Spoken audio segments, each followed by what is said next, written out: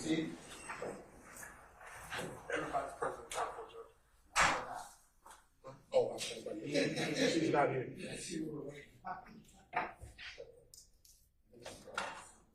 Yeah, they fit that.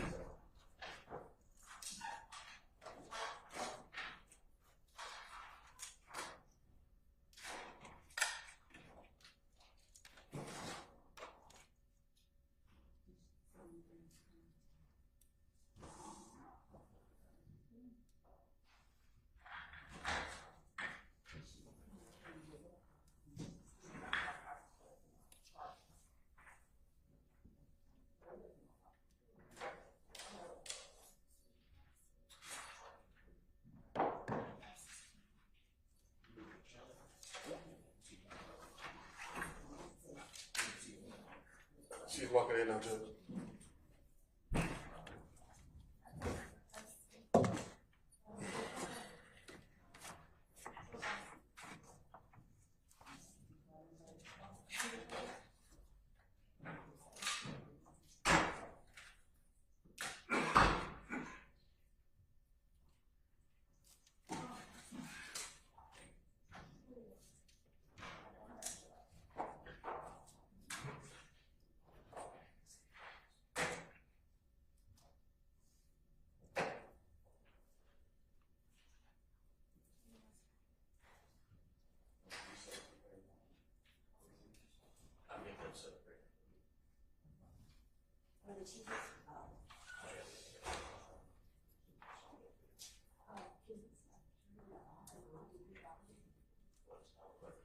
I think it has something to do with whoever was, with Zoom.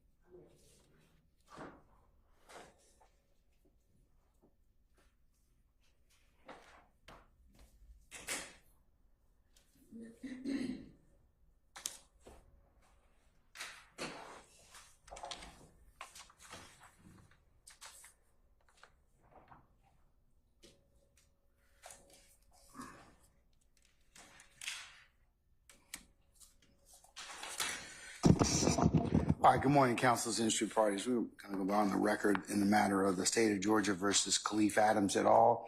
In 22 SC 1835572. Mr. Stillwell and Mr. Botts and Mr. Sharp, good morning. Mr. Williams, Mr. Steele, Mr. Adams, and Ms. Renard, good morning. All right, Mr. Kendrick and Mr. Weinstein, good morning. Good morning. All right, Mr. Huey and Mr. Matthews Jr., good morning. All right, Mr. Nichols, Mr. Harvey, and Ms. Westmoreland, good morning. All right, Mr. Ryan and Ms. D. Williams, good morning. All right. All right, Mrs. Brown and Smith. All right, Ms. Hilton, Mr. Atkins, and Ms. Love. Okay. And who is your legal assistant? Since we interjected, introducing themselves now, is it Ms. Randolph? No, Mrs. Knight. Ms. Knight? Okay. Good morning, madam. All right. All our jurors present, sir? Yes, sir. All right. All right. You ready for your next witness? All right. Summon our jurors then, please. Wait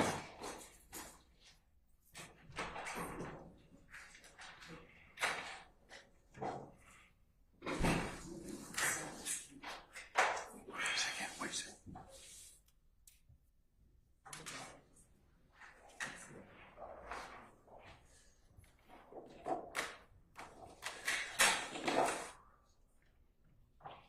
It's the rain. It's the rain.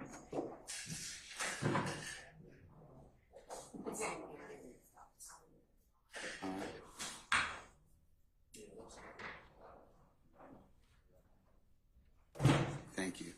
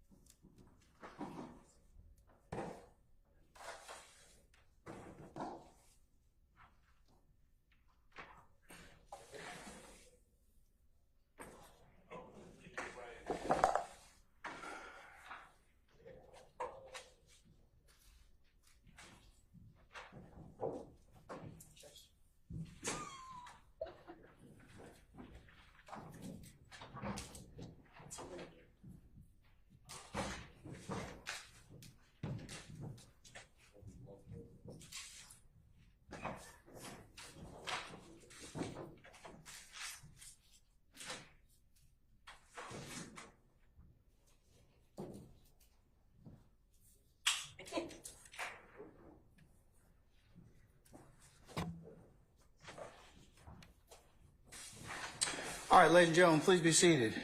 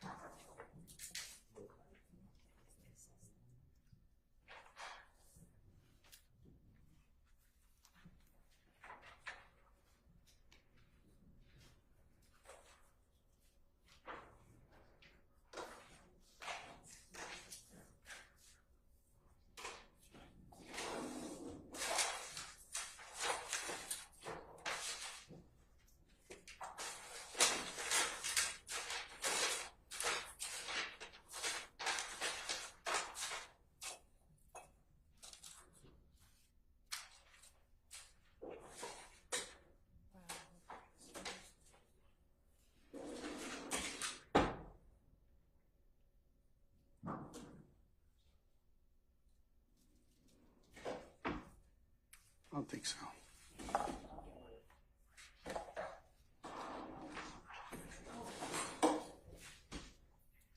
Good. All right. All jurors present. Thank you, Sergeant Ingram. Okay, all right. All right, ladies and gentlemen, jury, good morning. Good morning. All right. State, call your next witness. Thank you, Your Honor. The state called investigator Anthony Kirkman to stand. All right, summon Investigator Kirkman, please. All right, Investigator Kirkman, good morning, Matt. Sir, you would please approach the witness stand. Once you get there, before you sit down, if you return and face Sergeant Anger to be sworn as a witness. Raise your right hand. You swear to affirm the testimony you give, the truth, the whole truth, nothing but the truth. I do so. Thank you. Thank you. State your first class and that's what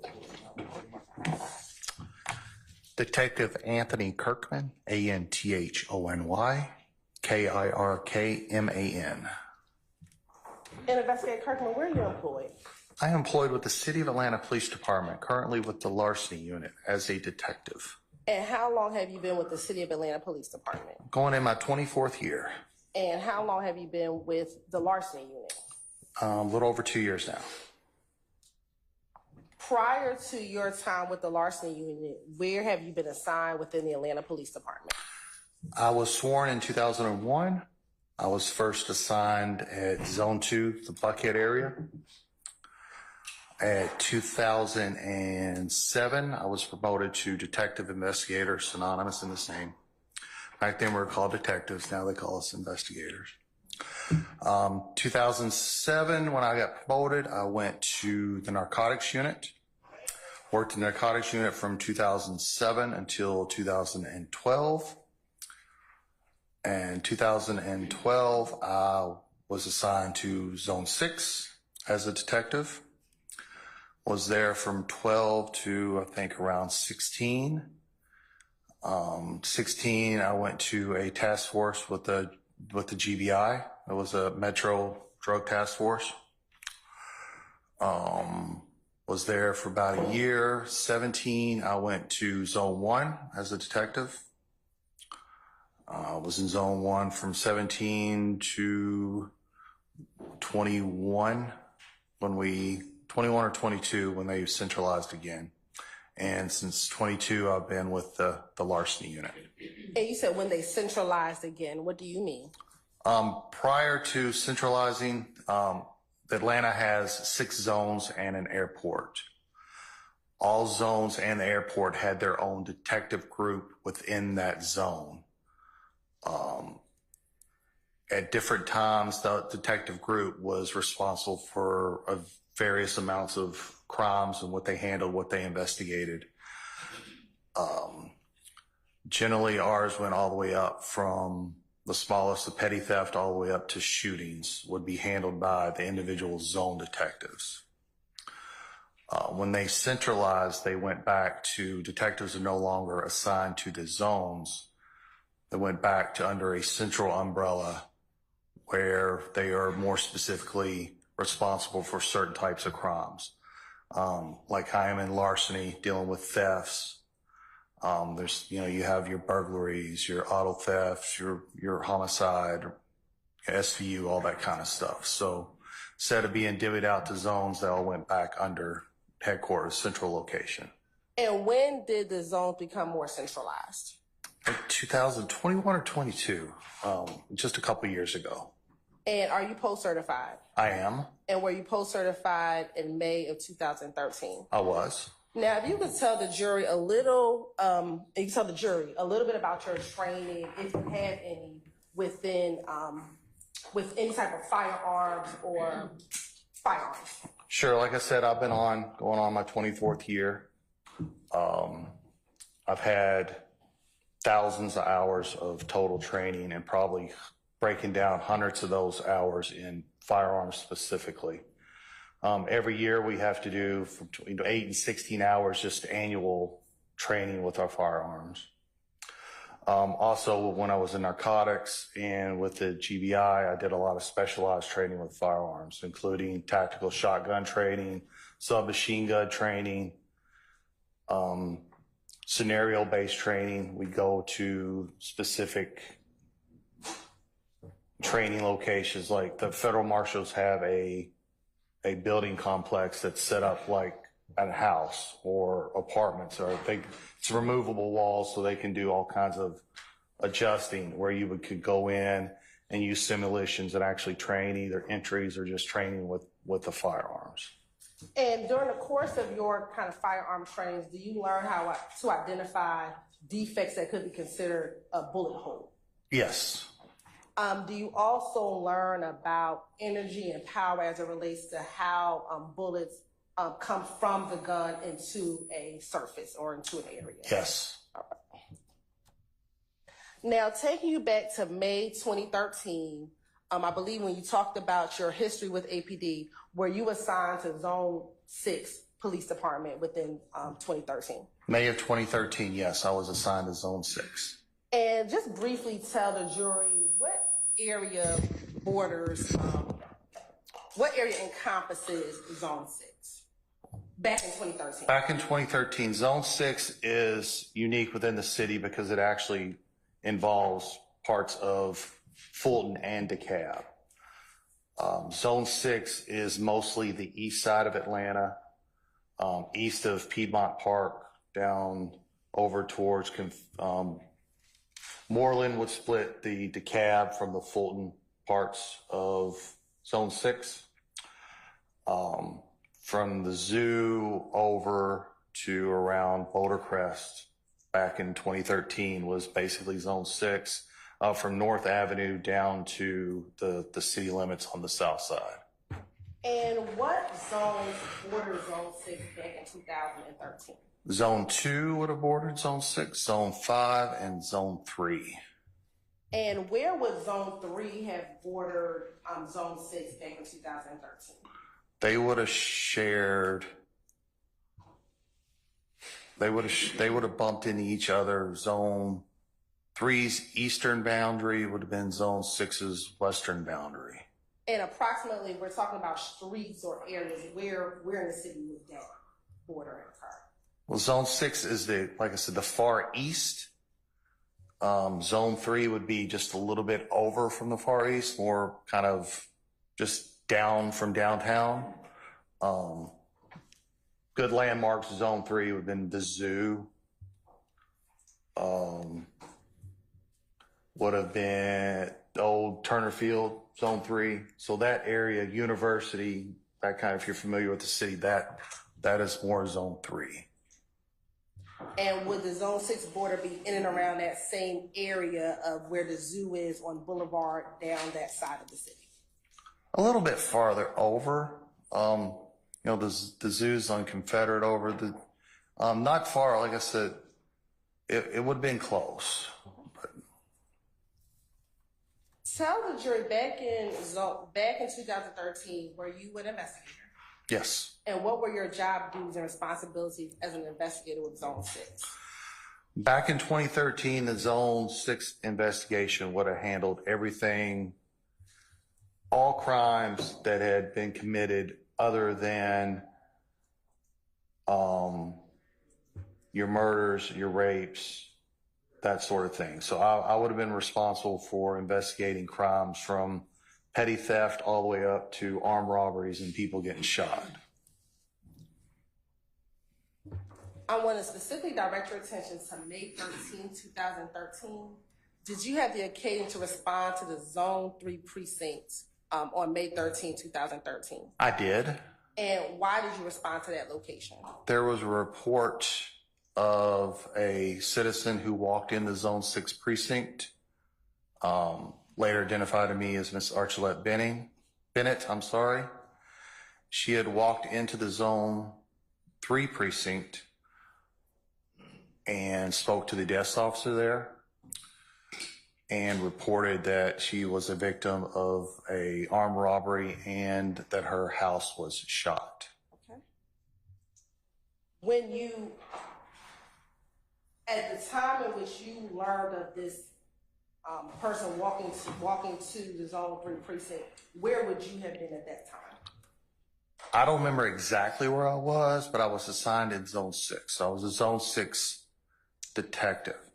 So I was advised on the radio of the situation of the walk-in in Zone 3. Okay. Where in 2013 was Zone 6 precinct? It was at 2025 Hosea L. Williams, and the same place it's currently located. And in 2013, where was the Zone 3 precinct? 880 Cherokee, at the zoo, right next to the zoo. And about how far approximately was the Zone 6 precinct from the Zone 3 precinct? 4 miles.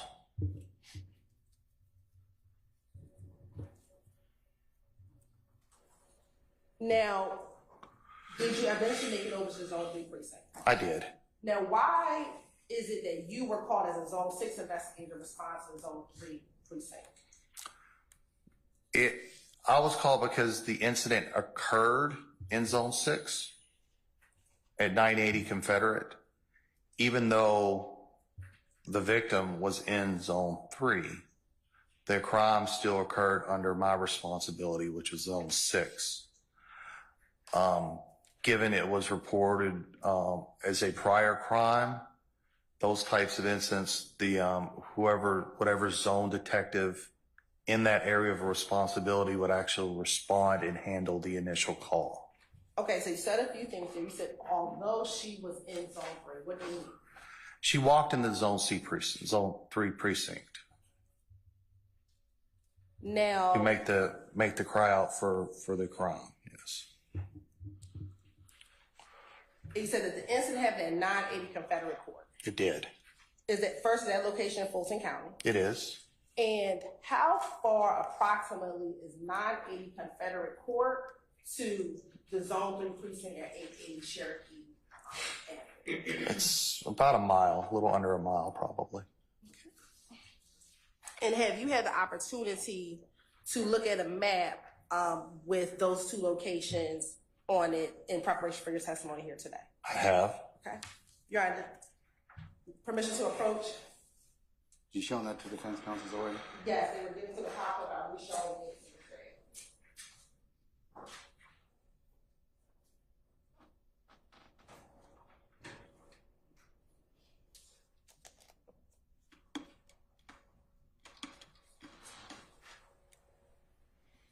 Yes, you may have permission to approach. Thank you, Your Honor. I'm going to show you what's been marked as State's Exhibit 26AA. Tell me, or Alpha Alpha. Tell me if you recognize 26 Alpha Alpha. This is a printout of either Google Maps or Street Maps with the outline between Trestle Tree Apartments, which is 980 Confederate, to 880 Cherokee Avenue, which was the Zone 3 precinct back in 2013. And looking at this, is that a fair, accurate depiction of the distance between 980 Confederate Court, also known as Trestle Tree Village Apartments, and 880 Cherokee Avenue, which was the Zone 3 precinct in 2013? It is. You're right. This time the state would like to tender State's Exhibit 26 Alpha Alpha into evidence. Any objection to states 26 Alpha Alpha? No objection. All right, it's admitted, may be published as you see fit.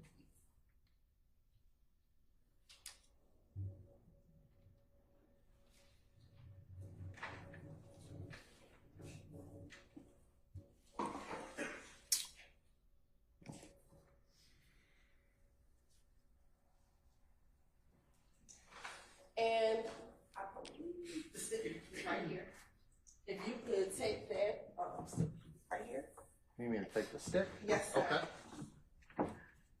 And if you could show the jury where on this map where in 880 Cherokee Avenue Southeast is. Here's the zoo. That is the old Zone 3 precinct right here at 880 Cherokee Avenue. And where is the Trestle Tree Apartments, or what was 980 Confederate Court? This united back in 2013. It's called Confederate Court. And this is 980 Confederate Court, which is Trestle Tree Apartments. And if you can tell from this map, we talked earlier.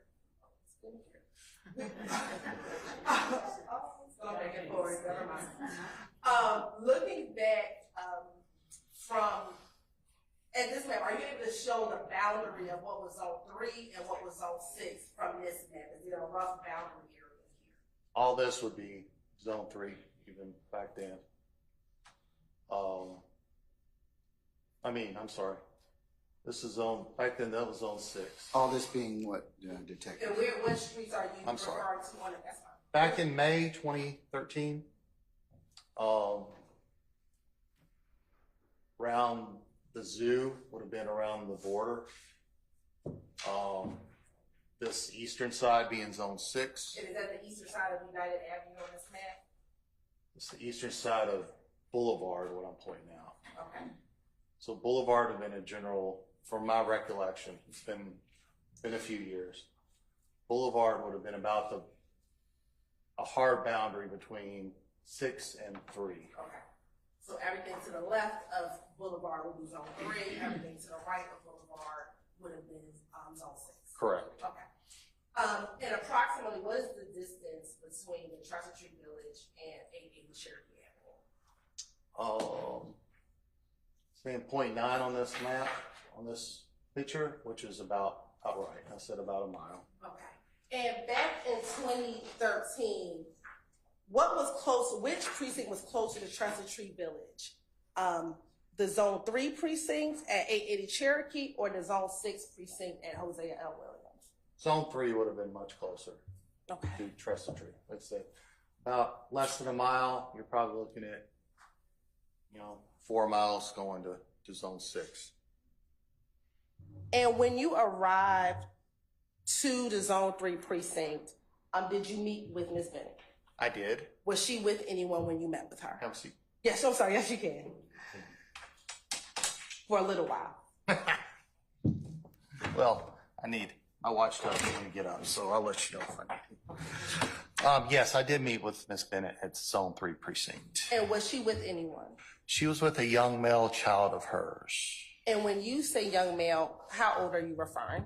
I can't remember how exactly the young man was. It was my best memory is between infant and just barely walking or not walking stage. So a baby. Baby or toddler. And what, if anything, happened while you were at the Zone 3 precinct? I spoke with Miss Bennett, who advised me of the events that occurred both earlier that morning around 4:00 a.m. and the previous day, which was Mother's Day, May 12th, 2013. And what did she tell you while at the precinct? She said that around 1 o'clock on Mother's Day, which was May 12th, 2013, she was inside of her apartment at 880 Confederate Apartment D when she heard a loud knock on the door. She went to see who was knocking at the door, and her statement to me was it was a person named Thug and Thug's brother. Did she tell you that at the police precinct, or did she tell you that later?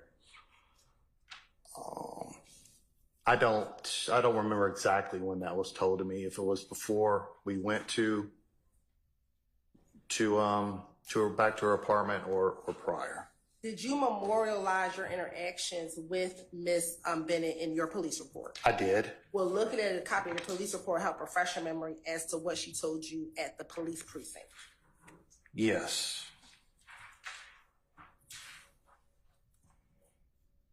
One second.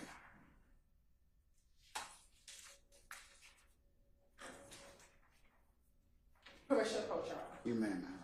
I'm going to show you what I've shown the defense counsel as State's Exhibit 58 Alpha Alpha. Tell me if you recognize 58 Alpha Alpha. So, according to my report Wait, here, wait.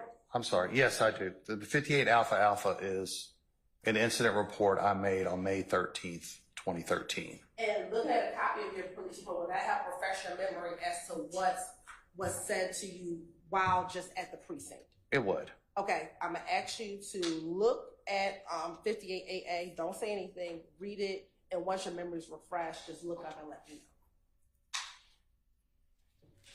know. Yes. Okay. Has your memory been refreshed? It has. All right. What occurred? What, if anything, did she tell you while at the precinct? At the precinct, she told me that the night before, or the day before, at approximately 1 o'clock, she was robbed at gunpoint and at her apartment at 880 Cherokee. And she waited, and then, one second. You good? No problem. Okay. And let me ask you why you're refreshing me. You said the apartment at 880 Cherokee. Is that where the apartment is?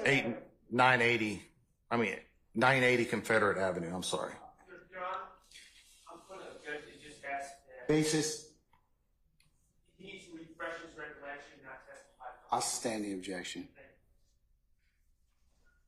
Are you looking at a copy of your report to refresh your memory? I am. As to what though? That's what the improper objection is. So if you need to get in, yes. Are you looking at the police report to refresh your memory as to what she told you while at the precinct? Yes, Okay. and the time frame. So Did looking at the report help refresh your memory as to what she told you at the precinct? it did. All right. Go ahead. Has your memory been refreshed? It has. All right. So when I initially met her at the precinct, Zone C precinct, she advised me that the day before, on Mother's Day, at about 1 o'clock, she was robbed at gunpoint by known individuals to her. She stated that they later came back. Your Honor, I'm going to object. No, we appropriate. Okay.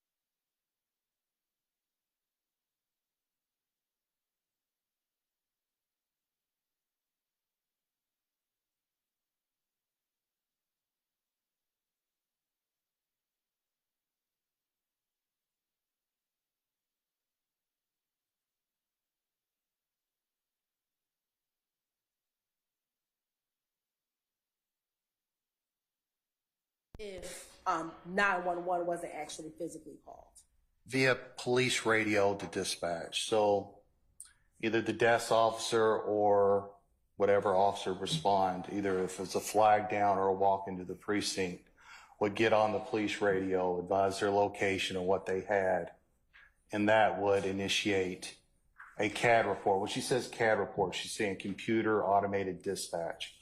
What that does, that just gives you, when you're in an accident or you have an incident and people give you a police report number or an incident number, it's generally nowadays computer automated. In Atlanta, it's the year, like this year, 24 would always be the start. And then a Julian date, So 001, it would start January 1st is 001. Then the last four would be whatever number you were that day on either calling 911, flagging an officer down, or walking to a precinct, whichever would needed to generate a report. And have you, over the course of your 24 years, been able to view and understand CAD reports? Yes. And are you familiar with how they are kept? Yes. Are CAD reports kept in a regular and ordinary course of business for the Atlanta Police Department? Are they? I'm sorry. Can you repeat? Kept in a regular and ordinary course of business for the Atlanta Police Department? They are. All right. And are they generated at the time in which the calls are initiated? They are. Permission to approach.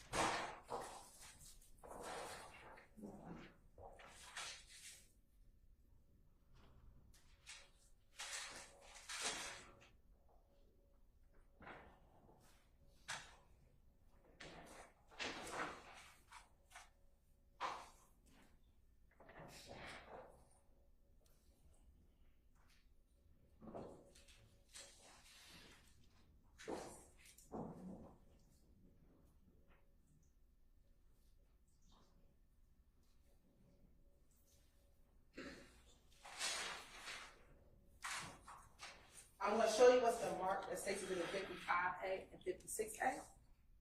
All right. How many of you recognize states in 55A and 56? Excuse me, 55 alpha alpha and 56 alpha alpha. All right. We'll start with 55 alpha alpha. Yes. That's okay. This is what you refer to as the CAD report, computer aided dispatch. It's from May 13th, 2013. And before you go into full detail, tell me, do you recognize that to be a computer aided dispatch report? It is. All right. And does that appear to be, looking at that CAD report, a fair and accurate depiction of a CAD report generated on May 13th, 2013? It is. All right. Now also looking at 56 alpha alpha. Yes.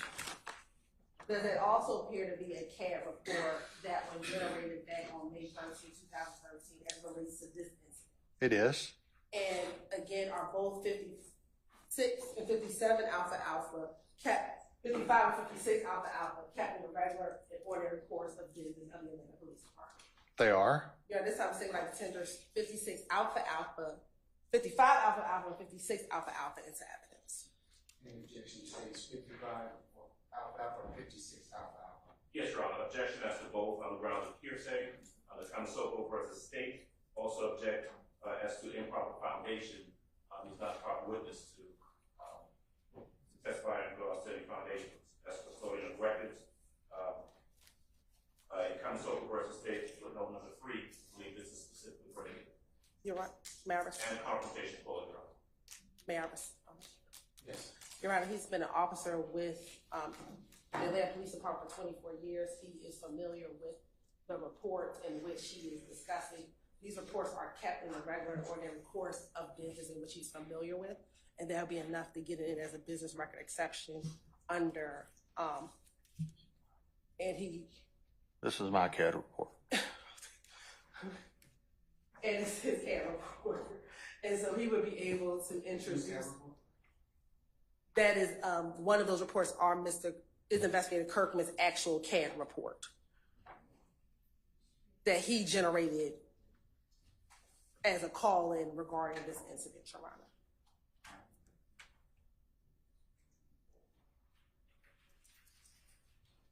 I'd also object on the grounds of bolstering, improper bolstering. I'll rule that one.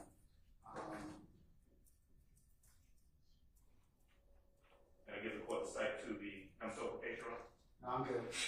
What is the name of it? Cite to the. We'll do that later. We'll do that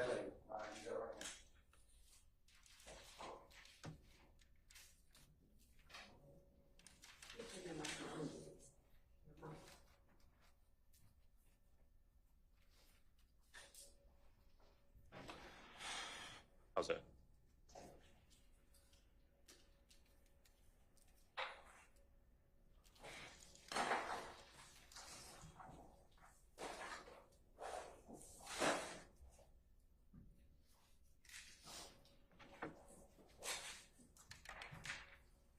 All right, Mr. Adams, that's your objection, Mr. Foundation, custodian, and confrontation, they are overruled.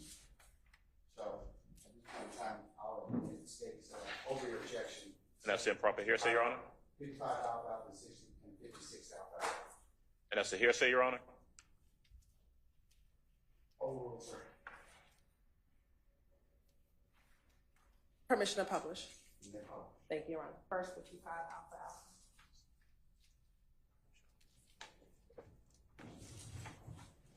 Yes.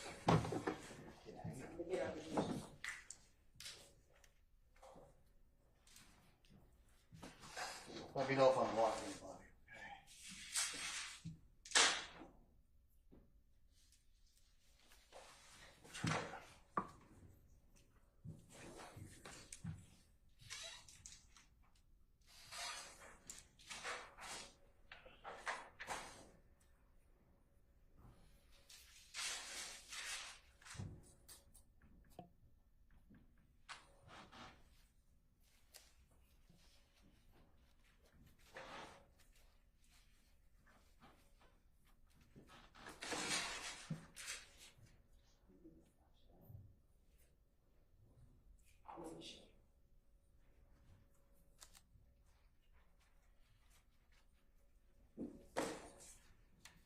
Now, first one that says Exhibit 55 alpha alpha.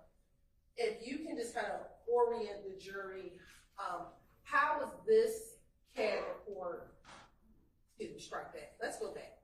Earlier, you talked about how the number was generated.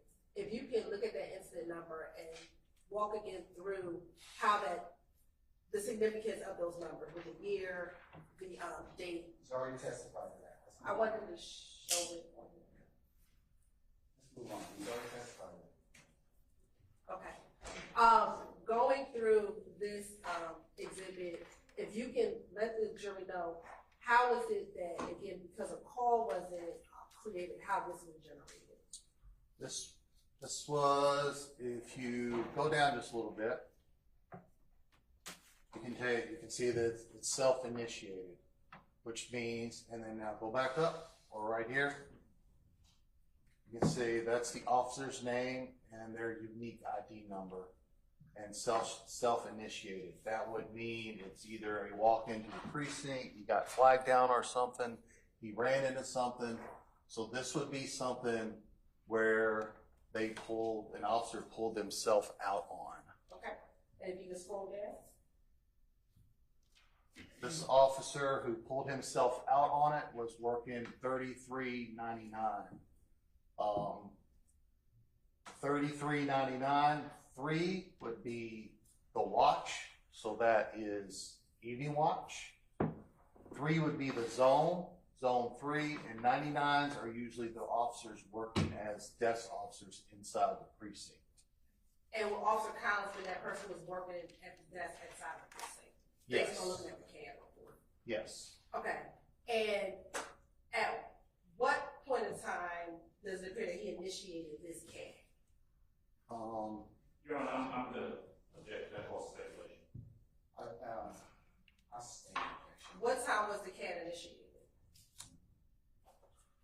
According to this, SI, self-initiated, 5/13/2013 at 2:44:58 p.m. And do you know why? Do you know what would be the significance of the remarks of non-AD kind? It's not a Confederate. I don't know if he didn't, I don't know why it wasn't always spelled out here, but That would be speculation and I'll object. I stand in commission. Okay, looking at the second line, 3399A, what does the A symbolize? A is arrived. And then if you just keep on going down, Okay. so RL. RL is relocating. That's where the address was corrected. RCIO relocating, looked like the address was corrected again from Court to Avenue. And then what is C? C is when the officer cleared the call. And looking down the bottom, we're at 24601, and it says 5232. Can you explain that to the jury? Take it, go back so I can read all of it.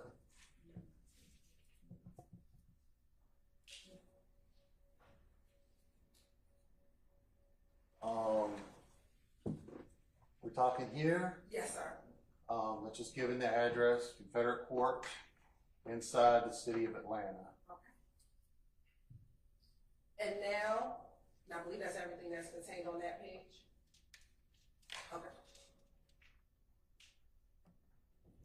Now looking at this page, what if anything is that indicating on this portion of the care report? All right, so this is still 33, the desk officer's CAD report. It's showing when he gave the address, it shows up as 607, which was back then Zone 6 Beat 07 or Beat 7. Same thing here. This is switching the CAD from a Zone 3 CAD to a Zone 6 CAD, because even though he pulled out, it was self-initiated in Zone 3, it's 980 Confederate, it's actually in Zone 6. So that corrected the location in the CAD report. Shows he's the primary officer again with the address. And going down, anything else within that page? That's just a premise history page. It's not showing anything. So in there, I don't know if there's anything in the narrative below. But looking at that case, there's nothing in the narrative. No, I don't Okay. see anything in the narrative. All right, now we're going to look at 56 Alpha Alpha. And from time to time, can I refer back to this just for I get a whole view? Yes. Okay, thank you.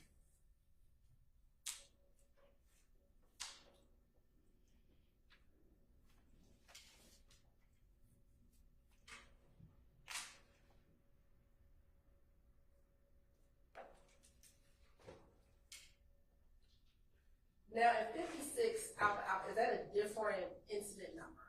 It is. And do you know why there was a different incident number from the first one, from 55 Alpha Alpha to 56 Alpha Alpha? Because this is the CAD report that I self-initiated. Okay. And with the fact that you self-initiated generated a new number? It would. All right. Walk us through, what time did you initiate this report?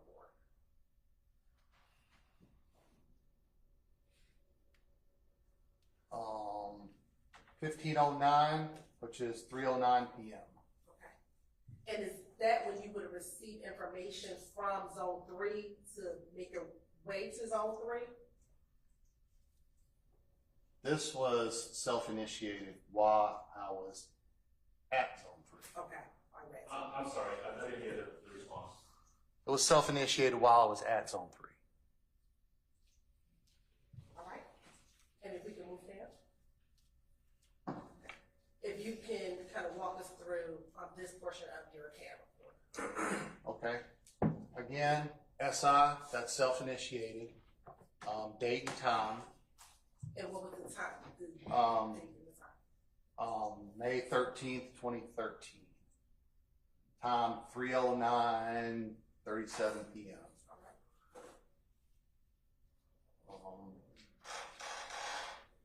Again, shows the address. 90 Confederate Court Apartment D. If you go here, that RL, that's relocating, meaning I got on the radio and I advised them that I was changing from Zone 3 precinct and actually going to the location of 980 Confederate Avenue. And this is when I cleared the call. And what time did you clear the call? At 4:28 p.m. All right. And so it's fair to say that you spent about an hour on this call, an hour and 18 minutes on this call. Yes. And looking at the bottom, under the narrative, what, if anything, did you tell radio?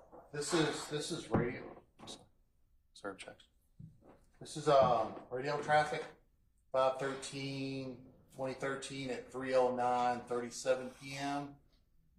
This is me pulling out that I have a female and a juvenile male. This was my vehicle mileage that I started with. This is the time that I started traveling, 15:09 hours. Advising them I'm going from Zone 3 precinct. 16G is police jargon for precinct.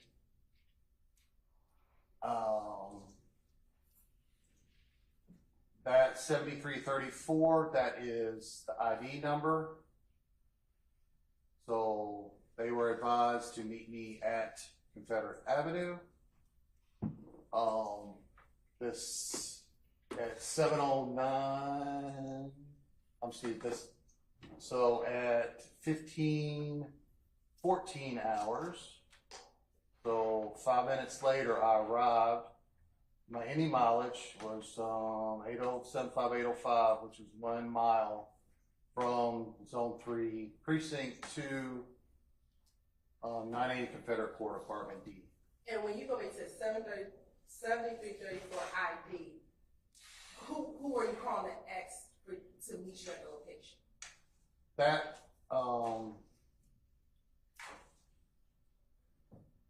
it says 7334 would have been the crime scene technician's number. So that's their unit number, and they were advised of the call. And I believe that is thank you, you can have a seat.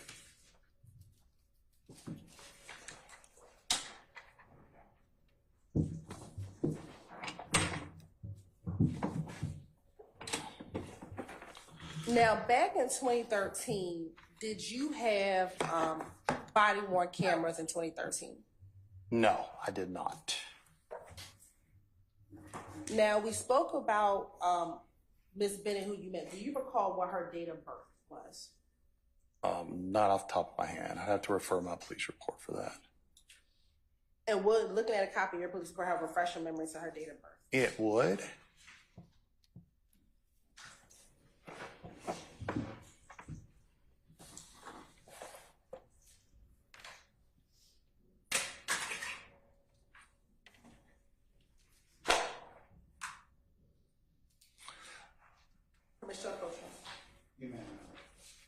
I'm going to show you what's going to mark for identification purposes at 6057 AA. Do you recognize 57 Alpha Alpha?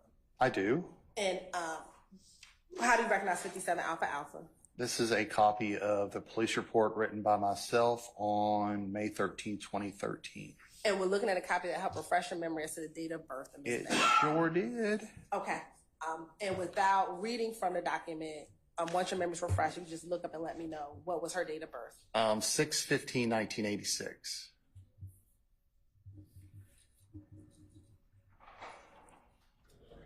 And did you, from that CAD report, what occurred once you made it back to apartment D at 980 Confederate Court? Per the CAD report? No. What happened once you got back to the apartment, It was myself, Investigator Jones, Miss Bennett, and her small male child. So we all rode together. We went to her apartment, which was apartment D. We visually looked inside and outside the apartment, verified stories and events Miss Bennett was saying, and also questioned Miss Bennett about the incident that happened. And let me ask you, why did you go back to the apartment? Because this was a report of 2 serious crimes. One from the day before on the 12th of an armed robbery with firearms taken and shot. And the second was a report of them coming back in that morning firing shots again. So due to the nature of potential evidence, witnesses, wanting to verify stories and accounts, I went back to where the location was alleged to have happened. And while at the apartment, was she able to give you more detail about what happened? She was. All right. And what, if anything, do you recall her telling you as far as what happened first on May 12th, 2013? So, Miss Bennett said she was inside of her apartment. She heard a loud knock at the door. She looked and noticed it was a male named that she knew named Thug, and also a person that she stated name was Thug's brother. She said that these two were friends of her child's father, Mr. Makia Anderson. Once she recognized that she knew the individuals, she let them inside of her apartment. Did she say what if anything happened once they came inside of her apartment? She said she went into the kitchen to give her baby a bottle, or make her baby a bottle, excuse me. At which point, Thug's brother produced what she called a 9mm handgun and put it back to her head, to the back of her head, demanding her personal items, money, effects, stuff like that.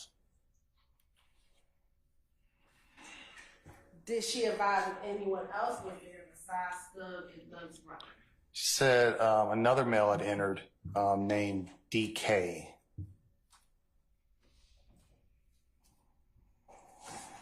She said that it was a 9mm, but she didn't describe to you what color that 9mm was. I have to go back and, I don't believe so, but I have to go back and check on the report. Okay, we're looking at a copy of your report, how professional memory. It would. Okay.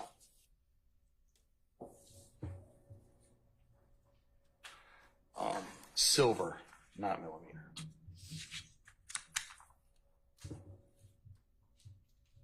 And you said that there was this third person, DK. Did she advise that she was aware of or knew who DK was? Did she know DK? Yes. And did she say if they asked or demanded anything from her? Yes, they demanded several items.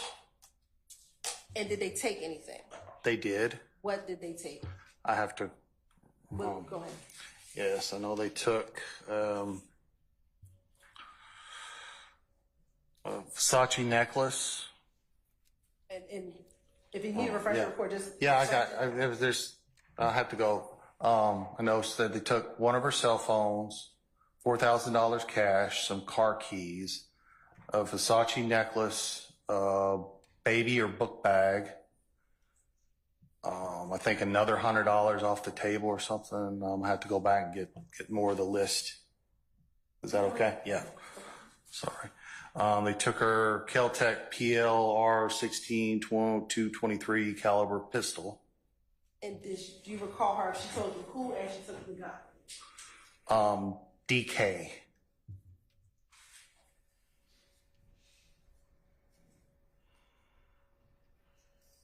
Do you recall she told you there was anything inside of the baby book bag that was taken? Again, I have to go back. There's something. You say besides or beside? Was there anything inside of the baby book bag that was taken? Yeah. Inside, she said Rage Ray headphones. Ray? Or Red. I'm sorry. RED. And did she describe the color of the baby book bag? Yes. You can refer to your memory. Brown. And you said that she mentioned that they took car keys. Do you recall what type of car keys they were? Were they hers or their rental or something else? She said, I believe she said rental, but I have to make sure. I have to go back. Yes, you can.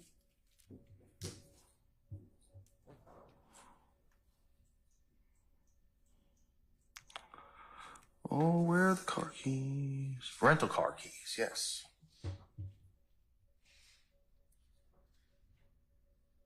If you need to refresh your memory, is there anything else that she listed as being taken? What you said thus far is the Versace necklace, $100, an additional $4,000, one of her cell phones, rental car keys, her brown baby book bag that had the red Dre headphones inside of it, and her Kel-Tec model PLR 223 pistol. Wasn't anything else? So we got the $4,000 in there? Yes. Yeah, I believe that's all.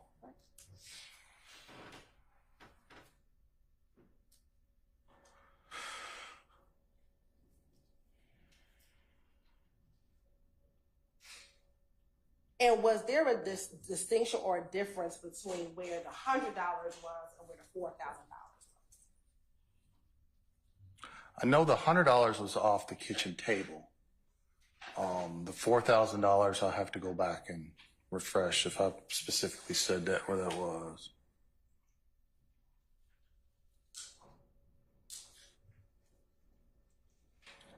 I don't specifically say it, but I did separate it. I didn't do 40, so I guess looks like maybe they were both on the table, but two separate, yeah. And after she told you what items were taken, did she say if anything else occurred? She did. What did she say occurred? She stated that on the way out, DK fired one shot from her stolen Kel-Tec just above her couch into the living room wall. Did she advise that they left? Yes. And did she advise how they left? And two vehicles. And did she tell you what were the two vehicles that they left in? I know one was a blue Dodge Challenger, and I had to look on the color of the other, a brown four-door vehicle. And to your knowledge, do you know if either of those were associated with the rental car keys that she said was stolen? I don't know. She made no mention that that her car was stolen, just the car keys. And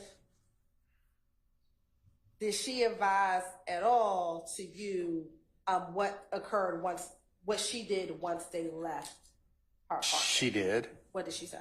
She said that she was scared, so she stayed inside of her apartment for several hours before going to a hotel room for the night. And then did she tell you did she return to her apartment after leaving to go to the hotel? Not to my knowledge, not until I drove her back to the apartment. Did she advise you of anything else that occurred at her apartment? She stated that the reason she came in to the Zone 3 precinct to report this was that earlier in the morning around 4 o'clock, she received notification from some unknown witnesses, neighbors, that around 4 o'clock, people had returned and shot up her apartment. And is that the reason why she came and reported it? She said after conferring with her mom and the fact that they came back and shot her apartment up, that's why she was reporting it the next day. And then was she able to show you anything on her phone regarding the individual that she told you came to her home the day before and shot and stole from her and shot that one shot on Mother's Day?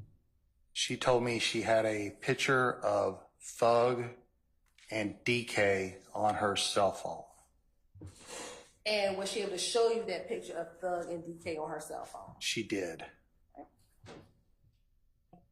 Did she say anything else about the individuals, about any of the individuals who stole from her on Mother's Day?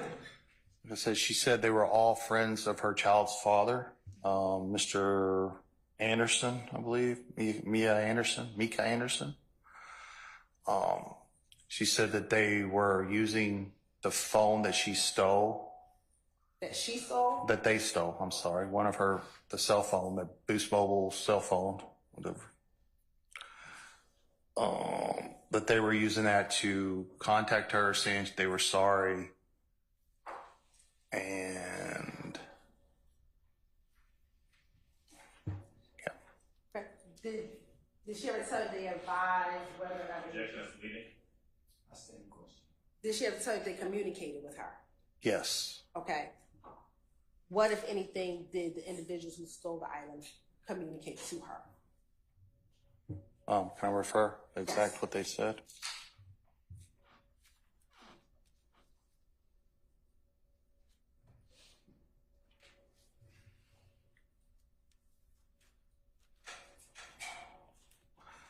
Said they called her to apologize. And to do anything else? Offer to return her stolen items.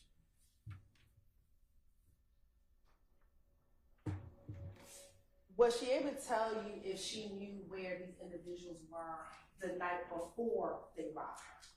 Yes, they said they were out with her child's father, Mr. Anderson. And this is all information that Ms. Bennett provided you back at her home. Is this all the information that she provided to you while back at her home? Yes. Now, earlier on the CARE report, you said you had ID tech come out. Why did you have the ID tech come out? To take pictures of Miss Bennett's apartment, which I noticed bullet holes. And have you had an opportunity to look at those pictures in preparation for your testimony today? I have. And Your Honor, this time the state would like to publish what has already been admitted as State's Exhibit 1 through 23A, AA. Now, while this is being put up, let me ask you this. Are you familiar with the apartment layout of the Trestle Tree Apartments? Familiar with the layout back in 2013. I don't know if they've been refurbished. Yes. Yeah, and how are you familiar with the layout of the apartments back in 2013? I was in Zone 6 for several years, and I had a few calls at 980 Confederate where I went inside the apartments. And have you had the ability to go inside and see the layout of those apartments? I'm sorry? Have you had the ability to go inside those apartments and look inside those apartments? I did.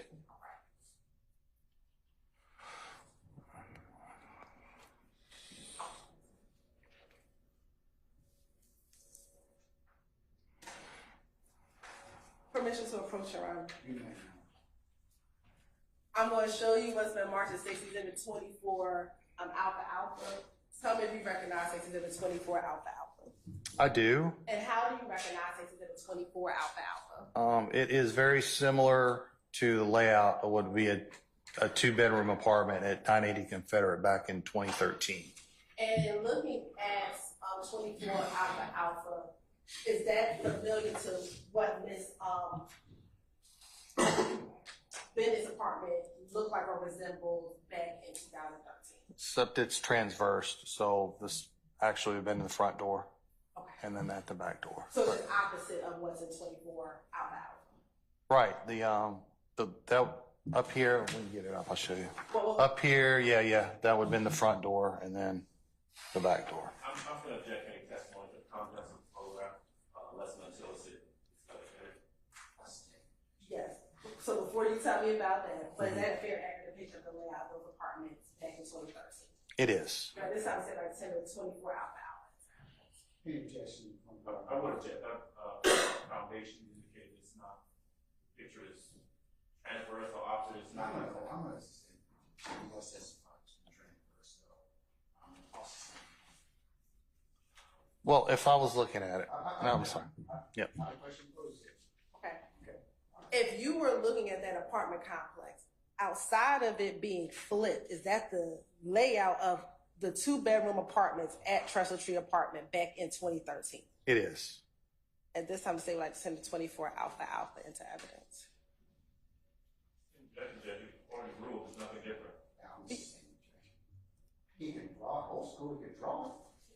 Sure.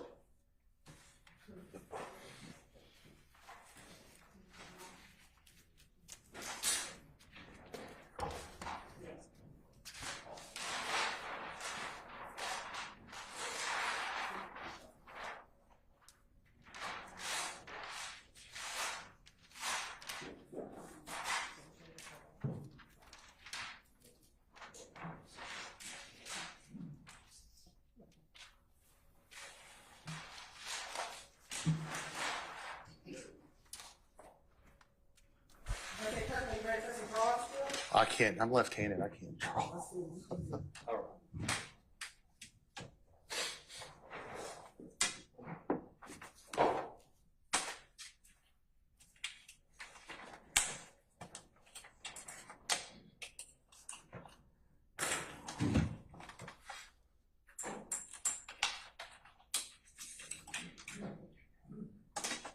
Use either of these two markers.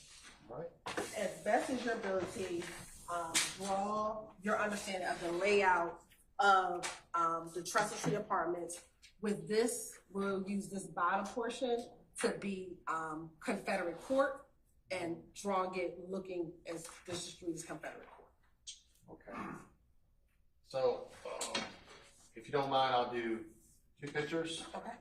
One just the building, and then the bigger one of the actual apartment. So, the building would have been red brick building like that. And you would have upstairs and downstairs with 4 apartments each. A and B, C and D. So A and B, C and D. Ms. Bennett's apartment was D, upstairs to the right. So that would have been her apartment on that 4 apartment building. So here, Federer Avenue, walkway up to that building. Her apartment would have been, like I said, upstairs. There would have been some steps. The door here, D. Some windows. From the door, be the living room, wall, some closets. Behind this wall, kitchen, and bath, and a couple bedrooms. Should have been over here. Bedroom and bedroom. All right. Thank you. So, and based upon your recollection, that's a fair and accurate drawing of how you remember her floor layout back in May of 2013. It is. And if you could just put May 5, 2013 on there. And your initials.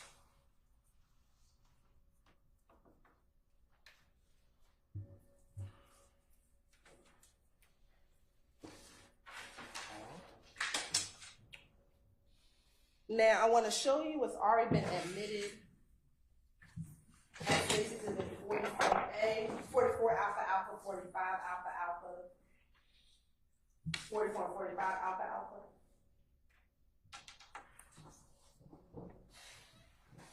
Do I already have copies of those? Go back to 44 and 45? Okay, go.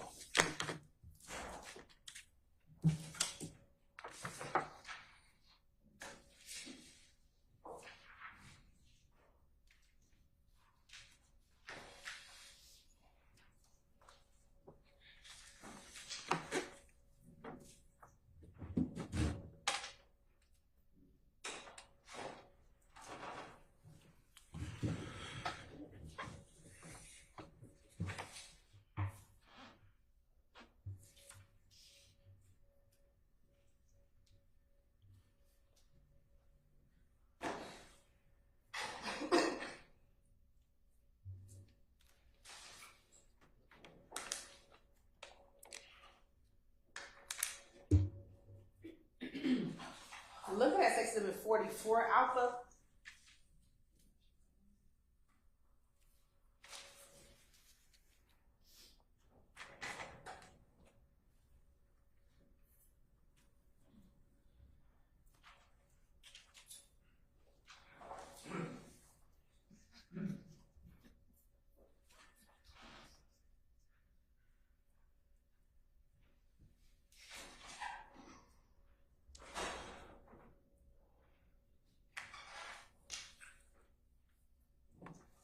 I'm gonna direct you to the screen behind you.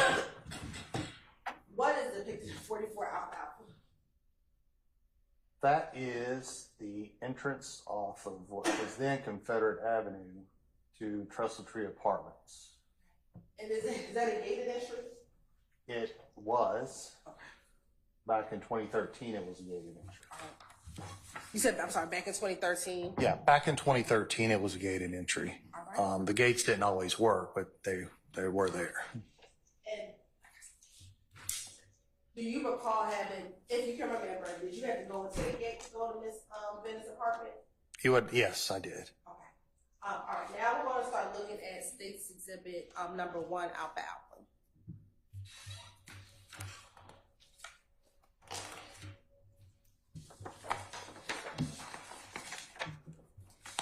And while we're waiting for that to load, do you recall if Miss Bennett was able to give you a phone number to the phone that was taken from her? I believe she did. I'd have to refer back for the number on my report here. Okay, if you go ahead and look at your report, see if it helps refresh your memory. Yes, it's 404-734-7358. And then also, I believe you said it earlier, but just in case, did she give you a serial number to the Caltech that was stolen? I believe she did. I have to go back to the report for the serial number. Okay. Look and see if those copies of the report give you the serial number to the Caltech. Yes, it did. And does looking at the copy of the report help refresh your memory as to the serial number for the Caltech? It does. And once your memory's refreshed, let me know. It is P as in Paul, V607. Did you say V as in Victor? V as in Victor, 6. 07. Now, looking at, State's Exhibit 1 Alpha Alpha, did you direct the crime scene tech to take these pictures?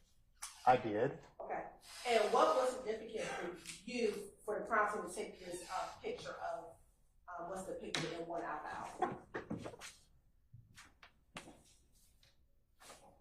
This is the outside of 980 Confederate.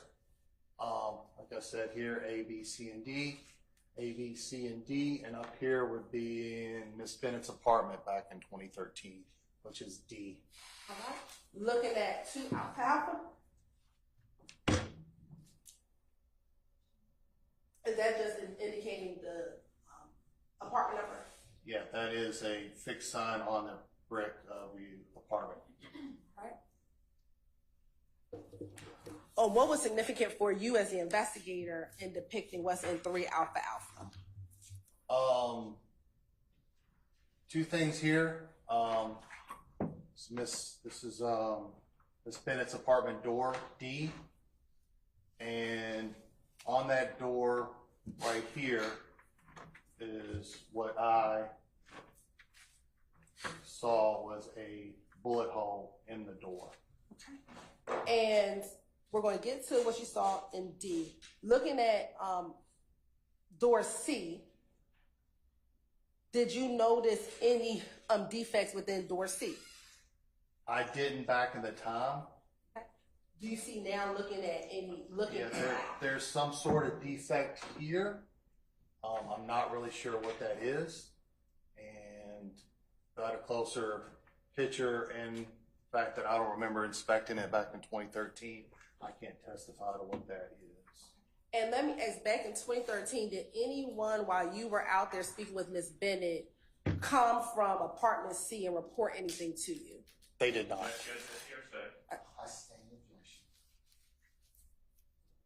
I'm not asking what anybody said, I'm asking whether. Okay. Did anyone make contact with you from apartment C? They did not. Okay. Once looking at apartment D, you noticed that you noticed it was what you believe to be a gunshot hole. Why did you determine that or believe it to be a gunshot hole? Just a few things. My training, knowledge, and experience of what a gunshot hole looks like when it hits a door or a wooden or metal object, in this case a wooden door. The size and the shape indicate to me that that is a bullet hole. Was there anything else regarding that hole that made you believe it to be a gunshot hole? I do on the back side. And when you say on the back side, is that on the inside of the door? Yeah, on the inside of the door. All right. The way the wood was displaced. You may.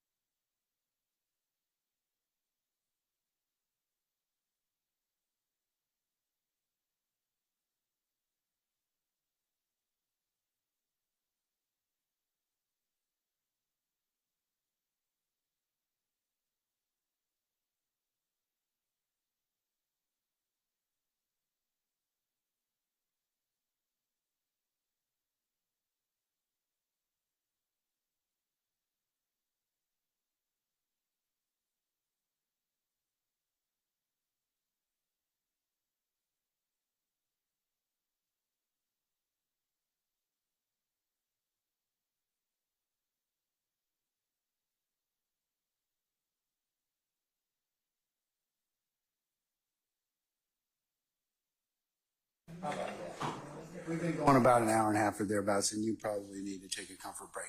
We're going to take 15 minutes and then come back, okay? All right, we're in recess.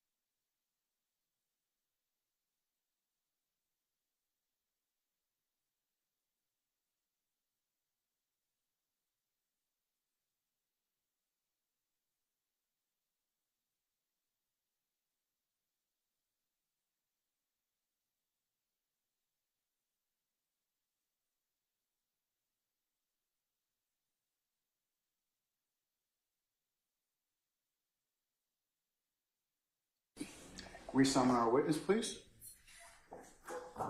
Chief.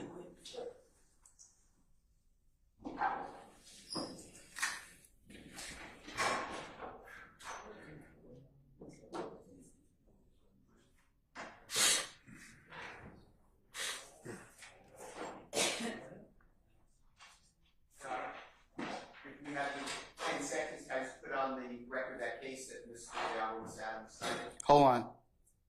Sir, Mr. Detective Kurtman, can you step back for just a second, please? All right, you got 10 seconds.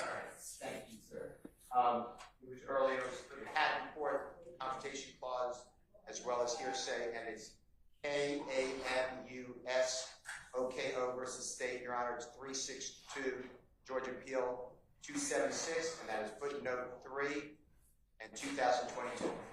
All right, thank you, sir. Thank you, Your Honor. Summon our witness, please.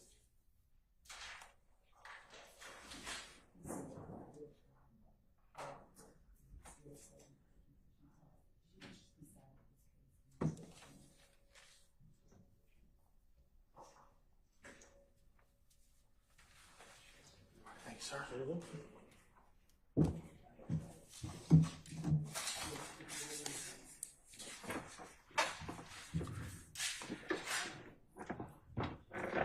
All right, summon our jurors, please, sir.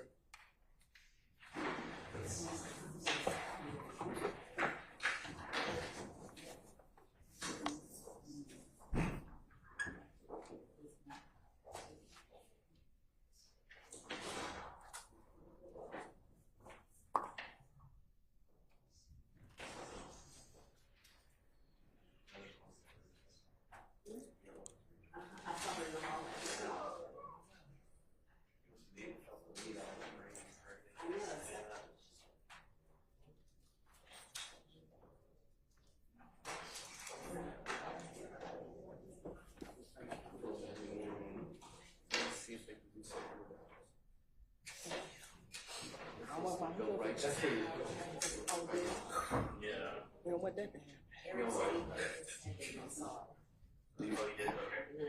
Can you fix it?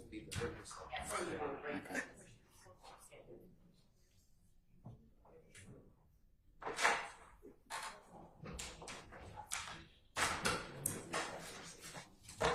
Brown, don't do that.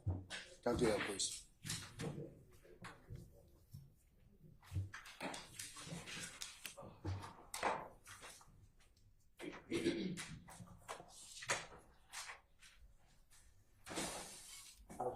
All right, thank you, Sergeant Ingram. All right, ladies and gentlemen, please be seated.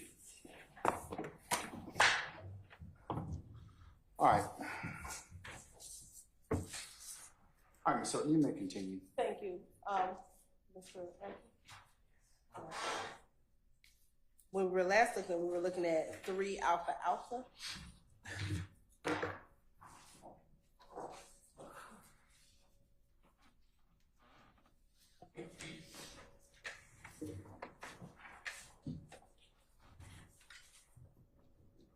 Now I want to look or focus or go to 6 alpha alpha and then 7 alpha alpha.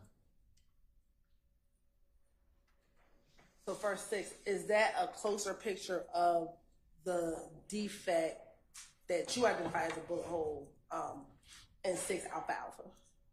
It is. All right. And 7 alpha alpha, is that a close up?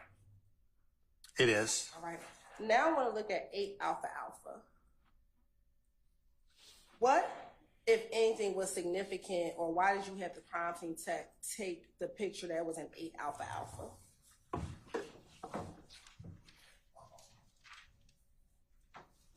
This defect with the wood peeled off, and that indication is directly on the other side of the door of where the previous picture's defect was, which I identified as a bullet hole. Okay.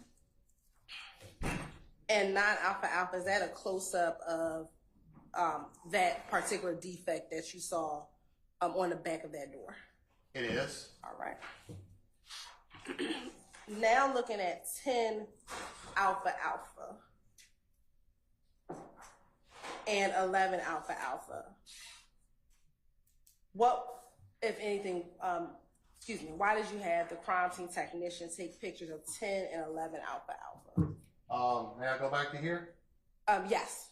All right, what we're looking at here is apartment D, Miss Bennett's apartment.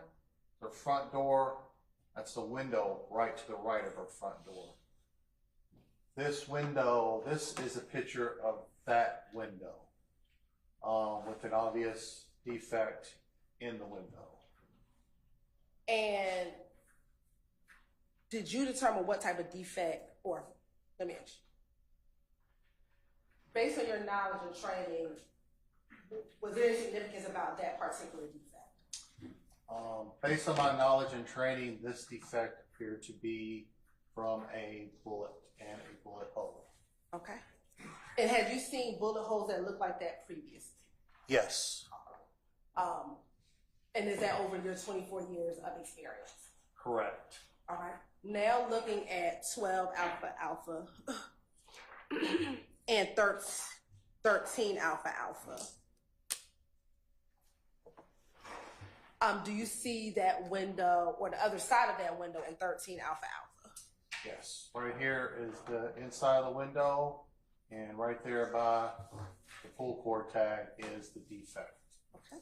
Now looking at 15, and let me ask you this, do you recall back in 2013, it appears that a portion of that shade is open. Do you remember if that was how the crime scene tech, you and the crime scene tech found it?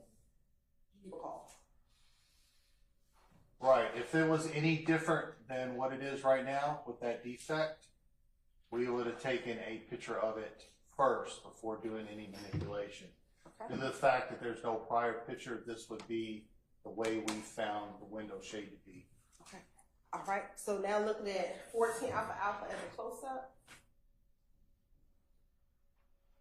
And does it appear that most of the windows are closed except for that portion that's kind of open in 14 Alpha Alpha? Yes, all the windows closed except for the portion where the defect is. And now looking at 15 Alpha Alpha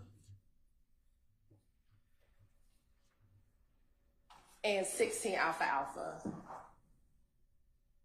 Why did you have crime scene take a picture of 15 and 16 Alpha Alpha? Because this is a shot of the defect after we manipulated by pulling up the slides. Okay. I mean the shades, the slides, the shades. All right. Now I want to skip to 21 Alpha Alpha. Excuse me, first 20 Alpha Alpha. No, 20. Where on your diagram is 20 Alpha Alpha? This would be these closets right around here. Okay. And then 21 Alpha Alpha? Same closet, different angle, right around here. Okay. And in relation to the window, where was that in relation to the window? They would be on a wall, like right around here to the window, maybe. And in 20 Alpha Alpha and 21 Alpha Alpha, what, if anything, was significant why you had the crime scene tech take pictures of 20 Alpha Alpha and 21 Alpha Alpha? This is what, also, for my training, knowledge, and experience, this is what I considered a bullet hole, entered the wall, and skipped along the door. Okay. You said enter the wall, and how, what made you? Objection, foundation. Standing objection. Okay. But based on your knowledge and experience, you said it hit the wall and hit a trap. Yes. Objection, same objection. You just, Standing objection. now I want to go back to State's Exhibit 17 Alpha Alpha and 18 Alpha Alpha. First, in 17 Alpha Alpha, what, if anything, were you depicting in 17 Alpha Alpha? And then, yeah. So this is the living room. This is Miss Bennett's. Well, this was Miss Bennett's living room couch back in 2013. This is a defect she showed me up here. What she said was fired the day of her robbery, which was 5/12 of 2013. Fired from her Kel-Tec pistol from DK into her wall right there. And was she able to distinguish that hole that happened on May 12, 2013 from what happened at about 4 o'clock a.m. on May 13th, 2013? Yeah, Miss Bennett's statement to me was that during the robbery, the day before on the 12th, only one round was fired inside her house. That was from her stolen pistol fired by DK, behind her couch to her living room wall, which is depicted by that photograph and that defect. And was she able to say anything about what was depicted in State's Exhibits 15 Alpha Alpha, 14 through 16 Alpha Alpha?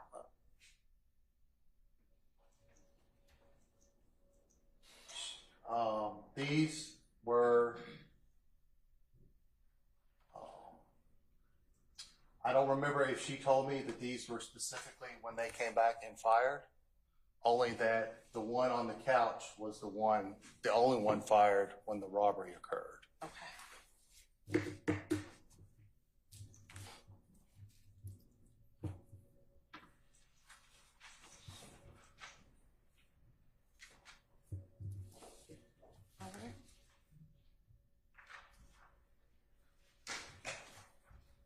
Do you recall sitting here now if she remembered having that hole in her window when she left her apartment to go to the hotel?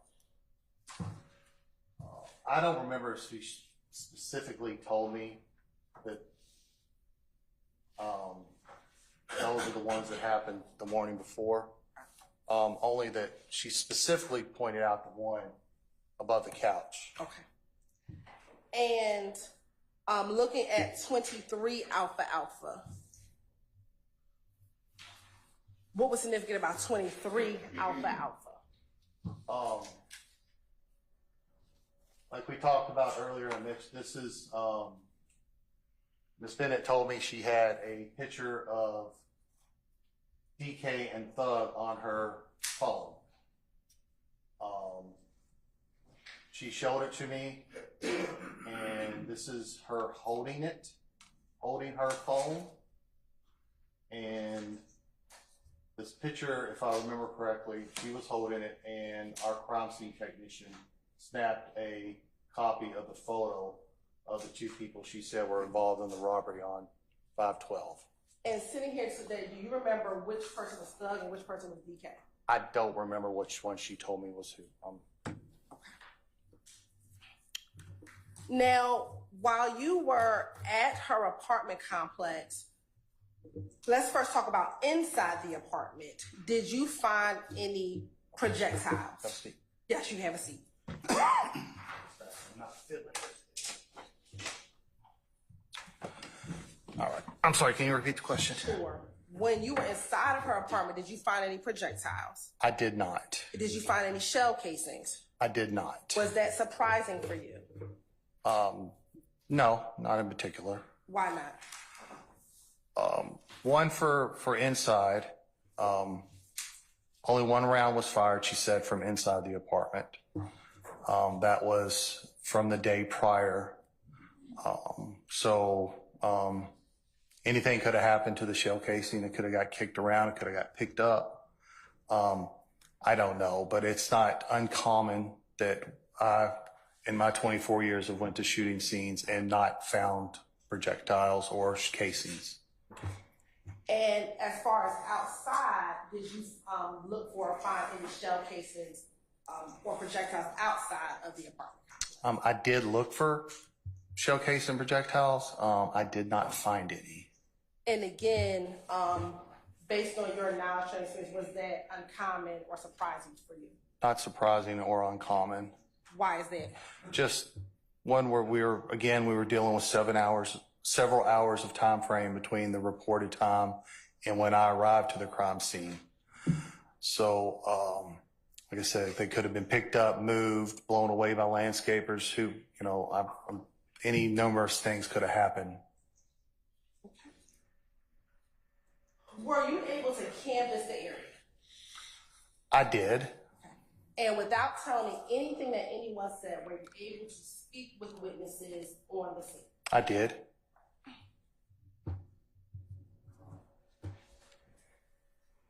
Were they able to give you information that assisted in your investigation? I sustain the objection. I'm not asking any here. I sustain the objection. Were you provided information that was assisted you in your investigation? Objection. I sustain the objection.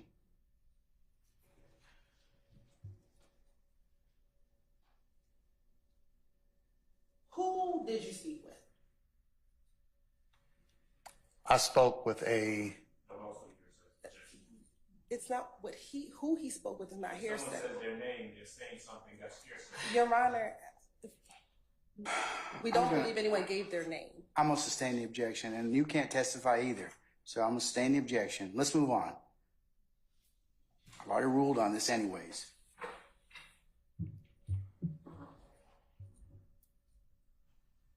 After you canvassed the area, you spoke with witnesses. Did that conclude your investigation on that day? it did. Okay. Let me ask you this. When you were out there, the crime scene tech, did they come in a crime scene van? They did. Okay. And would that crime scene van have been parked outside? It would have. Okay. While you were out there, did any residents approach you to give any reports about any shootings? They did. Okay. Excuse me. About the entire building being shot up, the entire complex. I sustain the objection.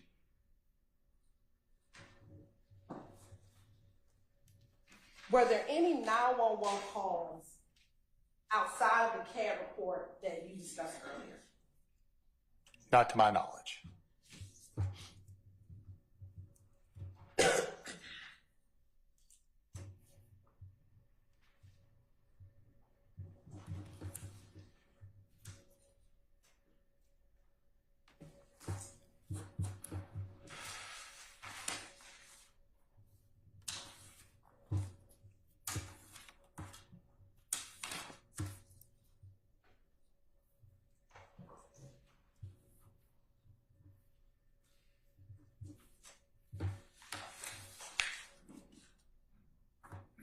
After May 13th, did you attempt to make contact with Ms. Bennett again? I did.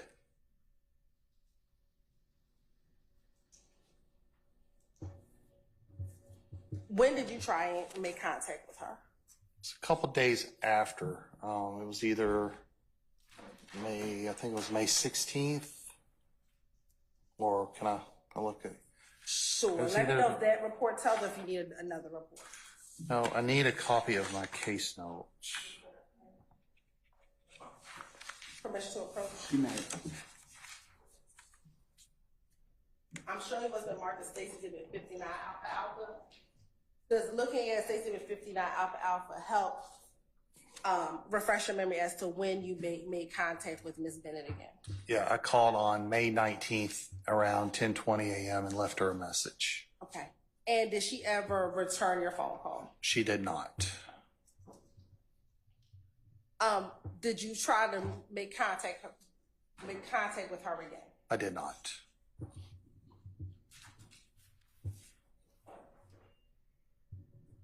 On May 12th or May 13th, did you get any other reports of any shooting at Trusted Street Apartments? I did not.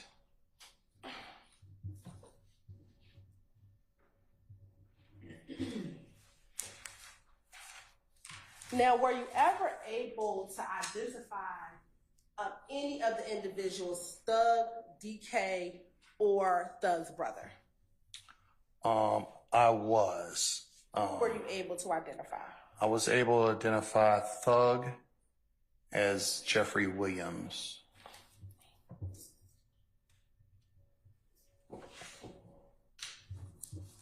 Now, after being able to identify Thug as Jeffrey Williams, did you eventually close this case? I did. Why did you close the case? Because failure to contact Miss Bennett to do a follow-up investigation. Okay. Now, in your report, did you make any determinations about Miss Bennett as the reason why you closed the report? I said in my report that it seems that she was being not completely truthful and that she cannot be located for a follow-up investigation. Now, did you put why you believed her to be not completely truthful? I did not. Okay. Today, do you recall as to why you may have put that she was not completely truthful? I do not.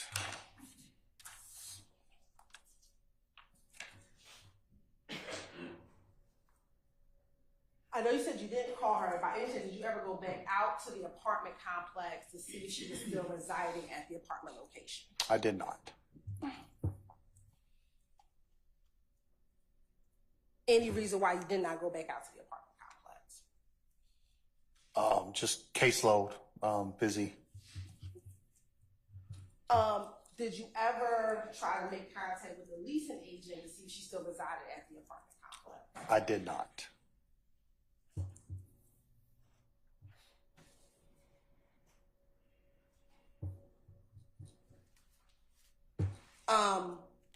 Were you ever able to determine if she had gotten a new cell phone or a new cell phone number? I did not.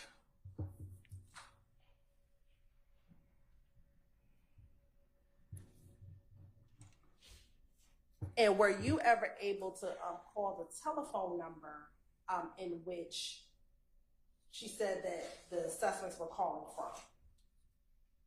I don't recall doing that, no. And I know you just talked about caseload. Was that the reason why you didn't do some of the other things? At the time, I would have given Miss Bennett my contact information, my number, my email address, along with her report number. It would have been very easy for her to have contacted me. I also called and left her a message. The follow-up investigation on this would be after the second victim contact, where I would have brought her in. We did a formal interview, recorded. So this, when she did not contact me or return my call, to quite honest and to be candid, this was put on the back burner and I had to move on and investigate other crimes.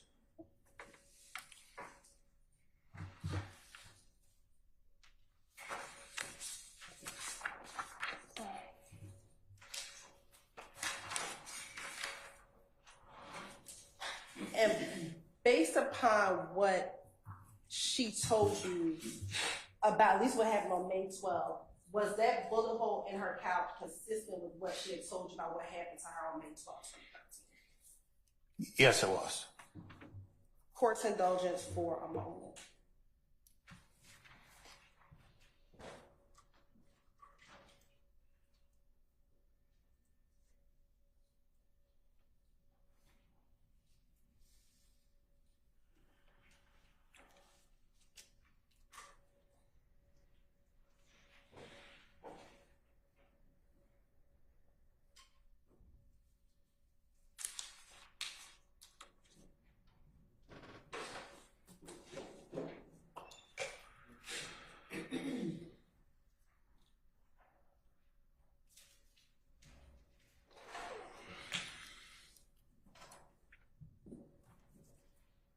Ask you this, Investigator Kirkman, in your years of experience, is it uncommon for victims of crimes to not respond after reporting a crime? Objection, relevance. I stand the objection.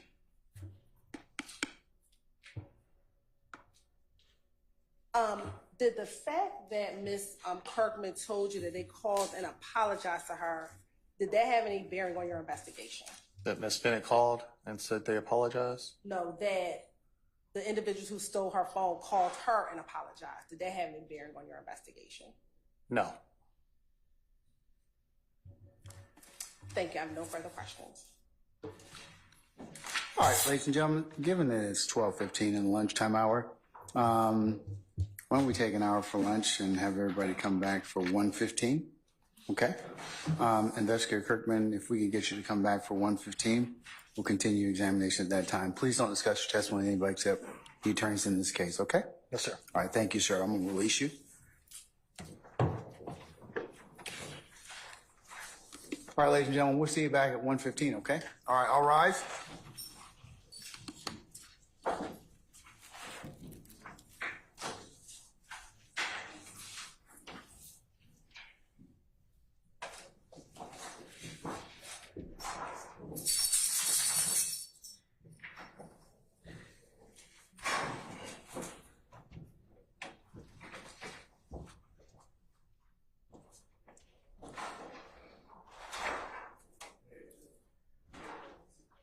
All right, ladies and gentlemen, jury's left us. We'll see you at 1:15.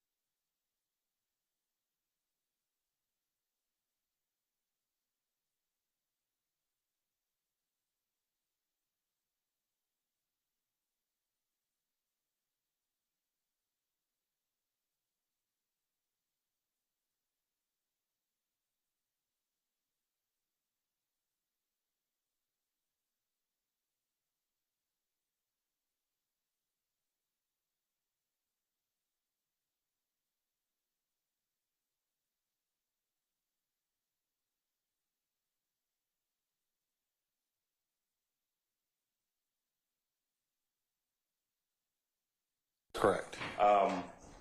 One of the last things that you said to this jury was that the case was closed because you found Miss Bennett to be, in your words, not truthful, correct?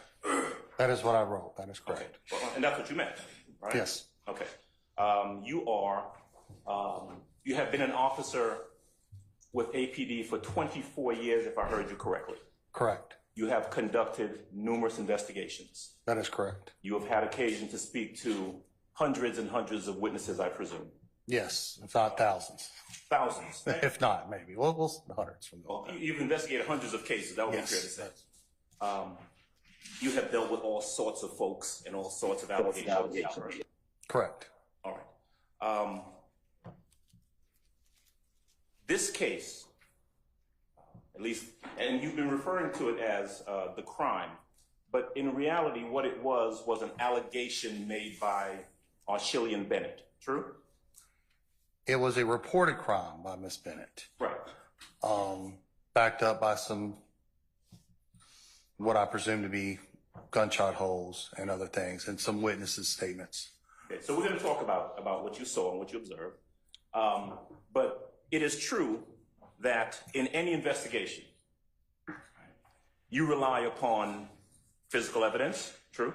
That's correct. But you also rely upon what is told to you by a witness.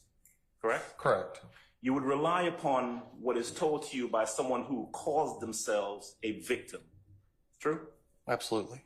In this case, Archillian Bennett called herself a victim. Correct? She did. All right. Now, it is important to test the statements made by any witness, right? Correct. Because the reality is, what you do is important. You're doing an important job investigating crimes, correct? Yes. An allegation of an armed robbery is serious. It's a serious crime. Yes. In my opinion, it is. Yes. An allegation of a shooting or an aggravated assault is a serious crime. Absolutely. And what you do not want to do as an investigator is you don't want to charge someone with a crime if the person making the allegation has not been truthful, correct? I don't want to charge a person with a crime if the evidence is not there. Right. That's always been my biggest fear, is to charge somebody who didn't do something. So I try to carefully weigh what I have, what's known to me, and make a judgment call based on probable cause. Right. And of course, one of the items of evidence that you rely upon in making that very important decision is what you consider to be the trustworthiness of a witness or a victim. True? It is, but this was the initial call out. That's only the beginning of what a complete investigation would be on my part. Understood. So getting to the teeth of stuff and the trustworthiness and the actual proving one way or another, in my mind, would be done later on in the investigation. If Miss Bennett and I would have connected again and had a formal interview recorded, documented at a police station or somewhere. That never happened. That did not happen. You don't know why Miss Bennett didn't follow up with you. You don't know. I do not know. You don't know whether or not. I mean, because you're human, right? You're an investigator, but you're human. You don't know what Miss Bennett's motivation for saying the things she said were. No. Other than what she told me that she was scared. Right, and that's what she said, right? Yes. You don't know whether that's true or not. You just know that's what she said. Right? That's what she said on the 13th of May, 2013. One of the things that I heard Madam Prosecutor ask you towards the end is whether or not, for example, the defect that you saw above the couch was consistent with what Miss Bennett told you. Remember that question? I do. You said it was, right? I did. Now, so seeing a defect above a couch would be consistent, in your opinion, with her saying that someone had shot at that wall the day before, right? Yes. Okay. Now, it would also, if she had said, for example, someone shot at this wall 2 months ago, above the couch, and you saw the defect, that would be consistent with that too, right? Same, yeah. Right. And so, really, she could have told you anything, maybe not anything. She could have given you any number of explanations as to why that defect was in the wall, and the only thing you would have to go on is, well, that is what she said caused it. True? Objection, speculation. I stand the objection.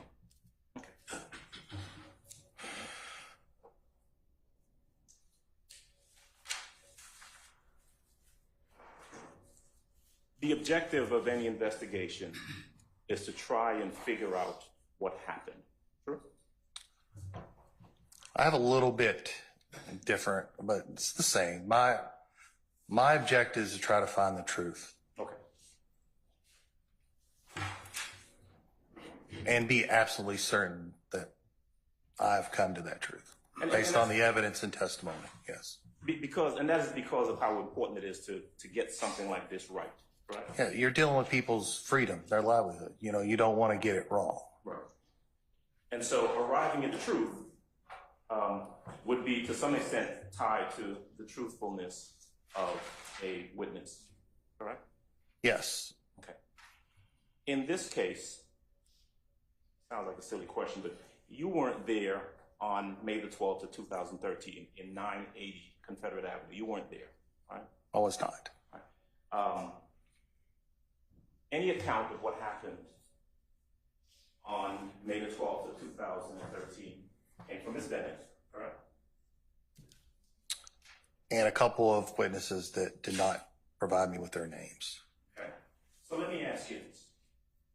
On the 13th, May the 13th, the day after this incident supposedly happened, you go to your zone, which was at that time Zone 6. Zone 6. Ms. Bennett has gone to Zone 6. Right? No, she went to Zone 3. Zone 3. Where did you meet her? At Zone 3. Okay, so you go to Zone 3 and you meet with Ms. Bennett. I do. I did, excuse me. She told you that the day before, individuals had come to her apartment, right? Yes. And I want to go through it piece by piece, but she gave you an account of what she said happened on the 12th, right? Yes. All right. Now, you go back to 980 Confederate Avenue with her.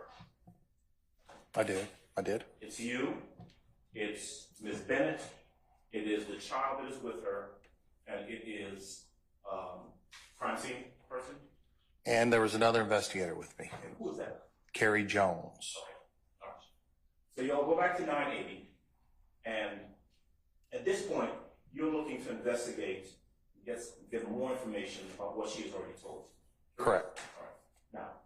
Now, Prosecutor, would you assist me in putting up what you all have entered as 1AA? All right, investigator, you're going to see, like you've seen earlier, the picture pop up both behind you and to your left. For right now, you can look at the one on your left. All right. All right. So you go to the location. What you have at this point is a description of what had happened by Ms. Bennett, correct? Yes. All right. Now, you go up the stairs, and as you've indicated earlier, there are two doors, two apartments at the top of that staircase. There's an apartment C and apartment D, correct? Correct. What? 2AA, please.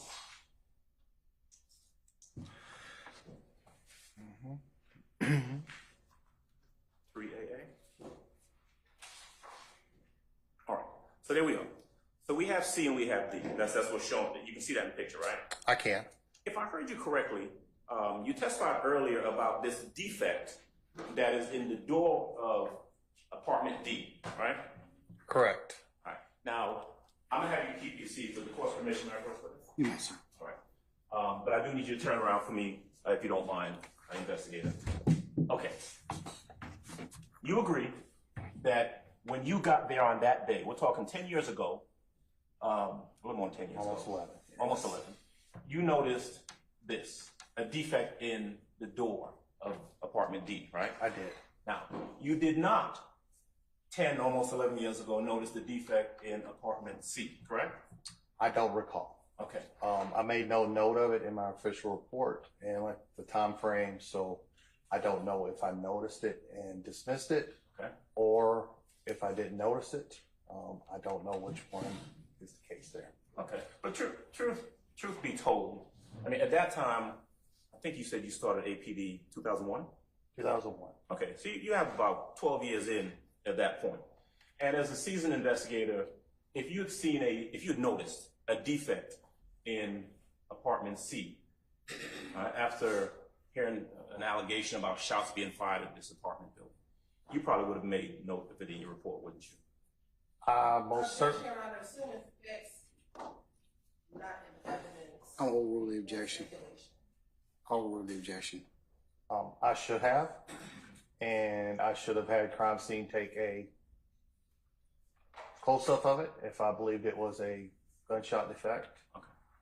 I should have knocked on the door of C to make sure nobody was in there hurt or injured. Okay. I don't recall doing any of that. So Okay.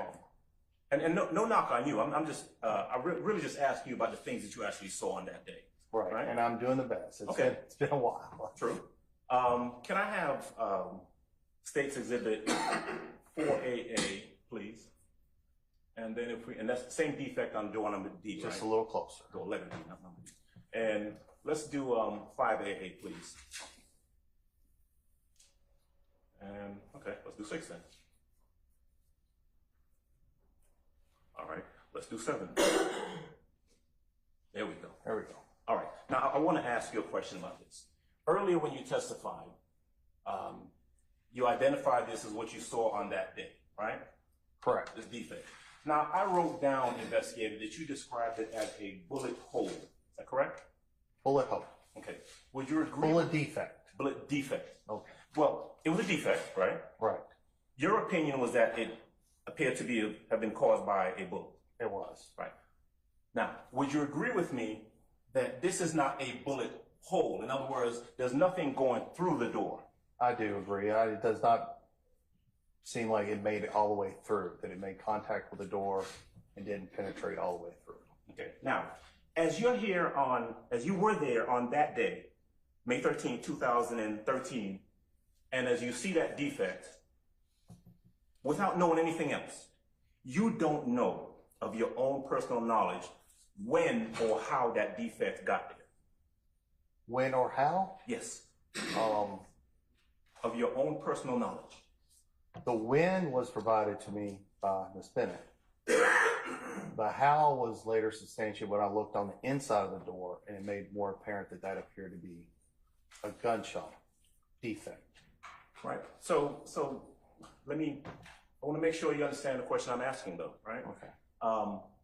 Of your own personal knowledge, right? Because at this point, you weren't there on the 12th, right? No. Okay. So you show up to this location, you're looking at the door. Imagine you hadn't heard anything from Miss Bennett, hadn't heard anything from anybody else.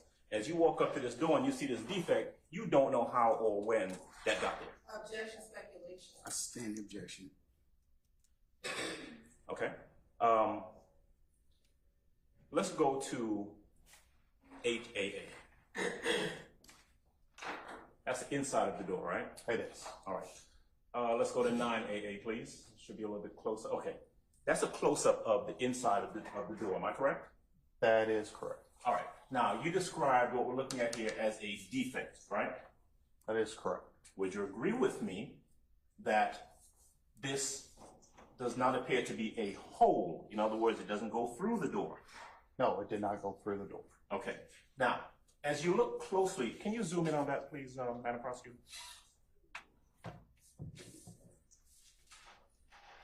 And if you can't, that's fine.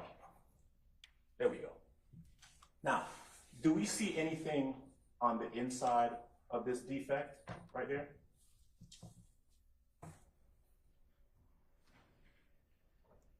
There is some kind of protrusion. Okay. Exactly what it is, I can't tell from that picture. Does it appear to be patched? A hole that's been patched? I'm not sure. Okay. And just to be clear, right?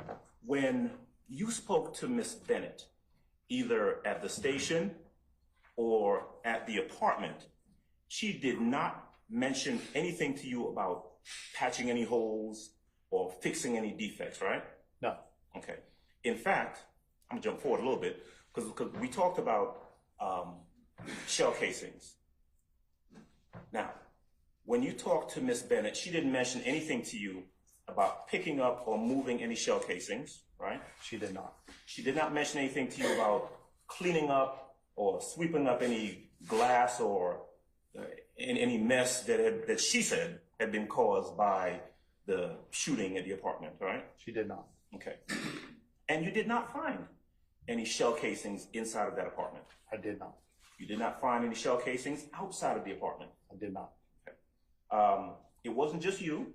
It was crime scene tech, Porter, I think her name is Porter now, and investigator Jones, all of whom were there.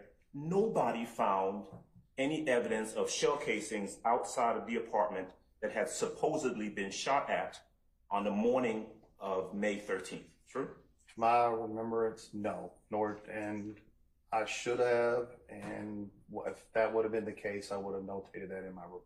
Sure. I mean, 12 years in at that point, you have a report about a shooting, you're outside, you see some shell casings, you're gonna have crime scene pick them up. Absolutely. Okay. All right, so let's move forward a little bit because I want to ask you about, let's see, what number are we at? Let's do 9AA, please.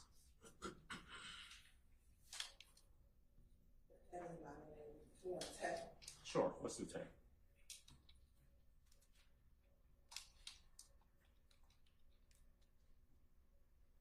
All right. Outside of the apartment, this is the window right to the right side of the door, correct? Correct. Okay. Now, what you know, let's do 11, please. What you know back on May 13th, as you're there at the location, is that this appears to be a defect in the window, correct? That is correct. Your opinion is that it looks like a bullet hole. That is my opinion, that it is a bullet hole. Okay. Now,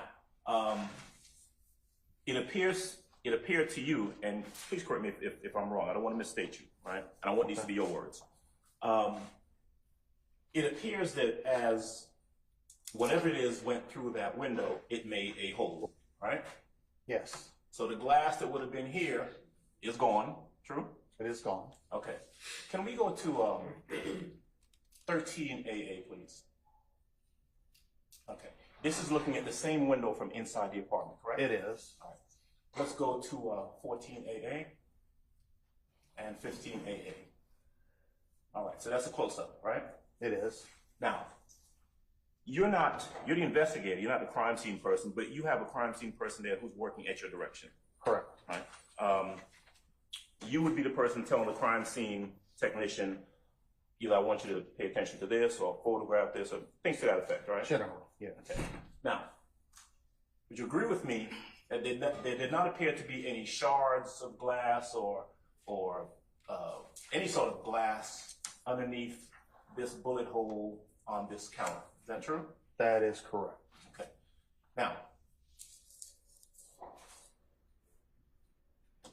when a gun is fired, let me get you turned around. Yeah. I'll head back over this way. When a gun is fired, Here, let me grab that in case I've got to use it again. when a gun is fired and the bullet comes out, generally speaking, the bullet's going to go somewhere, right? Yeah, let's go on somewhere. Correct. Right. Yeah. And in an enclosed space like in an apartment, for example, if a bullet, let's say hypothetically, comes through a window, it's going to go somewhere in that apartment. Is that fair to assume? Yes. All right. Now, in this case, if we can move to exhibits, let's see, 17A perhaps? All right. 17A, right? If you can see right there to your left, that is a picture of the defect that we talked about previously above the couch, right? Yes. All right. 18AA. All right. That's a little closer view of that same defect, isn't that right? Yes. All right. Now, in your testimony earlier, you said that your opinion was that that appeared to be a bullet hole. I think that's what you said. Was I right about that? It was my opinion it was a bullet hole, and also Ms.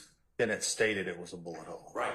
Okay, so now looking at that, did you, either you or the crime scene technician, have occasion to look at it closely to see if there was an actual bullet or projectile embedded in that defect above the couch?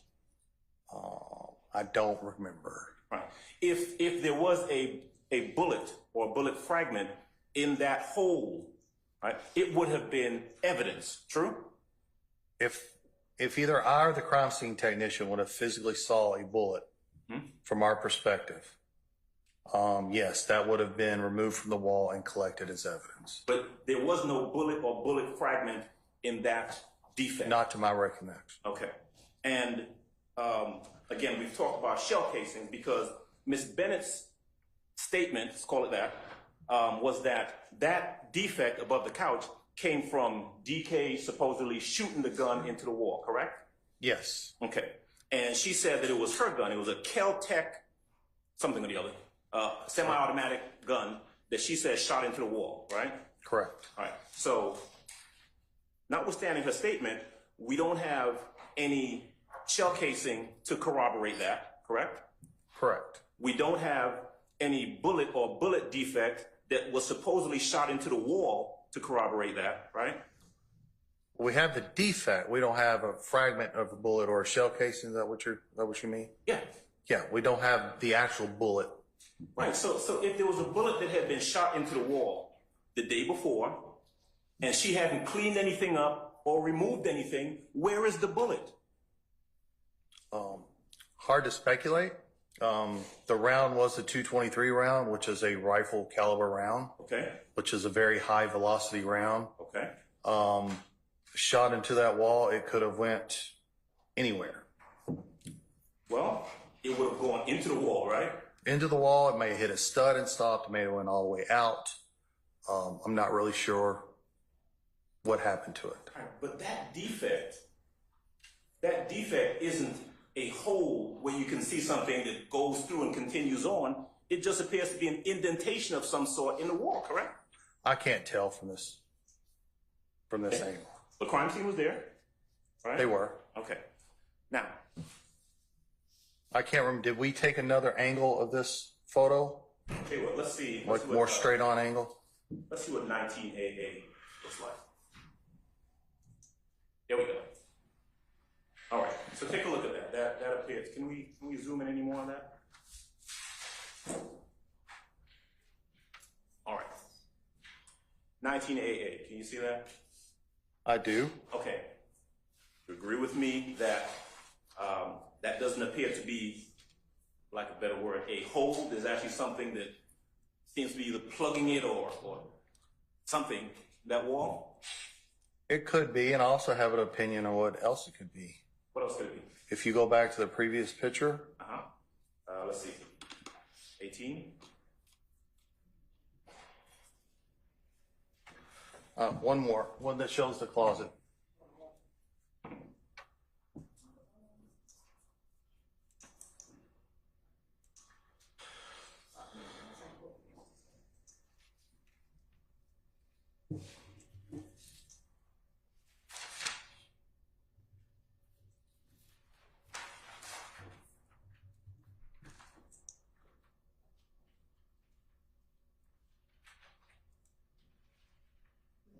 Now let's go with 17. Hold on, I need this one right here. Which one? This one right here. Give me a number. 17. Yeah. 17 alfalfa? 17 alfalfa. No, one back, right where we were.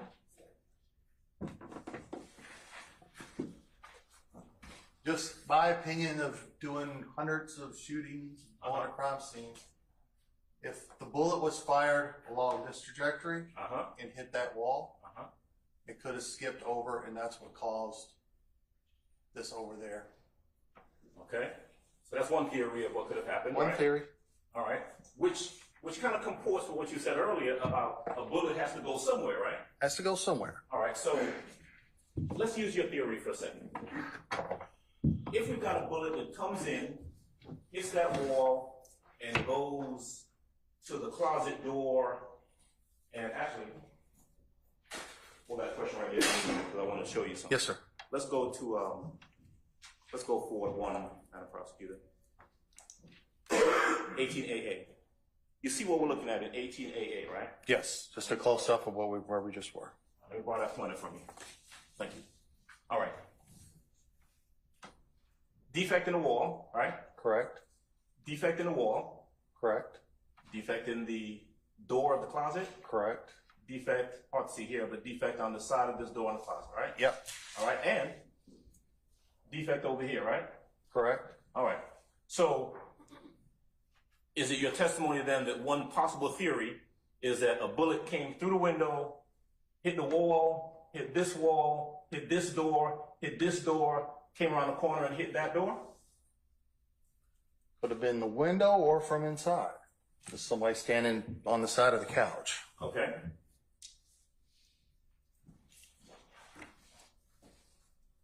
But either no bullet or bullet fragment found behind the wall above the couch, right? No. Behind the wall near the door, right? No. Behind the door that's partially cracked, right? No. Or behind the other door all the way over to the left, correct? No. No fragments found at all. Okay. I want to ask you specifically about Ms. Bennett's account of what happened, okay? Correct. Now,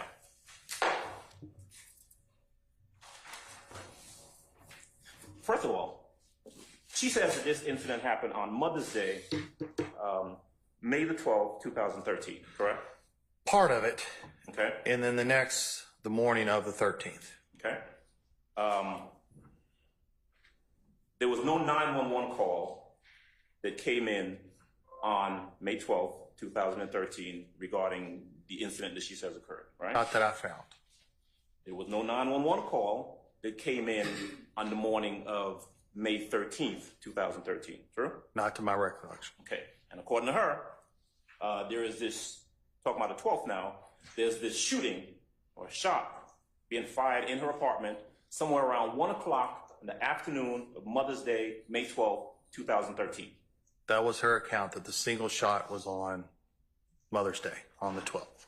Were you familiar with that, either that apartment complex or that specific apartment, 980 Confederate Avenue? I can't comment on the specific apartment, Okay.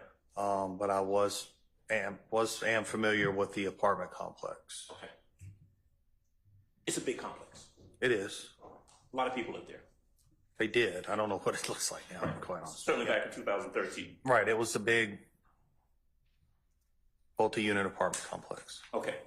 Ms. Bennett says that she heard a knock on the door. Is that right? Correct. I think her words were a loud knock.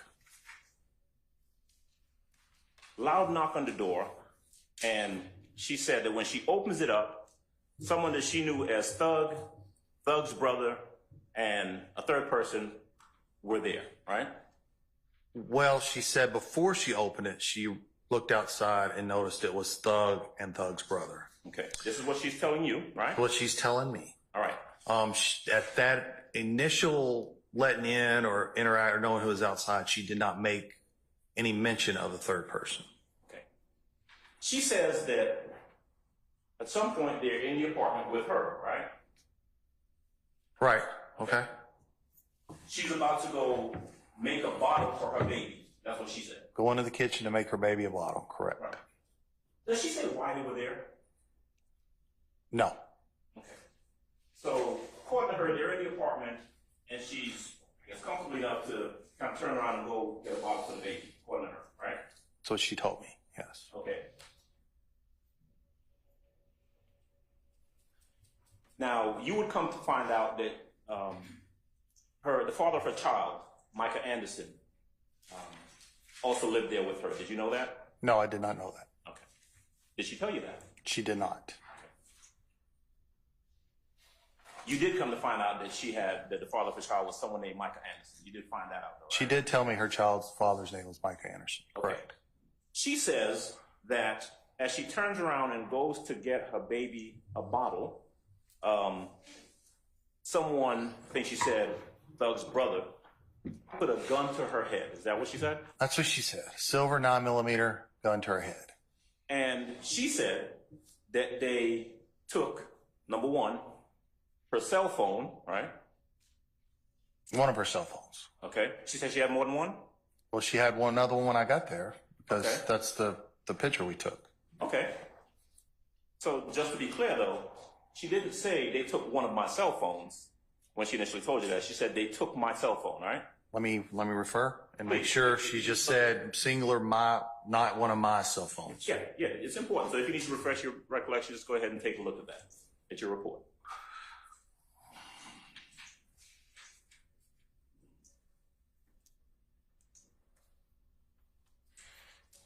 Okay. My report said she took a picture from her cell phone and that they took one of her cell phones. Okay. When she originally told you or made the report, her Correct. statement to you was that they took one of her cell phones or they took her cell phone? One more. Second. We're at the.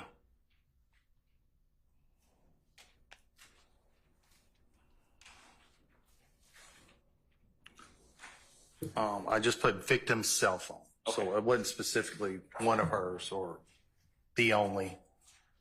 Okay. They took her cell phone. They took $4,000 in cash that she said she had there in the apartment, right? Correct. And then they took a separate $100 that she also had there in the apartment. Right? Yes. You say where that $4,000 came from? No. Okay. When you got to the location, I want to jump back a little bit. Did she have a car that was there? I don't recall. Do you remember her either referencing or saying that she drove a Porsche? You remember that? Nothing about a Porsche. Okay. All right. So they also took, according to her Kel-Tec pistol, right? Correct. A Versace necklace, right? Correct. A baby book bag, correct? Correct. Some red headphones, correct? Red Dre headphones, yes. Beats by Dre headphones? I don't know. I just put Dre. Dre headphones. Okay. Good enough. And some rental car keys. Is that right? That's correct. All right. Now,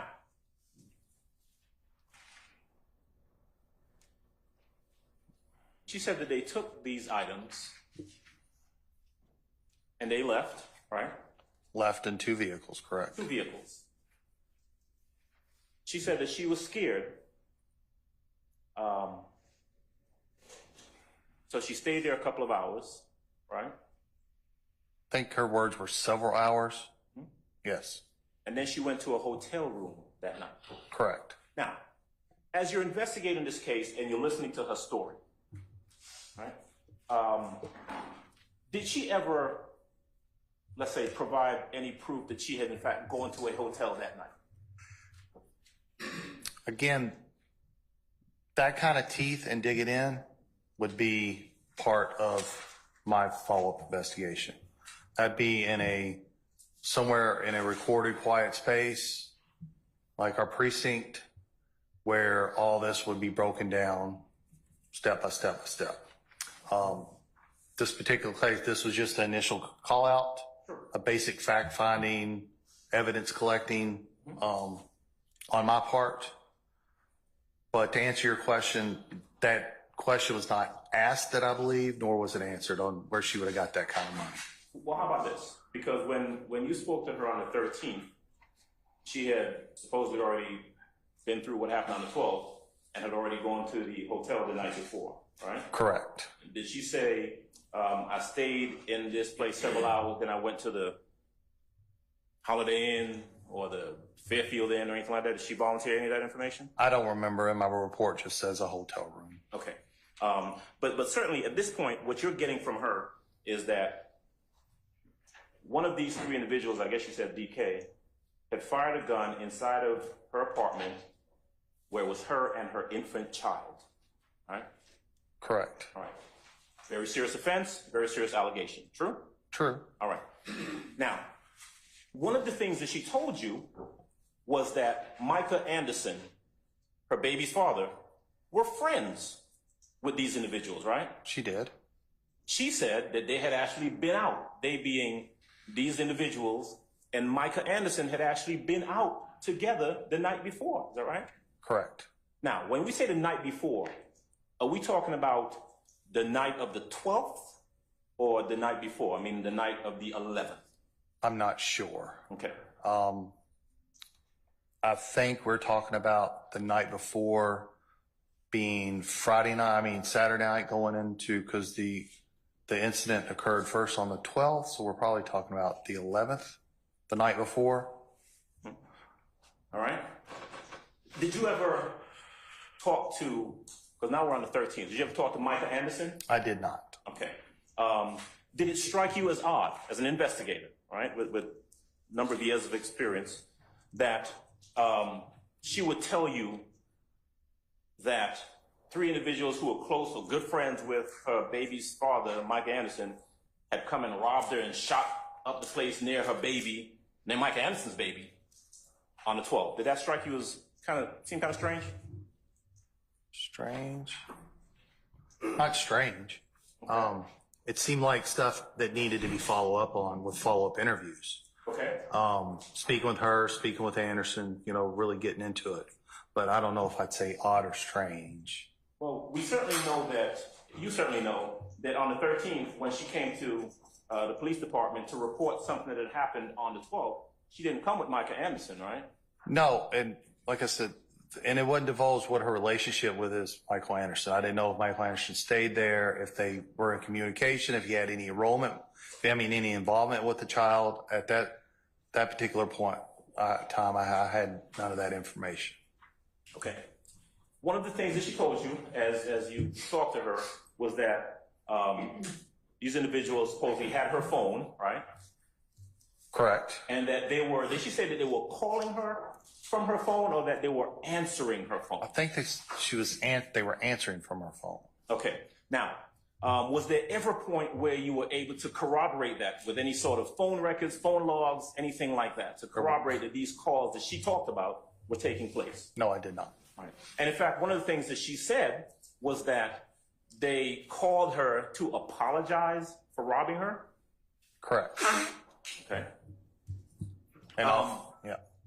I'm sorry, I didn't want to cut you off. They called her to apologize, but I didn't know whether they were using her stolen phone to do that or another phone. Did you, while you were there at the apartment, we're talking on the 13th now, did you ever attempt to call that phone that she said they were answering? I did not. Did she ever attempt or offer, say, hey, they've been answering my phone here, I can call it right now and you'll see they'll pick up? Did she ever offer to do that? I don't remember. Did she ever give you the phone number to that phone? She did. Okay.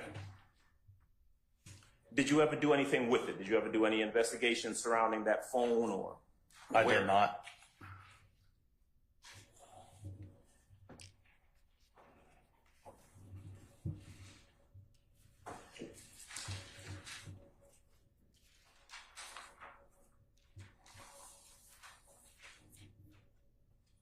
She showed you a picture on the phone, and let's see, let's go to State's Exhibit. I think that's number 23.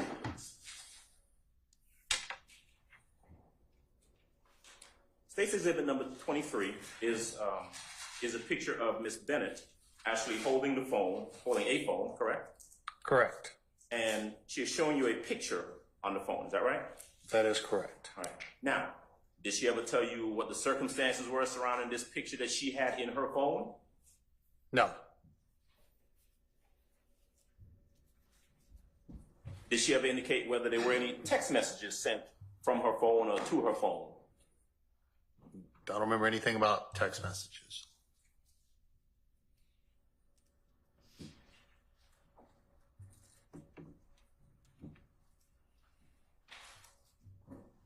Okay. Let's go back to State's Exhibit 20AA, please. 20.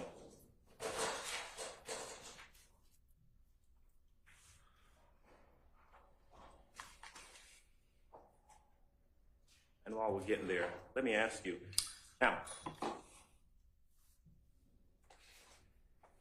this phone call that she said she received from them, from the individuals that she said robbed her, apologizing for the robbery, did she ever say whether they brought the stuff that she said they told her back?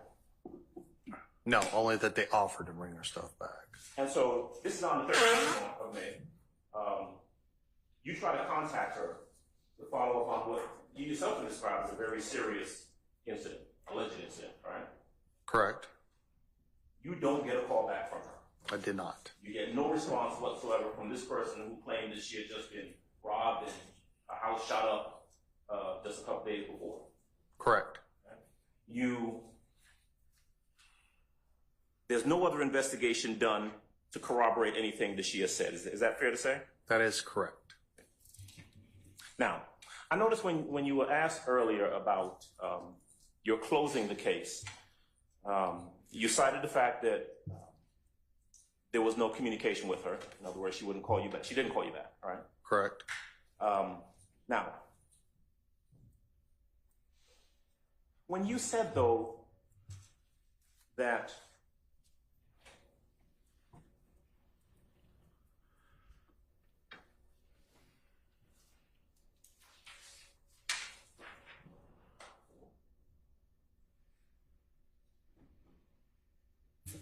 you didn't think that she had been completely truthful with you, that wasn't in regards to whether she called you back or not, right? Unfortunately, I didn't elaborate on any of that, and I don't remember why. That was the response I wrote to close the case out. But that was certainly your evaluation, your conclusion at that time back in 2013. It was. That you knew she wasn't calling you back, and your opinion was that she had not been completely truthful with you. That was my opinion in 2013, correct.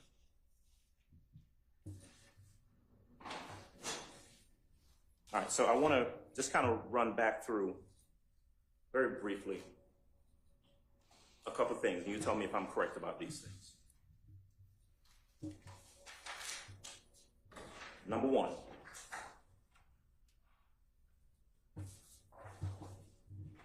Ms. Bennett made a report about an incident that occurred on the 12th, but there's no 911 call to back that up. True? Correct. Ms. Bennett made an allegation about something happened on the morning of May the 13th, but there's no 911 call to back that up. Correct? Correct. Ms. Bennett made a report about a shot being fired inside of her apartment. There's no shell casing or projectile to back that up. Correct? Correct. Ms. Bennett made a report about shots being fired at her house from outside, but there's no projectile or shell casings outside to back that up. True? Correct. Ms. Bennett made reference to $4,000 in cash being stolen from her apartment, but there's nothing to back that up other than her word. True? Correct. Ms. Bennett made reference to keys to a rental car being taken, but you didn't receive a rental car receipt or anything like that to back up that she even had a rental car. True? I don't know if she had a rental car or not. My investigators did not. She made no utterance to me that she had a rental car there, and so not really sure where the car was or if there was one. Okay. Ms. Bennett made reference to the fact that these individuals who she claimed came to her apartment and shot at her wall and stole items from her had been hanging out with her baby's father the night before, but she never bothered to bring the baby's father or give you his information to help substantiate any of that, did she?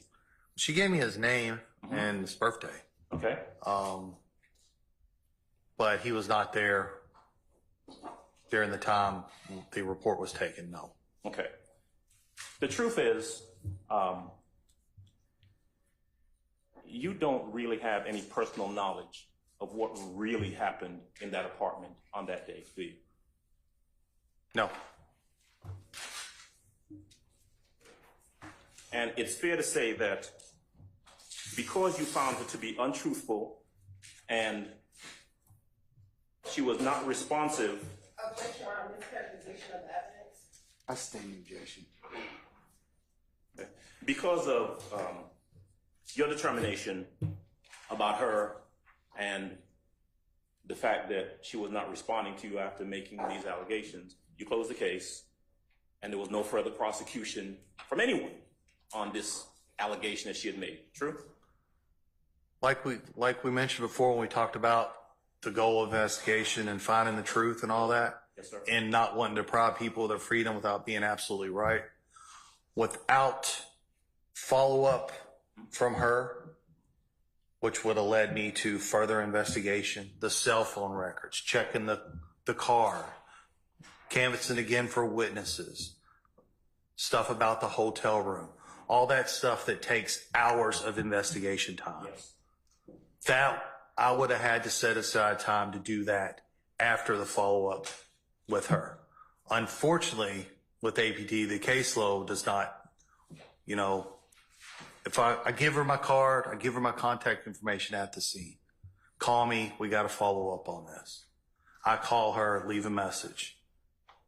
Days go by, nothing. Unfortunately, the nature of the beast, I have to move on. Right. So that's why it was closed. And so here we are in April of 2024, and you've not been provided with any more information than you had in May of 2013, right? No, Ms. Bennett has still not contacted me. Right. And you've not received any more documents or any more information or any more phone records or anything since 2013. That is correct. But yet here you are testifying on this case that you closed in 2013. True? I'm here, sir. One moment, please. Yes. That's all. Thank you. Thank you, sir. Thank you. Any further cross? Can I have anybody else? Any redirect?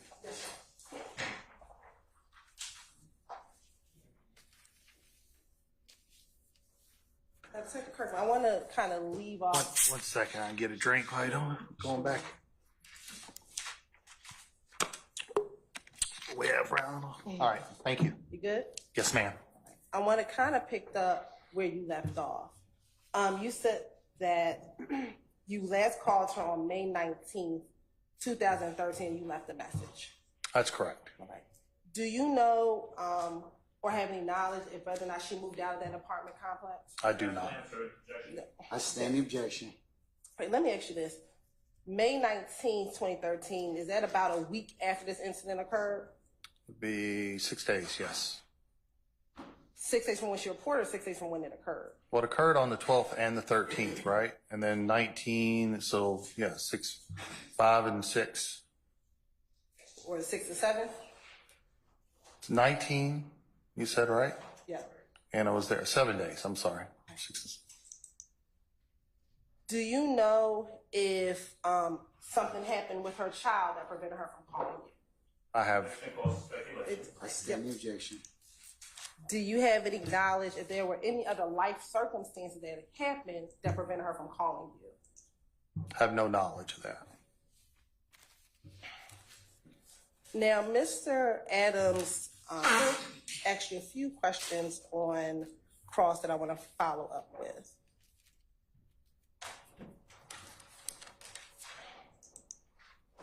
Now, Mr. Adams asked you whether or not there was, I think, any information about a building being shot up. Do you recall that line of questioning?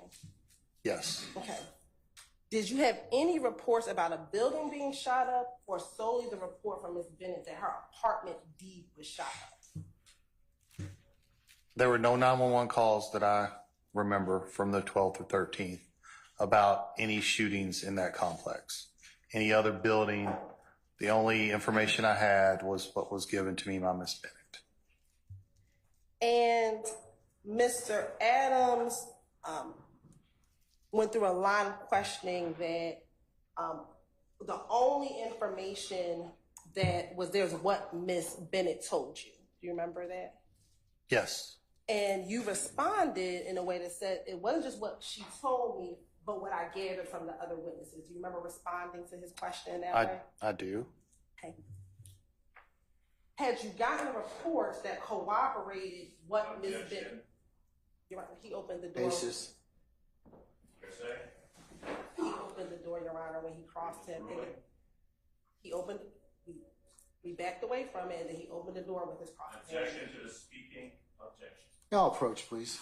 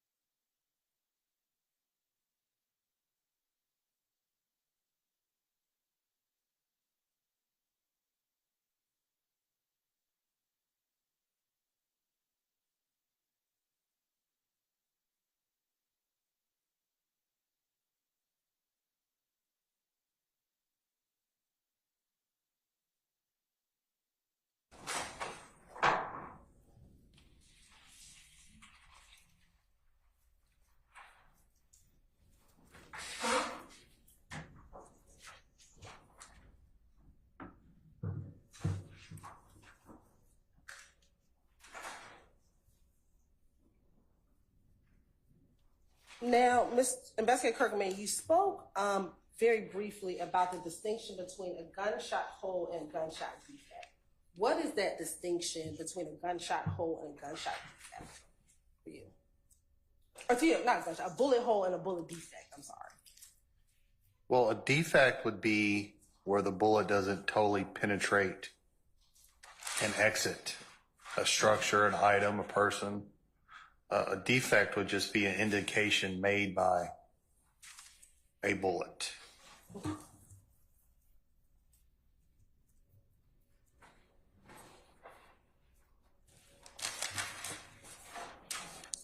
Now, Mr.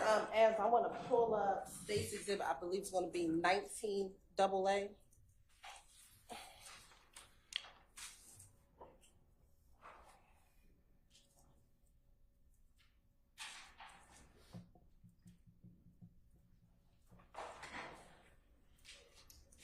Okay, go back. I'm sorry. The picture of the window on the inside of the apartment. Right here. I'm looking at State's exhibit 16 AA as well as 17 AA. Mr. Adams asked about whether or not you saw any glass in this area of the window. Did that surprise you not finding any glass in that area? Not particularly, because if you notice, the pane's not broken, so any large sheds of glass would not have fallen out. And I don't know, and just the bullet going through, the only glass that would have been dispelled is the actual hole that's cut out here where the bullet went through. And just the speed of the bullet could have dusted it, vaporized it, the glass, that little bit of glass.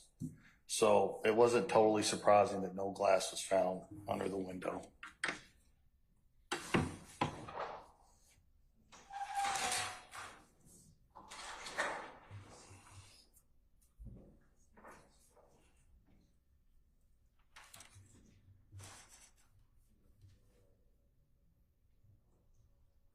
Now, when she provided you the information that she gave you, did she provide you with Micah Anderson's full date of birth? She did. Let me make sure. Give me 1 second. Sure.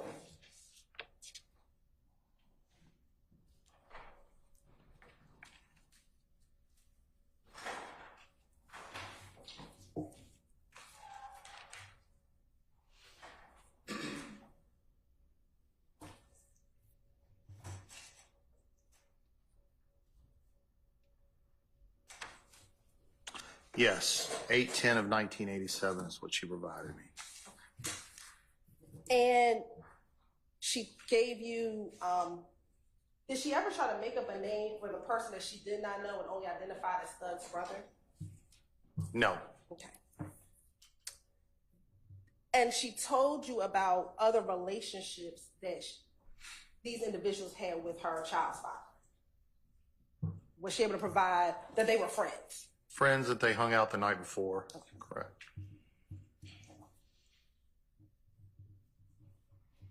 And is this information that one would give if they were just trying to make up a story? Objection, false speculation.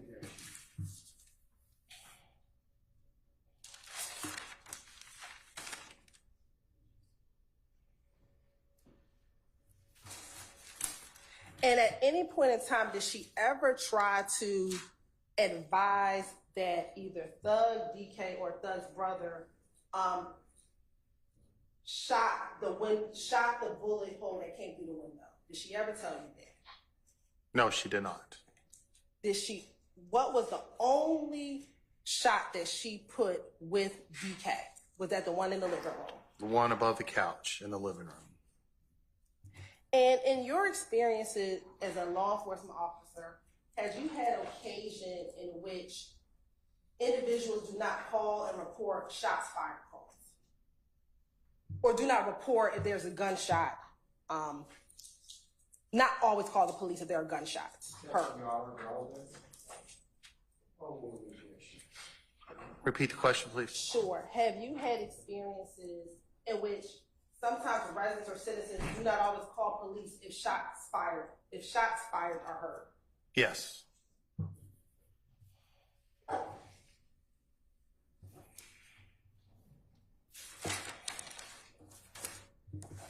And again, with this case, you advised that you put it on the back burner because she did not call you back. Correct. And you do not know why she did not call you I back. do not know. Okay, court's indulgence.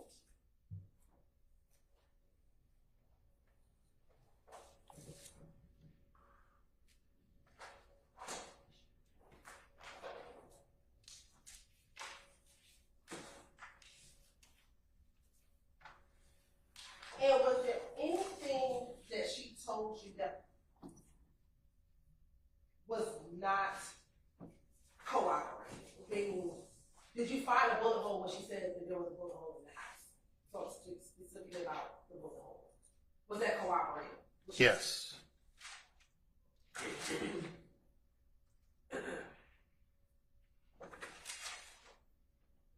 I have no further questions. May we permanently or temporarily excuse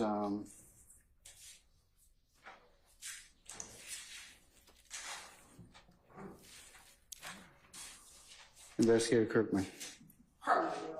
All right, Investigator Kirkman, I'm going to permanently excuse you as a witness. Thank you for your patience with us. You're free to go about your usual duties and avocation. Just don't discuss your testimony with anybody except the attorneys in this case, okay? Thank you, Your Honor. All right, thank you, sir. Thank you.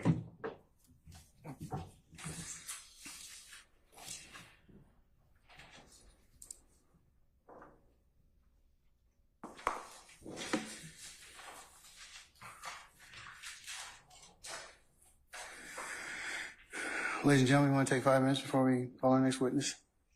Okay, all right. Is your next witness outside? Yes, Your Honor. Okay. All right, we're going to take 5 minutes, ladies and gentlemen. As soon as everybody is taking comfort, we'll come back in. All rise.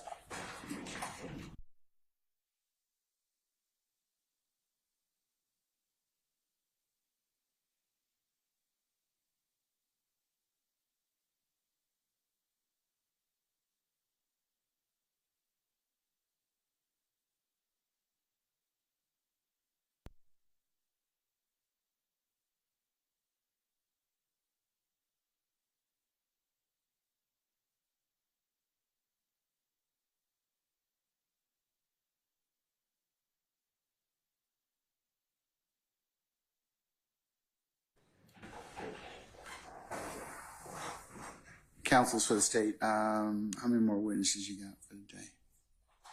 Judge, Your Honor, I think that'll be contingent upon the court schedule. We have 3 in the hallway. We were going to ask one of our witnesses, who would be our last witness for today, does have to go to work at 3. I believe we'll speak with Mr. Steele earlier today. He may have a motion. Sorry. Mr. Steele may have a motion regarding that last witness that we may need to take up at the end of the day, which would be Mr. Walter Murphy. So we would ask if we could just take the next 2 and then deal with the motions regarding Mr. Murphy at the conclusion of the day. And we did have one of our witnesses who we learned this morning is in ICU at the hospital. So, ER at the hospital. And so we're trying to get a status update as to his condition. You have other witnesses you can call, correct? We have at least 2 others that we can call for today. We are asking if the third one can be excused, given the fact that there is a potential motion for that third witness.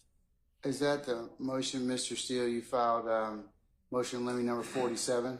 That's true, Your Honor. In taking a look at the motion, that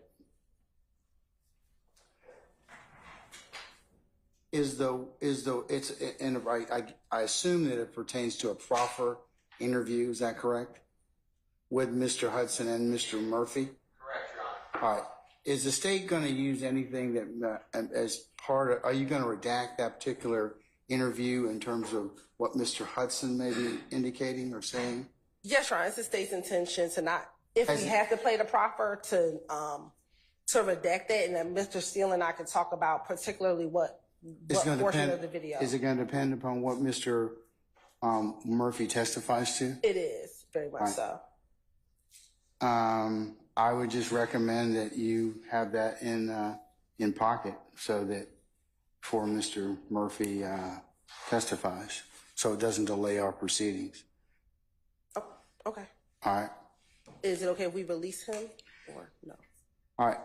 Anything else about that, Mr. Steele? In terms of, I would agree that any statements of Mr. Hudson would be inadmissible, his attorney. That was all, sir. Thank you. All right. So state, if you're planning on using that proffer for impeachment or any other purpose, I would say you would need to redact Mr. Hudson's statements, his lawyer statements. So that's what I'll preliminary rule upon. Yes, Mr. Short. Your Honor, I wanted to identify another possible issue. I have not recently. Have you filed a motion? I have not. It applies to everyone, and I'm just trying to bring it to the court's attention. It doesn't just affect me or my client. Okay, remember what I told you in my administrative order. This is what causes delay. Well, that's why I'm so bringing it up now. File a motion. Okay.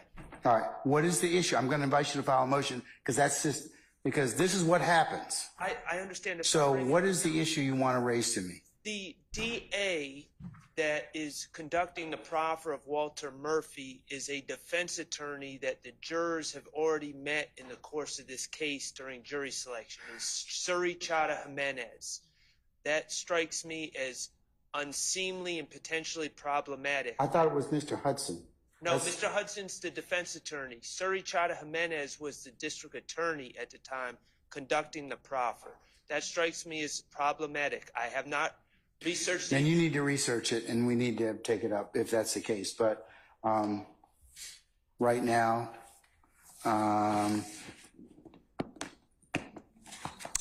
without anything more, there's nothing for me to rule upon. I understand, Your Honor. I Okay. just wanted to bring it to the court's attention. All right. Okay. Okay. All right. We're in recess. Give me 5 minutes.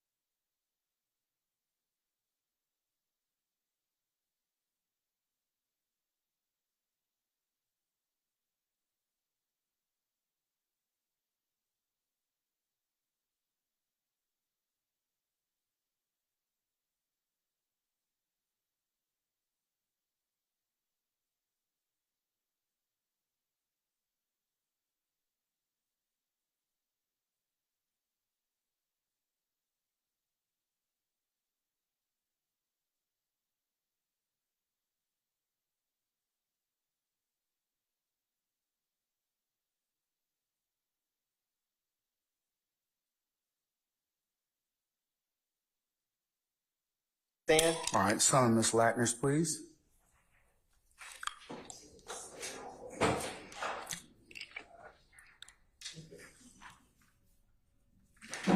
All right, Ms. Latner's, good afternoon, madam. If you would please approach the witness stand. Once you get there, if you would please turn and be sworn as a witness. Yeah, she needs to be sworn again. I do.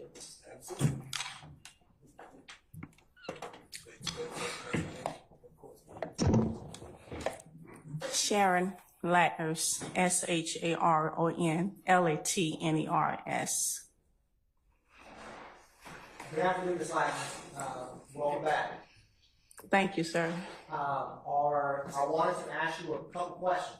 And so before I do, I wanted to approach you with what's been labeled as 1 Bravo Bravo and 2 Bravo Bravo.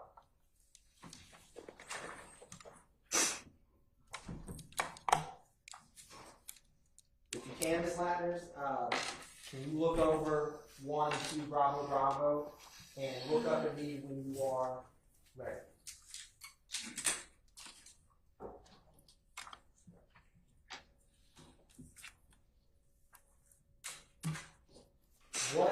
How do you recognize those, Ms. Latner? The CAT report is the one I print out. My name is on the top. The 911 audio, I listen to it. It's only, my issues on the accountability. And are they a fair and accurate depiction of the CAT report and 911 call for the incident that you're discussing? Yes. Your Honor, this time the state moves to tender and evidence states exhibits 1 and 2 Bravo Bravo. Have they been shown to the defense counsel? They have been previously shared, yes, Your Honor. Any objection to states 1 and 2 Bravo Bravo? Mr. Yes, sir. Objection to the CAT report is hearsay confrontation clause, case cited previously. I put that on the record again, Judge? No, I'm good. I'm good. All right, I'm gonna overrule your objection, sir. And I'll admit states 1 and 2 Bravo Bravo over objection. Maybe publish. Did you see that? Thank you, Your Honor. The state moves to publish state exhibit 1 Bravo Bravo. All right, sir.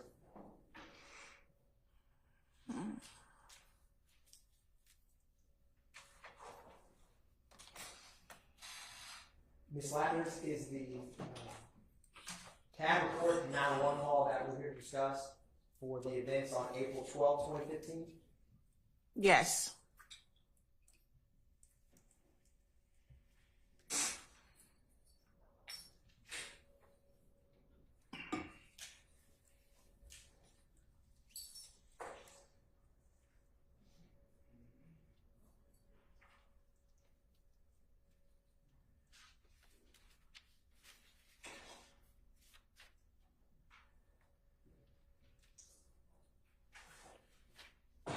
Ms. Latners, going through the CAD report, what was the incident number for this act, or just this CAD report?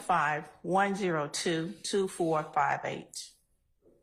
What time, or let me start with this, what was the call type? Person shot. And what type of priority response does a person shot get within APD? Prior to 2, should be a prior to 2. What was the location for this person shot? It came in at 1987 Fremont Street, Southeast.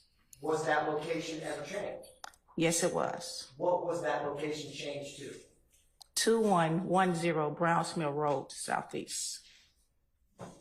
What time was this call initiated? 9:47:56 p.m. hours. What time did officers first respond? Or I should say arrive on scene? 9:52:45 p.m. hours.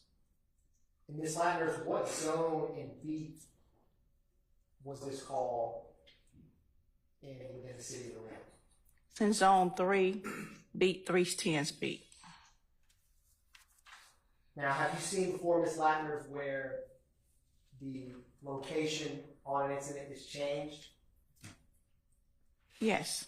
What could be some circumstances for that?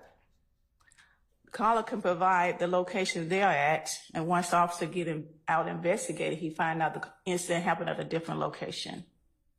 Now, Ms. Latters, I want to talk about some of the incident remarks under unit times on page 1.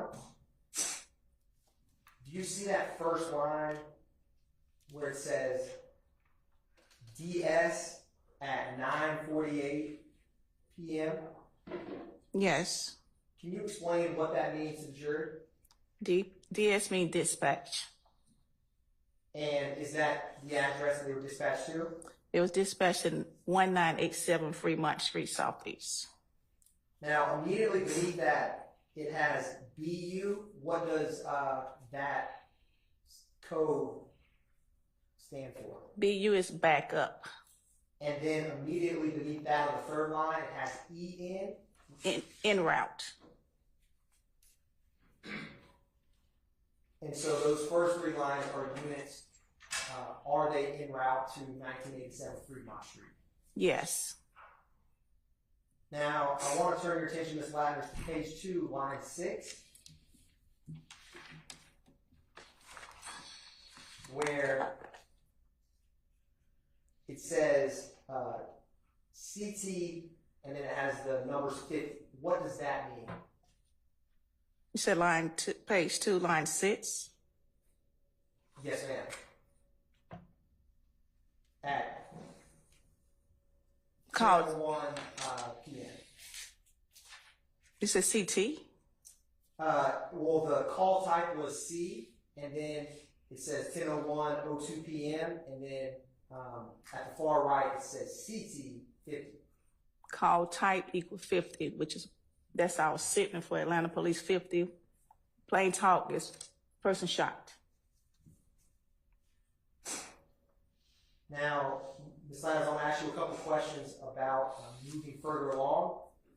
If you see at 10:23 p.m., it has the APD code of LC. Location change. And at 10:23:23, what was the location changed to? It shows Browns Mill and Harper Road. Would that be an intersection? Yes, sir. Now, immediately beneath that, do you see that second LC, Ms. Latters? At 10:36 p.m.? 10:36:38. Yes, ma'am. What happened at that, what does that mean afterwards where it says EN Grady? Grady's en route to Grady Hospital. And if you move Ms. Latters a little further down where it has Unit 21 LC at 10:51 p.m., can you explain for the jury what that indicates? What line are you on? It is...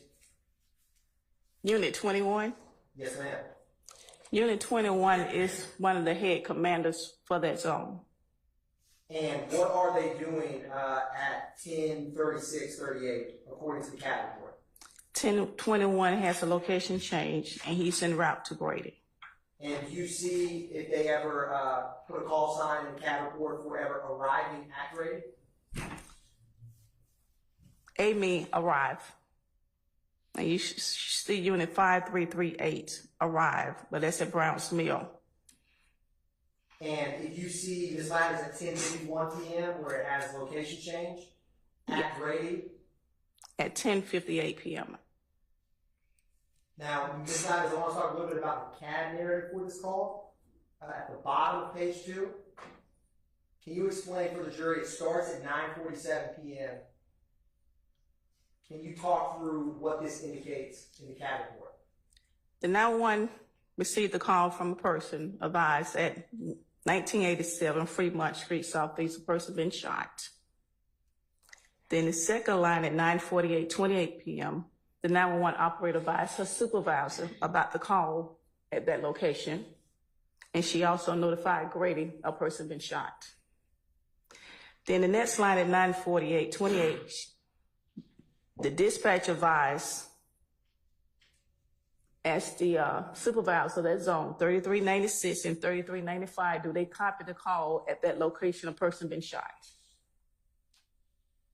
And Ms. Ladders, does 3396 and 3395 have any significance to you in terms of those unit numbers?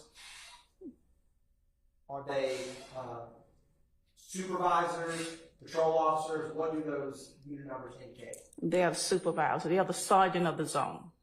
And does it follow up and say 26-year-old patient after those sergeants were notified?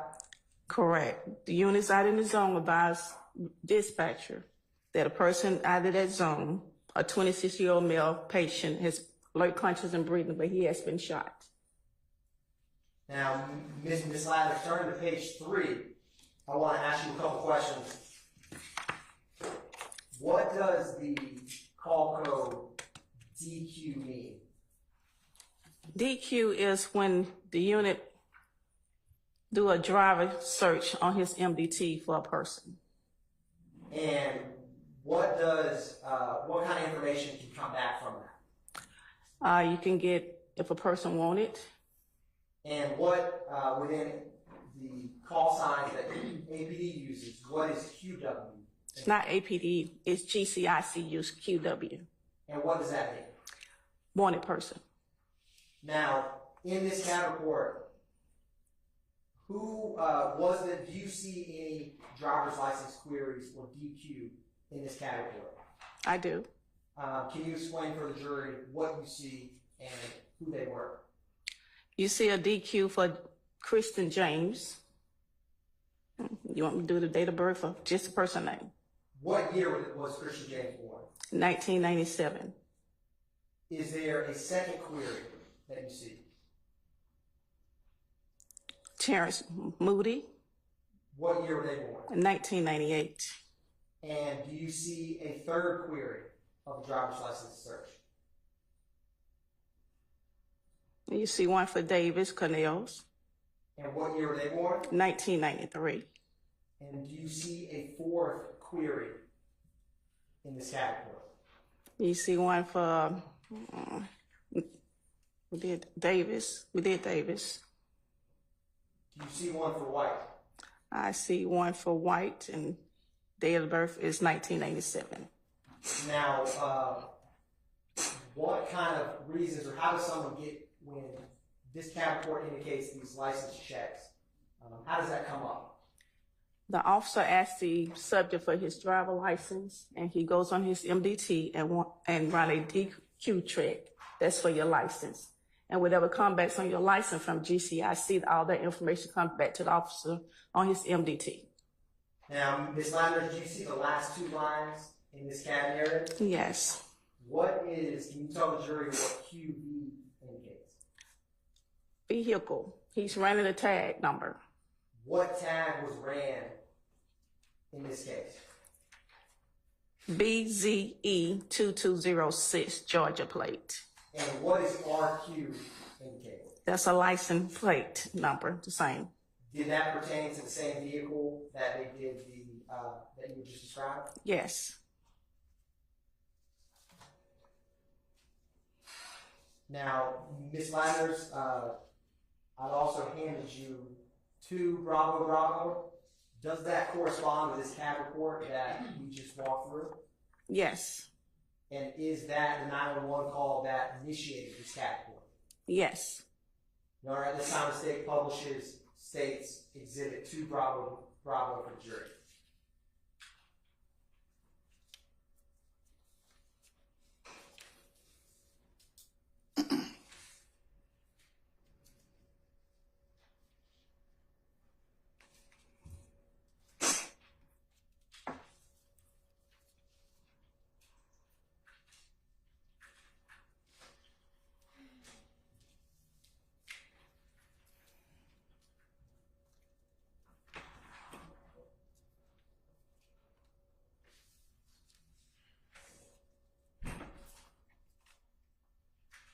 You can publish it.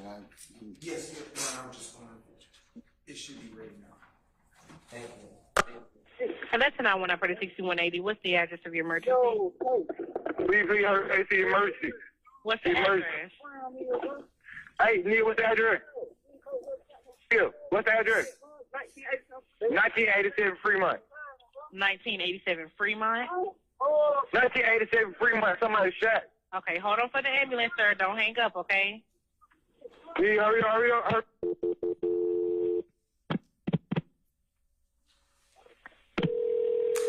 I'm still on the line with you, sir. Yeah. Hello? Yes, we're holding for the ambulance. EMS 785, what's the address of the emergency? It's 1987. Somebody been shot. Sir, calm down. Let me give her the address. 1987 Fremont. And repeat that address, please, for verification. 1987 Fremont. Okay. And is this going to be a house or an apartment? A house. Okay, we have already started an ambulance. I'm going to get some information from you while they're on the way. What's the phone number you're calling from? 770-882-5580. Okay. And we do have help already started. What's your name? My name is D'Angelo. And D'Angelo, tell me exactly what happened. Now, we was at the gas station. And, my partner was trying to talk to a girl, but I guess they thought we was following them, and then they pulled up on and just started, and we pulled off. And then we pulled off from the gas station, and then we got away. And then we ended up driving a back streetway, and then we ended up seeing them here, and they ended up shooting. And somebody ended up getting hit.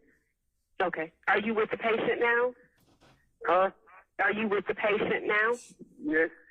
Okay. How old is the patient? How old are you? 26.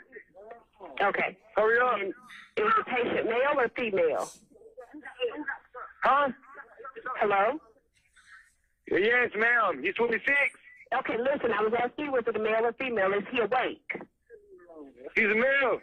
Okay, is he awake? Is he conscious? He's conscious. He's talking. Okay, is he breathing? Okay, Atlanta, go ahead and start firing PD, please, 785. They're in route. I'm 6180.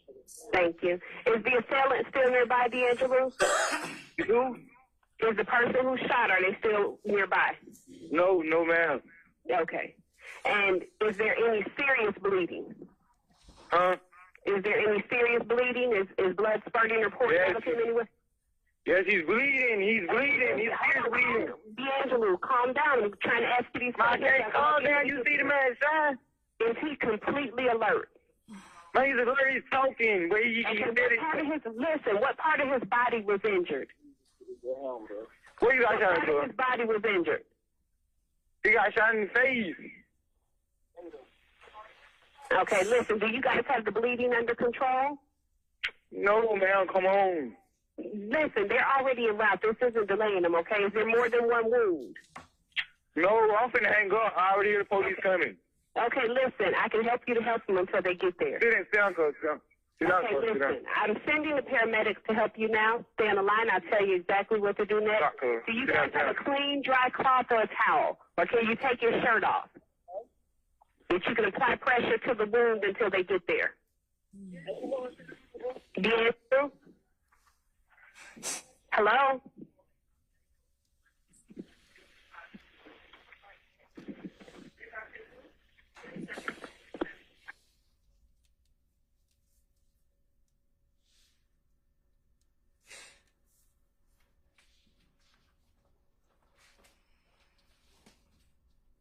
Ms. Ladders, when we had talked about the license plates that are not license plates, but the driver's license queries that the officers did, if you turn to page 3 on this CAD report, do you see any query for someone with first name D'Angelo? Yes. What time is that query? 10:38, 56 hours p.m.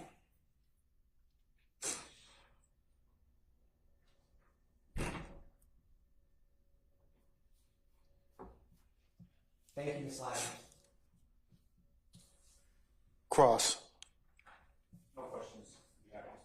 Anybody else? All right, may Ms. Latners be permanently or temporarily excused as a witness? Temporarily, Your Honor. See, Ms. Ladders? Don't be looking at me that way, all right? All right. Madam, good to see you again. I'm going to temporarily excuse your witness. We'll call you when we need you again, okay? Thank you very much. Don't discuss your testimony with anybody except the attorneys in this case. All right, call your next witness, please. Yes, Your Honor. The state calls D'Angelo White to the stand. All right, summon Mr. White, please.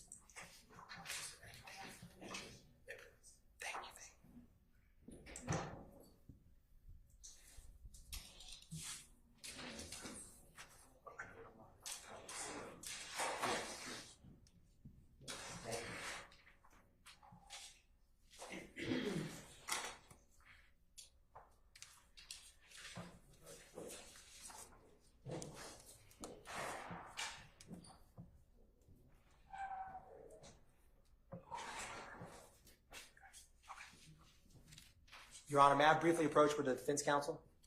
You may.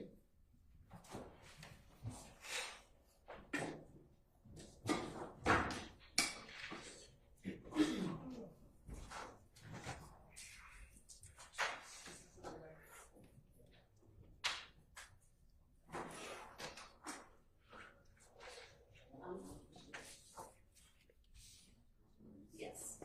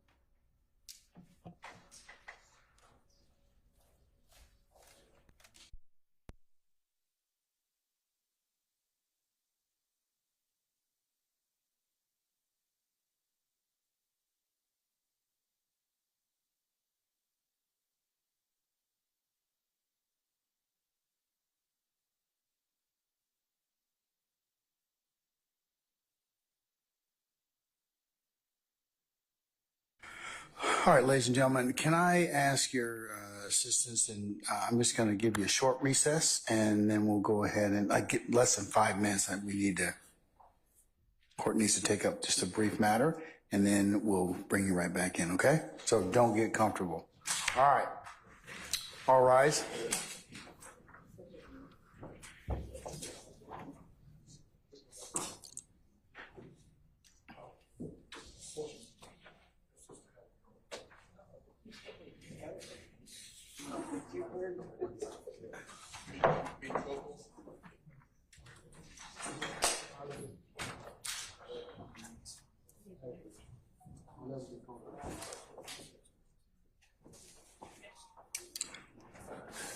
All right, ladies and gentlemen, please be seated.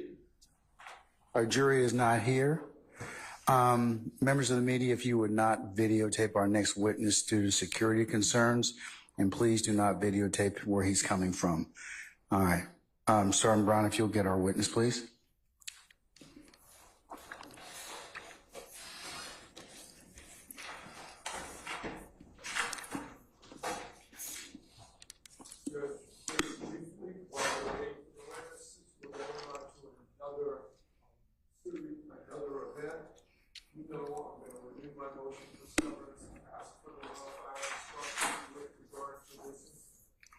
Okay, so noted, still denied, but no harm in asking. All right.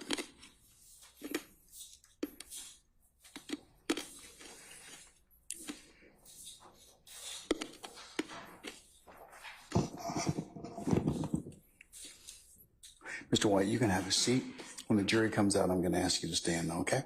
And then we're going to swear you in as a witness, all right? Okay, all right. Summon our jurors, please.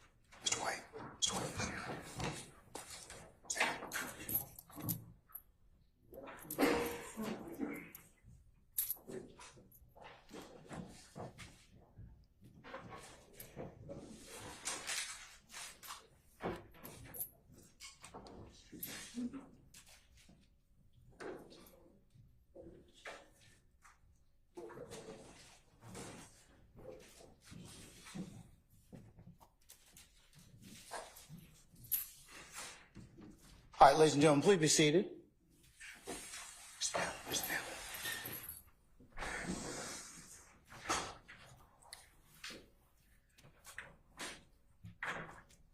All right, Mr. Atkins, call your next witness, please. Yes, Your Honor. The state calls Mr. D'Angelo White. All right, Mr. White, can you please take the oath from Sergeant Ingram, please? You swear firm testimony you give today the truth, the whole truth, nothing but the truth? Yes. Yes. All right, Mr. White, do me a favor. Pull your chair up as close as you can to the microphone and speak directly into it so we can all hear you, okay? Yes. Thank you, sir. DEANGELO WHITE. Good afternoon, sir. Can you tell the jury where you grew up? Cleveland Avenue. Is that Cleveland Avenue here in Atlanta? Yes, sir. What part of Cleveland Avenue did you grow up in? Like what street? Old Hateville Road. How close when you grew up were you to are you familiar with the Coin Laundry on Old Hateville? Yes, sir. Were you near or relatively close by to that location growing up? Yes, sir.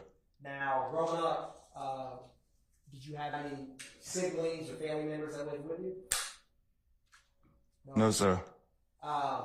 Did you ever, or I'll put it this way, did you ever get to know, or are you familiar with that area and part of the land? Yes, sir. Did you ever spend any time in any other areas in Atlanta? Any other neighborhoods? Yes, sir. What other parts of Atlanta did you spend time in? Four Seasons, Lakewood, Canterville. I'll start with Four Seasons. Where's Four Seasons in relation to the Cleveland Avenue area in Atlanta? What you mean? Is it close by? Is it far away? Like 5-10 minute drive. What about Lakewood? 5 minutes. And what about Mechanicsville? 5-10 minutes. And would people, or I'll put it this way, with the schools you went to, were any of those neighborhoods, did you get to know people who grew up in those neighborhoods and went to school with you? Yeah. Do all of those neighborhoods feed to the same type, middle schools, high schools, stuff like that? Or are they different? Different. Okay. Now,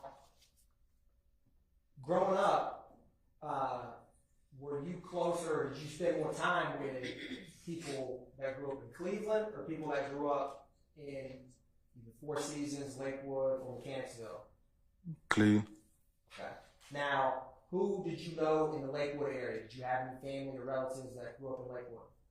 I had an auntie. Did you ever become familiar with people who grew up in Lakewood in terms of like friends growing up? No, not really.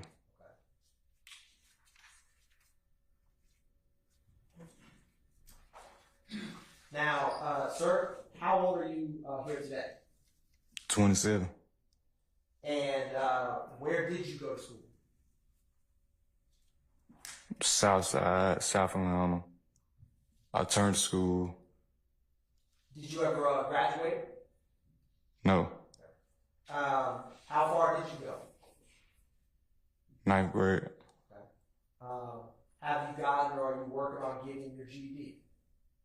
Well, I'm in prison right now getting my GED. Do they have programs for that where you are?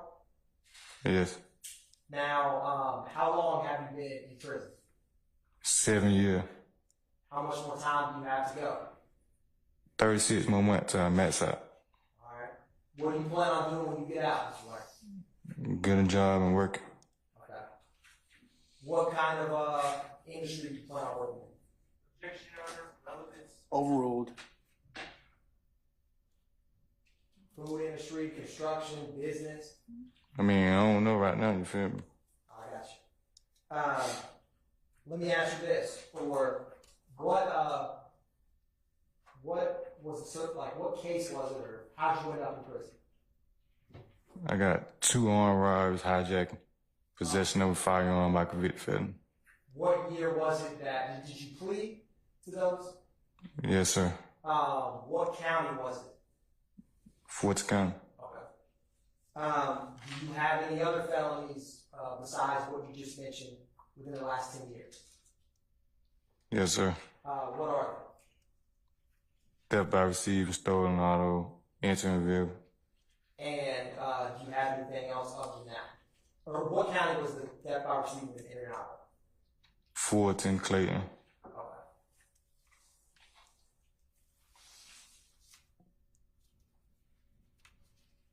Now, did you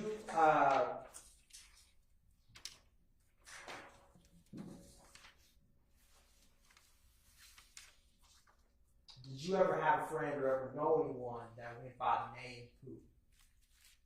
I don't even know him. Okay. Did you ever have a friend or know anyone who went by the name Neil?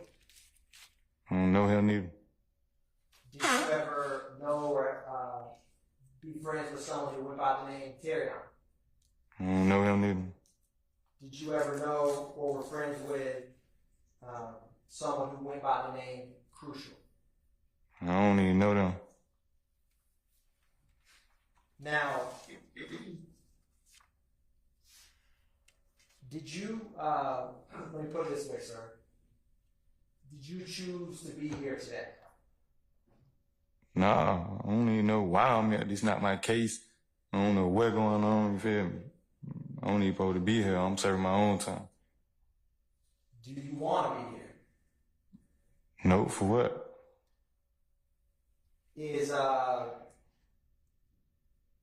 people who are, or I'll put it this way, how is it, or is there any impact in being here today, considering where you being in prison? Objection made. I sustain the objection. You can rephrase. How is people being forced to testify, or produced to testify in prison abuse, favorably or is it negative? Only, for one, when you came and told me, when you see me down the road, I told you I was testifying on what? This is not my case. This don't have nothing to do with me, period. Did, was that when me, an investigator, went and met you? Yeah, you came and seen me, what, 2 black ladies, one first time, one the second time. And before you saw me, you were the investigator I was with. We didn't know each other from a can of paint. Is that fair to say? Right. And when I walked in that day and saw you as my investigator, I didn't know what I was coming to talk to you about, did you? For sure, I didn't. Did we talk about that? Did we discuss with the investigator and I some questions about something that happened to a friend of yours back on April 12, 2015? It's not my friend. I don't even know him. You keep, I'm telling you, I don't know him. Is he the cousin of a friend of yours? No. Do you remember looking at any photographs from a shooting from April 12, 2015? Yeah, that you put in my face that you showed me. Did you recognize any of those photographs that we looked through? A couple, but I don't know them like that. Now, Mr. White, I'm going to approach with what's been marked as State's Exhibit 72 Bravo Bravo. This is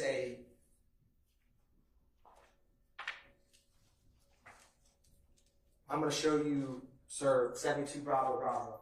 Now, earlier we talked about you growing up in Lakewood. Do you recognize any streets or areas on that map?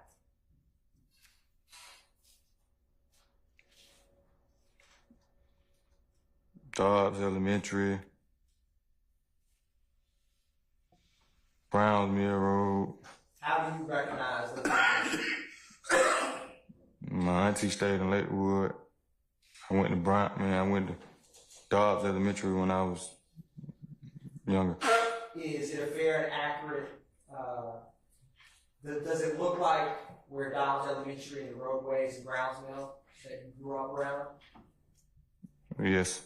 All right, this time the state moves to tender and evidence State's Exhibit 72 Bravo Bravo. Any objection to State 72 Bravo Bravo? All right, hearing none. No objection. All right, it's admitted. It may be published as you see fit. Publishing 72 Bravo Bravo. Now, sir, you can look at that copy you have before you. There's a screen that's to your immediate left, and there's kind of a yellow hazy screen behind you. It's probably easier, but to look at the one that's closest to you. It's closest to you. Now, in general, the area depicted in this map, would you say that's Lakewood?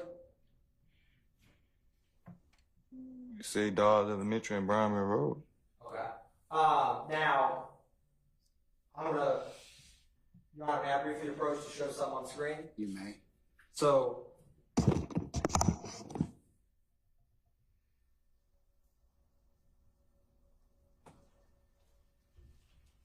this is how, could you show the jury where Dobbs Elementary School that you went to when you were, that you attended as a child on that map?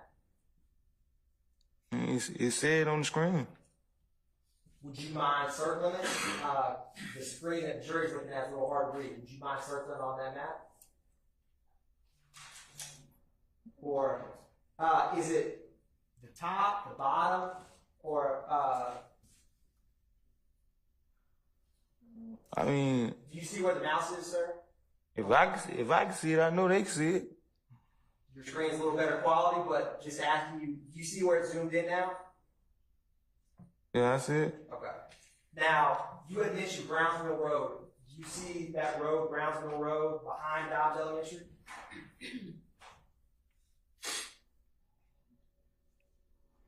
To my Maryland Drive. Do you see Brownsville Road? You see where Dobbs Elementary School is on that map that we just talked about? Yeah. What's the road immediately behind it? Maryland Drive. And what is the other street other than Maryland Drive? That's the only thing it's showing on my screen. Do you see that gray line at the very bottom left of the screen? What is it, Lakewood Trail? Yep, between Lakewood Trail and Dobbs Elementary, you see a roadway. Only thing it's showing is Maryland Drive, Brownsmere Road. Okay. So you see Brownsville Road there. Now, on Brownsville Road, well, let me ask you this. I'm going to zoom out a little bit. Do you see where it says secure trailer lots across the street from Dobbs Elementary? What is that? Trucking stop, man. Okay. Has that been there a while? Yes. Now, what roadway, what's that main road there that Dobbs Elementary's on and the truck stop is, sir?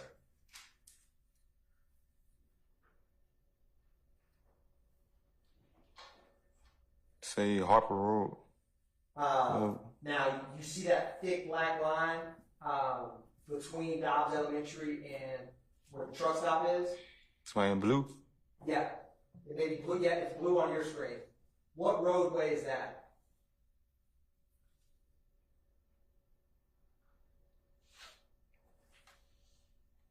At the top of it, like I say, Sitgo. Do you know where that Sitco is on Brownsville? Yes. What's the other road other than Brownsville that kind of crosses where that Sitco is?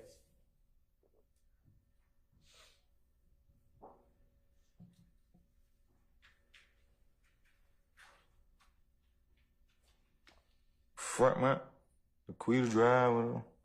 Have you ever heard of Jonesboro Road? Yes.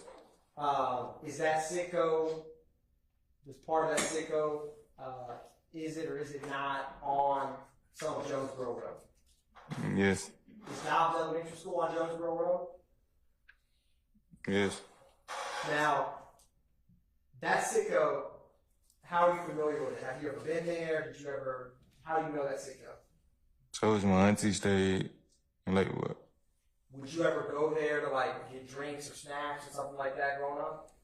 Gas, put in the car.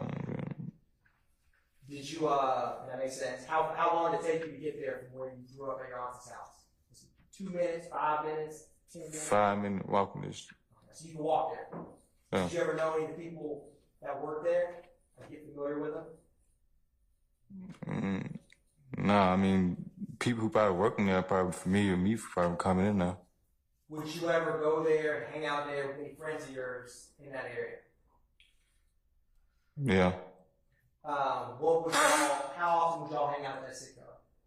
Like daily, weekly, a couple times a month, once a year? I ain't really just hanging on the street like that, you feel me? Gotcha. Would you typically go up there daytime or nighttime?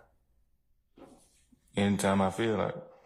Do you remember, was it open 24 hours or how late would that Sitco stay open? I can't recall, but I know it ain't probably like 24 hours. Okay. Now,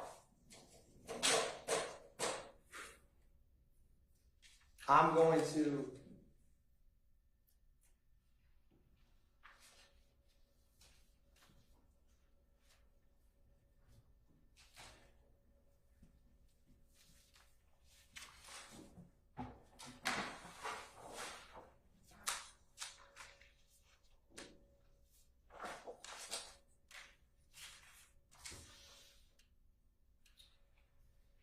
Your Honor, I'm showing the defense counsel what's marked as 54 Bravo Bravo.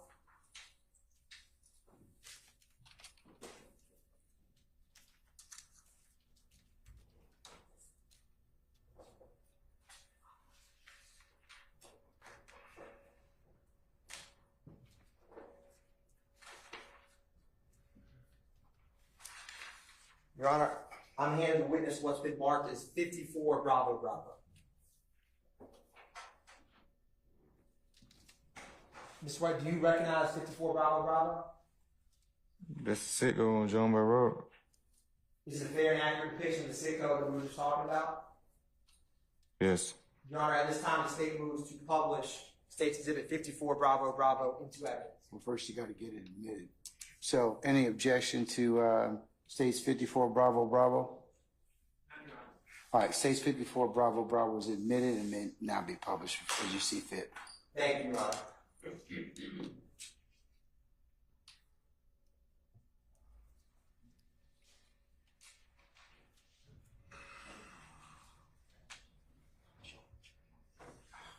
Could we not scroll through the other photos, please? Thank you.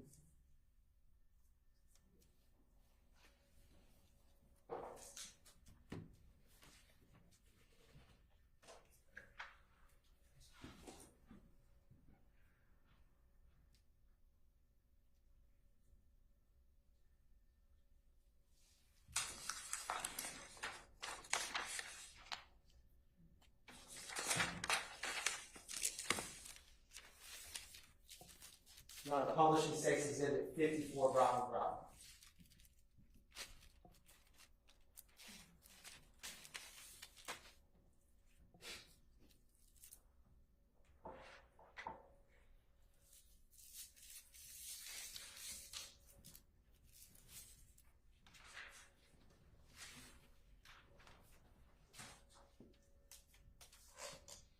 Now, Ms. White, is that the Sitco we were talking about? Yes. like if you and me were the cameraman, right? Like that took the photo, what road is that the cameraman was kind of sitting in the middle of that took this photo? Is it Brownsville or Jonesboro? Like the road on the bottom of that photo. You know what I'm saying? Like, why is I'm here? Ms. White? This is not my case. I got nothing, I don't know why I'm even here, man. You feel me? I understand you, sir. I just gonna ask you some questions. Do you know what that road is on the bottom of 54 Bravo Bravo, sir? I don't even supposed to be here. Why is I'm here? Ms. White, I just wanted to ask you, do you know what that street is on the bottom that's in that photograph before you and on the screen to your left? What they got to do with me? I'm just asking if you know the street, sir. I don't even supposed to be here. I just keep asking you the same thing. Like, Ms. White, do you know that street on the bottom of 54 Bravo Bravo? yeah, but what they got to do with me? What street is it? You see what it say? It say John Bay Road. And what you see where, you know, when you go to a gas pump, they'll have the neon lights with the price of gas. You know what I'm talking about? Yeah, what about it? You see that red and green neon light kind of in the back of this photograph? Yeah. What's that road that I say perpendicular from the Jonesboro Road we just talked about?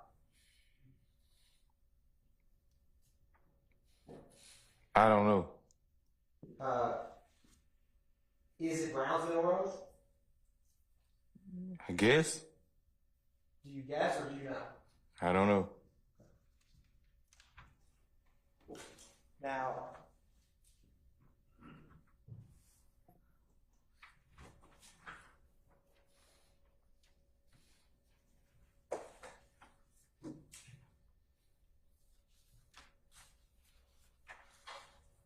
Now,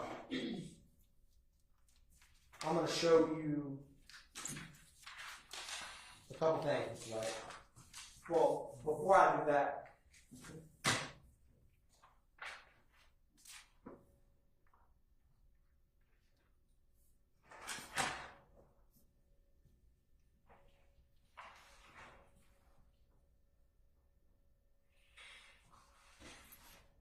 Your Honor, I'm going to show defense counsel what is 63 Bravo Bravo through 71 Bravo Bravo.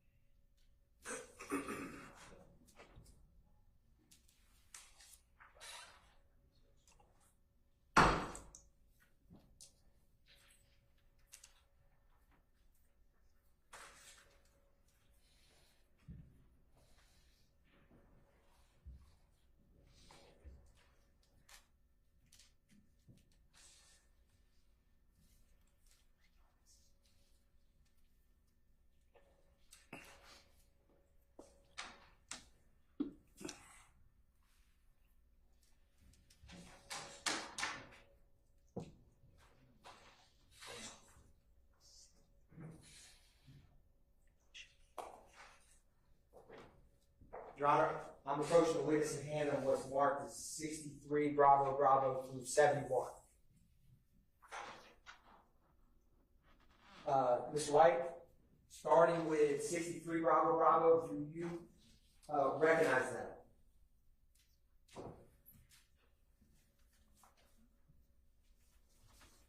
Look like it's a John Bay Road. Do you see that sicko, or are you familiar with what's depicted in that? From growing up in the neighborhood. You ask me the same question. And just asking you, are you familiar with that, where you grew up, this way? It's a sicko. Is it a fair and accurate depiction of how that sicko Jonesboro Road area looked when you were growing up? If it's still the same, I've been gone 7 years. It's still the same. Was it before, was 2015 before you went to prison? If it look like that, Your Honor, this time the state rules tendered that at 63 Bravo Bravo. Any objection to say 63 Bravo Bravo? Any counsels? No, Your Honor. All right, hearing none. 63 Bravo Bravo is admitted, may be published as you see fit. Thank you, Your Honor. Publishing 63 Bravo Bravo.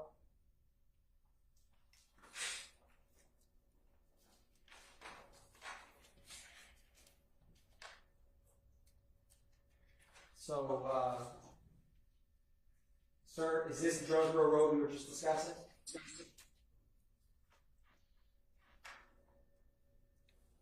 yeah, And is that the sicko we were just talking about on the right in that photograph? yeah.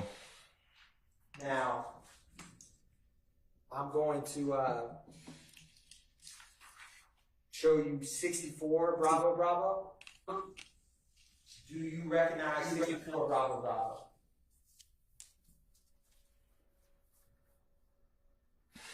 Why is I'm here, man? Mr. White, I'm just asking you if you recognize 64 Bravo Bravo. I don't pose to be here. Do you recognize 64 Bravo Bravo, sir? I don't pose to be here. I pose to be in Chang'an prison. I don't even know why I'm here. This ain't got nothing to do with me. I don't even know why I'm here.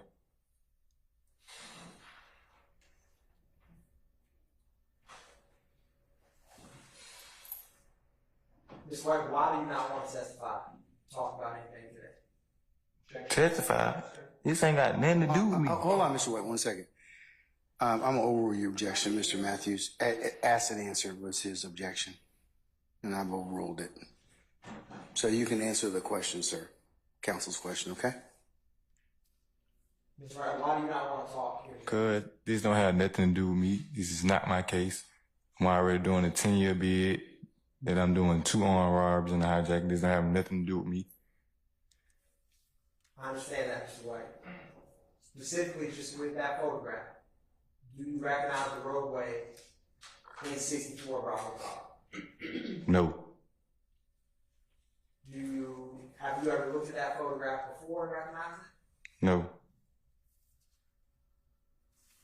I don't supposed to be here. I'm gonna keep telling y'all that. Mr. White, I understand that, Mr. White. So you're saying that you've never seen that photograph before? No. You've never aren't familiar with it? No. All right, Mr. White. I'm going to show you 65 Bravo Bravo. Have you ever seen 65 Bravo Bravo before? With all due respect, man, I'm ready to go back to prison. You feel me? Mr. White, I understand that. I'm asking you, do you recognize 65 Bravo Bravo? What do they got to do with me? D'Angelo White, what they got to do with me? Mr. White, can you just take a look at 65 Bravo Bravo? Just tell me if you recognize it. Hey, man, this ain't got nothing to do with me. I'm ready to go back to prison. I understand that, Mr. White. I'm just asking you to just take a look at that photograph and just let me know if you recognize it. You disturb me. I wasn't supposed to be here. I'm just trying to finish my 36 months over 10 years and go home. Feel me? I don't supposed to be here. I understand that, sir. I'm just asking you, do you recognize the roadways in 65 Bravo Bravo? Regardless if you want to be here, do you recognize it? So you gonna force me to be here? Y'all gonna force me to be here? Now that you're here, Mr. White, I'm just asking you, do you recognize 65 Bravo Bravo? I don't supposed to be here, man. I'm ready to go back to prison. Keep telling y'all that. Your Honor, may I approach briefly?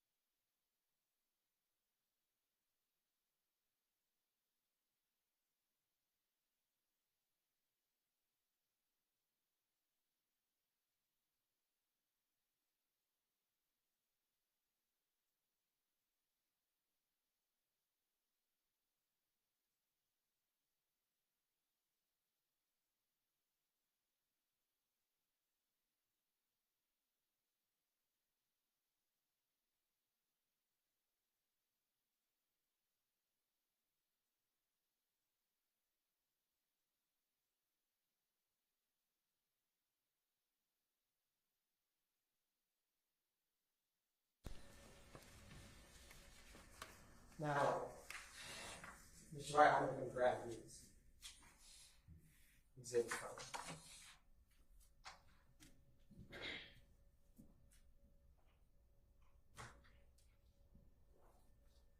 Mr. White, you did have a friend named Pooh growing up.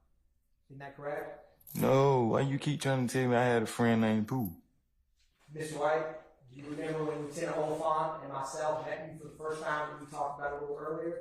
I don't know that dude. I just seen the dude one time. That don't mean he's my friend because I met him one time. Well, you do know someone by the name Pooh. I met him one time, but I don't know him. And is it true or not true that when I met you, you never talked to me before, my lieutenant, you remember a time that Pooh got shot? No. Now, have you ever been, so, Mr. White, do you recall looking at photographs of individuals that you were familiar with growing up? When Lieutenant Baker and myself met you? No. Do you remember recognizing someone you knew as Neil? Isn't that correct? No. Do you remember recognizing someone you knew as Crucial? Isn't that correct? No. Have you ever heard of Club Crucial? No. You never heard of Club Crucial, Mr. White? Mm-mm. Can you name any club in the city of Atlanta? I don't go clubbing. Okay. So, do you remember when I met you there with Lieutenant Oliphant that I asked you Is it like Club Crucial? And you were like, yes, your friend named Crucial. Do you remember that, sir? No. Do you remember a blue Ford Escape photograph that we showed you with my investigator? Only way I remember because you showed it to me, yeah. But when I showed it to you, do you remember talking about that vehicle? No. Do you remember telling Lieutenant Baker and I that that was your friend Neil's rental car on April 12, 2015? You gonna keep trying to make me remember something like this is not my case. I'm keep telling you that, man. This is not my case. I don't supposed to be here, man. Mr. White, is your first name is D'Angelo, is that correct? You got me here? Your Honor, the state's going to play State's Exhibit 2, Bravo, Bravo. It's already been admitted. All right.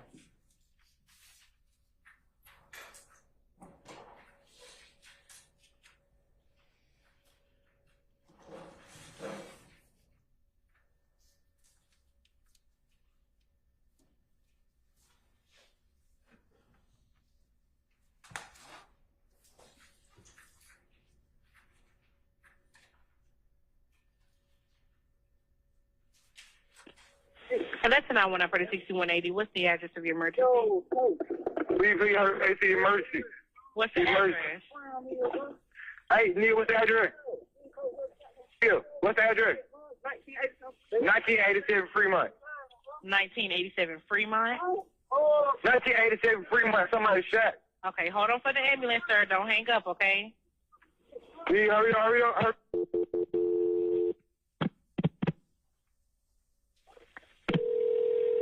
I'm still on the line with you, sir. Yeah. Hello? Yes, we're holding for the ambulance. EMS 785, what's the address of the emergency? It's 1987. Somebody been shot. Sir, calm down. Let me give her the address. 1987 Fremont. And repeat that address, please, for verification. 1987 Fremont. Okay. And is this going to be a house or an apartment? A house. Okay, we have already started an ambulance. I'm going to get some information from you while they're on the way. What's the phone number you're calling from? 770-882. 5580. Okay. And we do have help already started. What's your name? My name is D'Angelo. And D'Angelo, tell me exactly what happened. Yeah, we was at the gas station. And, my partner was trying to talk to a girl, but I guess they thought we was following them, and then they pulled up on and just started, and we pulled off. And then we pulled off from the gas station, and then we got away. And then we ended up driving a back way, and then we ended up seeing them again, and they ended up shooting. And somebody ended up getting hit. Okay. Are you with the patient now? Huh? Are you with the patient now? Yes. Okay. How old is the patient? How old are you? 26. Okay. Hurry up. And is the patient male or female? Huh? Hello? Yes, ma'am. He's 26. Okay, listen, I was asking you, was it a male or female? Is he awake? He's a male. Okay, is he awake? Is he conscious? He's conscious. He's talking. Okay, is he breathing? Okay, Atlanta, go ahead and start firing PD, please, 785. They're en route. I'm 6180. Thank you. Is the assailant still nearby, D'Angelo? Is who? Is the person who shot, are they still nearby? No, ma'am. Okay. And is there any serious bleeding? Huh? Is there any serious bleeding? Is blood spurting or pouring out of him anyway? Yes, he's bleeding. He's bleeding. He's bleeding. D'Angelo, calm down. I'm trying to ask you these questions. Okay, calm down. You see the man shine? Is he completely alert? Man, he's alert. He's talking. But What part of his body was injured? What you got shot in? What part of his body was injured? He got shot in the face. Okay, listen, do you guys have the bleeding under control? No, ma'am, come on. Listen, they're already en route. This isn't delaying them, okay? Is there more than one wound? No, I'm finna hang up. I already hear the police coming. Okay, listen, I can help you to help them until they get there. Okay, listen, I'm sending the paramedics to help you now. Stay on the line. I'll tell you exactly what to do next. Do you guys have a clean, dry cloth or a towel? Or can you take your shirt off? That you can apply pressure to the wound until they get there. Yes. Hello?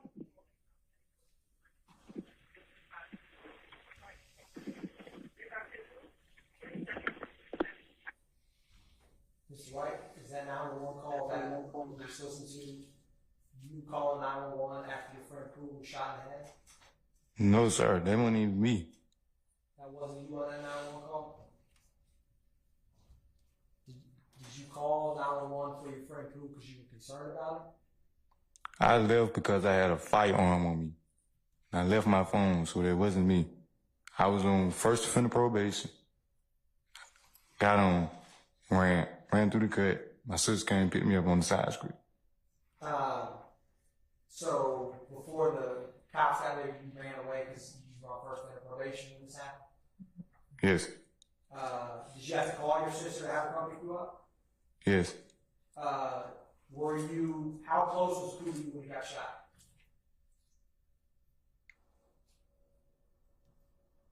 Probably about 10 feet away from me. You were inside a car when Pooh got shot, right? I guess. And Pooh was sitting in the passenger seat, right? Hey, man, I don't like you holding me against my will. Like, I don't even supposed to be here. Like, what do this got to do with me? Mr. White, I'm just asking you questions. Oh, but this ain't got nothing to do with me. How long did it take your sister to come pick you up after Pooh got shot? Excuse me, sir. I'm ready to go back to prison, man. You feel me? This ain't got nothing to do with me, man. You feel me? I served time on my own bed. Sir, you're a witness. I'm not no witness. Y'all brought me here. Was forced to be here. I'm showing the defense counsel what's marked as 4 Bravo Bravo.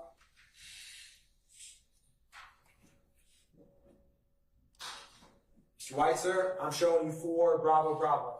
Do you recognize the person in 4 Bravo Bravo?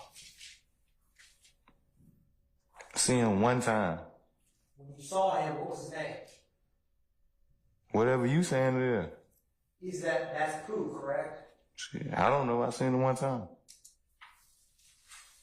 But you saw him, that was the person you knew was Pooh. Is that fair to say? It's been a long time ago. Does that look like Pooh, Mr. White?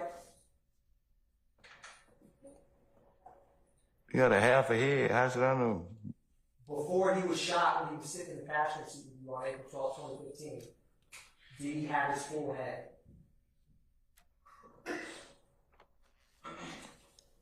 When you saw Pooh before you called your sister, did Pooh have all of his head like you and me have sitting here or standing here today? I don't know. That one time you saw Pooh, he didn't have half his head missing, did he? I don't know. So you don't recognize the person in that photo? I don't even know him. You keep like, why is I'm here? I keep telling you that. Now, I'm showing the witness what's been marked as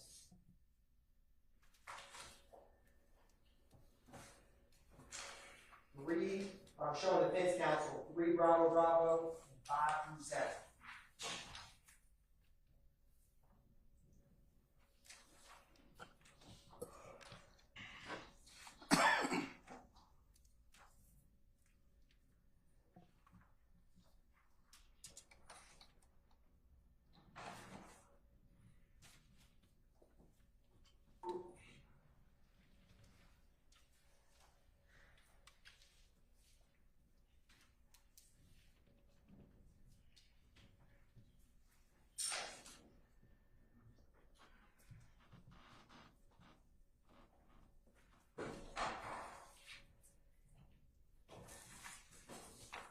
All right, Mr. White, I got a photo I'm going to show you.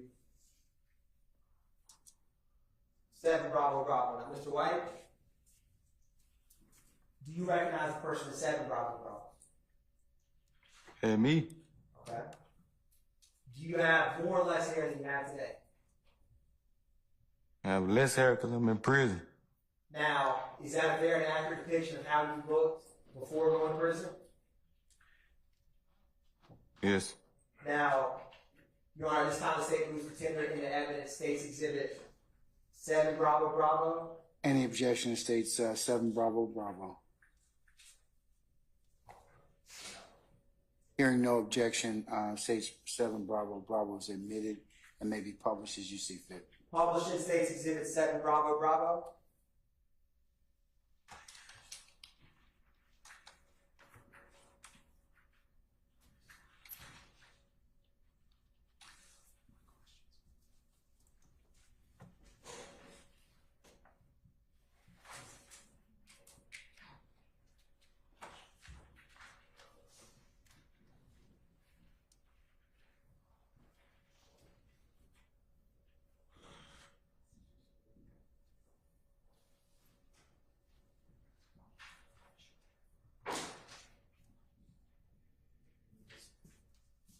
Now, Ms. White, I know I asked you this earlier, but how old, or I'll put it this way, how old were you on April back in 2015?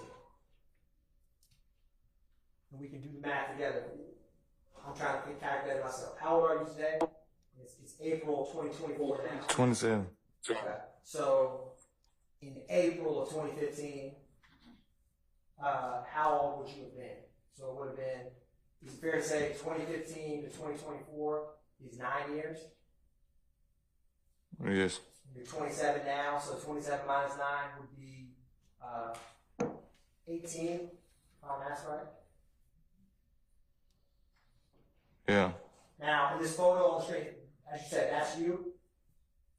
How old would you guess you were in this photo? 18, 17. And so that's the age you were when you got shot and you called your sister? Yeah. Now, thank you, Mr. White. I'm going to show you what's been marked as 3 Bravo Bravo. Do you recognize the person in 3 Bravo Bravo? Yeah, I know him. Who is that? Someone I went to school with in Lakewood. What'd you call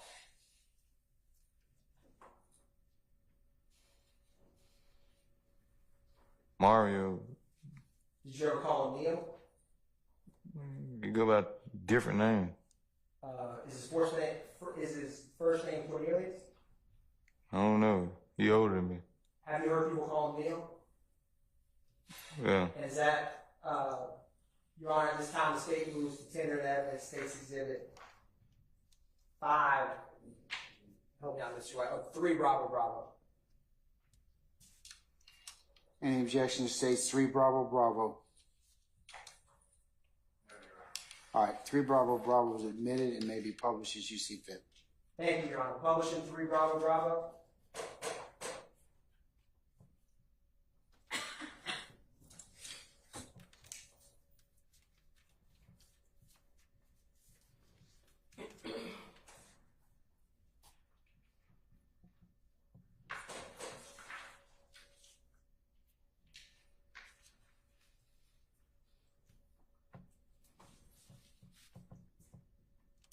Now, Mr. White, back in 2015, Neil wouldn't have looked, he looks older in this photo than he did in 2015, right? Is that fair to say? I guess. And Neil is Pooh's cousin, right? I guess. We had with him.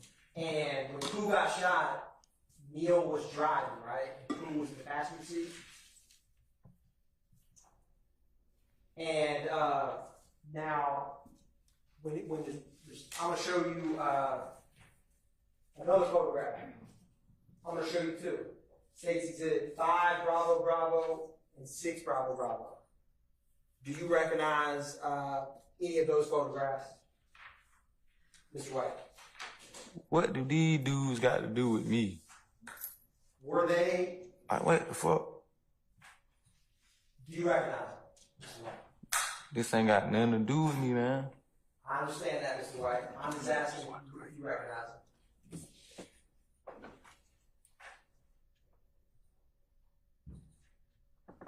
And then, this ain't got nothing to do with me. I'm gonna keep telling you that.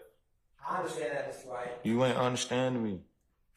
Do you recognize the gentleman who was before you in this photograph? What do these dudes got to do with D'Angelo White? It ain't got nothing to do with me. Mr. White, I'm just asking you, do you recognize the people in the photograph? What do these dudes got to do with me? Mr. White, I'm just asking you, do you recognize them? It's just a simple question, Mr. White. What do they got to do with me? Do you recognize them, sir? Objection, ask and answer. I sustain the objection. Your Honor, can I ask the court's permission to instruct the witness to answer the question? You may. Answer the question, sir, if you're able. What do they got to do with me? Answer the question if you are able. I'm ready to go back to prison. Mr. White, just a yes or no. Do you recognize the people in the photograph before you? I'm ready to go back to prison. Mr. White, when Lieutenant Baker and I met you in prison and showed you those photographs, you recognized them. Is that correct? What do that got to do with me? Mr. White, I just want to ask you, yes or no, do you recognize the people in that photograph? Do you recognize them? I recognize them because you told me who they were. Isn't that correct? I don't even know them. Basis. The propounders testifying. I'm going to overrule the objection. Mr. White, when Lieutenant Baker and I showed you those two photographs, you recognize them as people who were in the car that Neil was driving and who got shot. Isn't that correct? It's like you trying to make me recognize them. Like, I'm not trying to make you anything, Mr. White, but you're not answering my question. I'm just asking you, do you recognize them? I'm just trying to do my time and go home. I'm trying to go back to prison. I understand that, sir. No, you're not understanding me. Mr. White, just yes or no, do you recognize the people in that photograph? I ain't got to answer nothing. I just asked you a question, Mr. White. I'm ready to go back to prison. I gotta ask you some more questions before that, Mr. White, all right?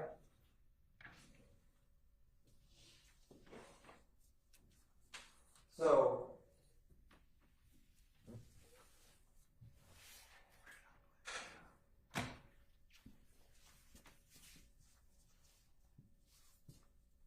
Mr. White, so on April 12, 2015, Neil picked you up in a blue Ford Escape. Isn't that correct? I don't know. Who was in the driver's seat, right?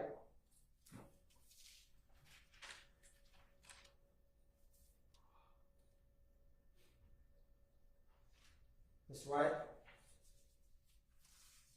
Mr. White, do you remember having a phone conversation with Atlanta Police Department detectives on July 13th, 2015?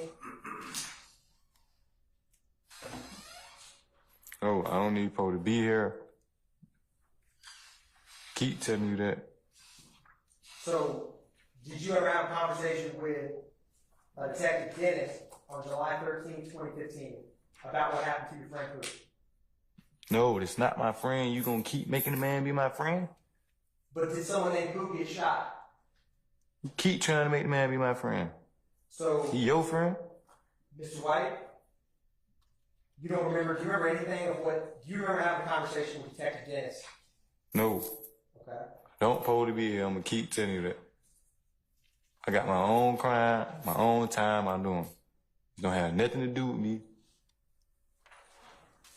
Now, Mr. White, do you remember telling Detective Dennis on July 13, 2015 that Pooh was your partner? It's not my partner, man. I don't even know him. I'm just asking you. You keep trying to make the man be my partner, man. It's not my partner. I'm asking you what you said, Mr. White. It's not my partner. It's not my partner. It's not my partner. Now, do you asking you what happened when who got shot on July 13th, 2015. Oh, why don't you ask them folk who you know? Do you remember responding to Detective Dennis? It was me, my partner's cousin, the one who got shot. And there was 5 of us in the car. But we was coming up the gas station at Sicko on Jonesboro Road, and the car behind us, the car was in front of us. We was driving like my partner was driving, like he was driving how he normally drives, because he was in our hood, know what I'm saying. Do you recall telling Detective Dennis that on July 13th, 2015? No.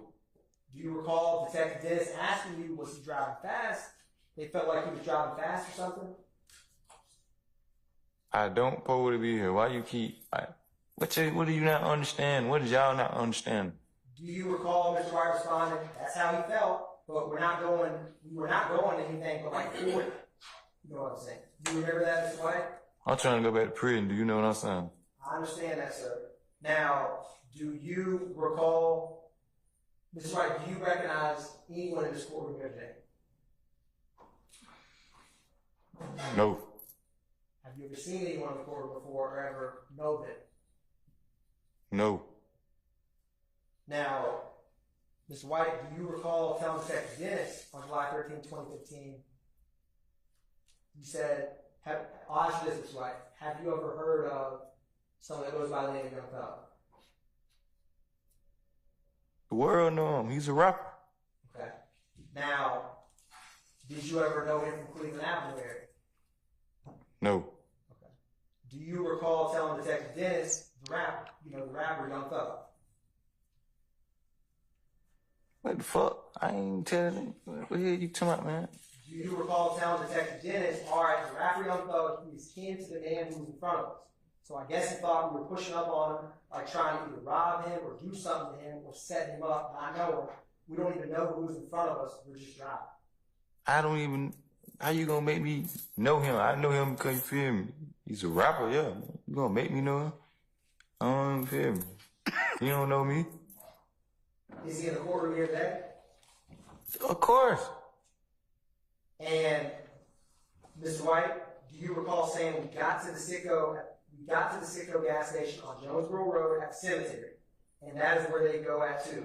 The rapper's cousin, Young Thug's partner, who would be with him. Man, what was you talking about? Now, is there a cemetery on Jonesboro Road? I don't know. Now, do you recall Detective Dennis asking what's his name? And you said, I don't know his name. And then Detective Dennis asked you what is his nickname? And you said Bentley. Do you recall that? I don't know him. Have you ever heard of an OG Bentley? No. Do you recall telling Detective Dennis, so I guess he felt like that everybody know on his Instagram name, OG Bentley. So I guess he felt like everybody know OG Bentley, he'd be having some money on him, you know what I'm saying? Do you recall that? Do you recall Detective Dennis asking you to describe him? What did he look like? And you responded, he's kind of big and light-skinned. What do this got to do with me? You asking me all type of relevant questions that ain't got nothing to do with me. I ain't shoot nobody. I ain't rock nobody, man. You feel me? This ain't got nothing to do with me. I shouldn't be here. Ms. White, do you recall? I shouldn't be here. I shouldn't be here. I shouldn't be here. Do you recall? I shouldn't be here. I shouldn't be here. I shouldn't be here. Do you recall the I shouldn't be here. I shouldn't be here. I shouldn't be here. Do you recall the I'm ready to go back to prison. Big, like tall? I'm ready to go back to prison. Do you recall when Detective asked you when you say big, like tall or fat? You said he's a little bit chubby. He ain't fat, but he's chubby. And can you speak in the microphone so we can hear you? yes, Your Honor. Am I speaking loud enough? My apologies. Mr. White, do you recall Detective Dennis asked you what kind of car were they driving? What kind of car does he drive? And you responded they had different cars, but the one he was driving was a Pontiac G6 Silver. Do you recall that? That ain't got nothing to do with me. What are you talking about? Mr. White, do you recall telling me? This is not my case. This is not my case. Why is I'm here? This is not my case, man. Detective Dennis asked you what kind of car do you usually see him in, and you said that's the only car I've seen him in, because I haven't seen him recently I ain't seen him recently. You know what I'm saying. And Detective Dennis asked you, I got you, so the guys. It must have been your car. Now, Mr. White, do you recall Detective Dennis asked you, so you guys are driving on their tail and you pull into the gas station. And you say you pulled into the gas station. And he asked you, did you pull up next to each other, behind each other, or what? And do you recall that? This ain't got nothing to do with me, man. I don't recall nothing. All I recall is going back to prison and doing my 3 years on my 10-year bid and go home. Now, Mr. White, do you recall responding to that? We didn't pull. We was on one side of the pump. He was on the other side of the pump. It was him. He had some girl driving, and it was 2 kids in the backseat in a car seat. It was one other dude who was with him. Both of them walked into the store. Do you recall that? Mr. White? No. Do you recall following up with your partner who got out of the store, was driving, fixing to go in the store? The girl approached and was like, why was you all driving so fast? And my partner was like, he wasn't driving fast. That's how he normally drives, 40 miles per hour. So OG Bentley came and OG's Bentley's partner. Do you recall that? Listen, I don't supposed to be here. I don't recall none of that. All I recall is going back to prison. Mr. Atkins, we need to take a comfort break. So Yeah, sure. let's take 10 minutes and then see where the day leads us to that point, okay? All right, we're in recess.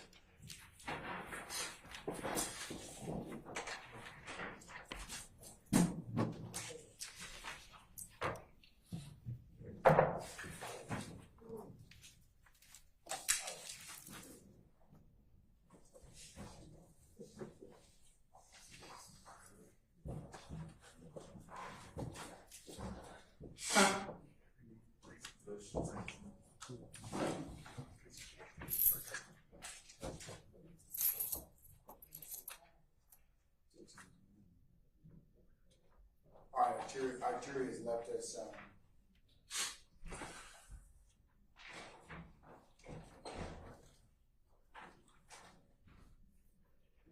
We can recess, Mr. Williams. Recess.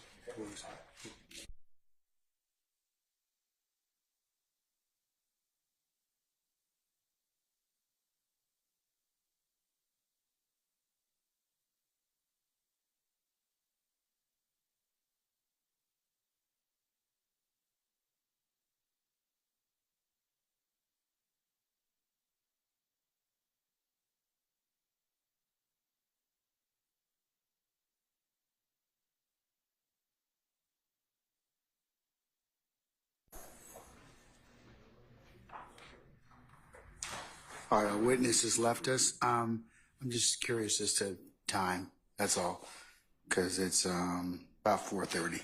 Yes, Your Honor. How much more do you have with this witness? Your Honor, I probably have to lay the proper foundation for impeachment about an hour because Okay. So that's the state's All right. estimate. Okay. That's the All right. issue, Your Honor. Okay. Let me do this. Let's when the jury comes back, we're going to recess for the day, and we'll come back tomorrow morning, pick up where we left off. Okay. Thank you, Your Honor. All right. Counsel, is there anything I need to take up with you before we leave for the day? That we haven't taken up already? Not on behalf of Mr. Williams. Okay. All right. We're going to be in recess 10 minutes. We'll come back and then we'll recess. All right. All rise.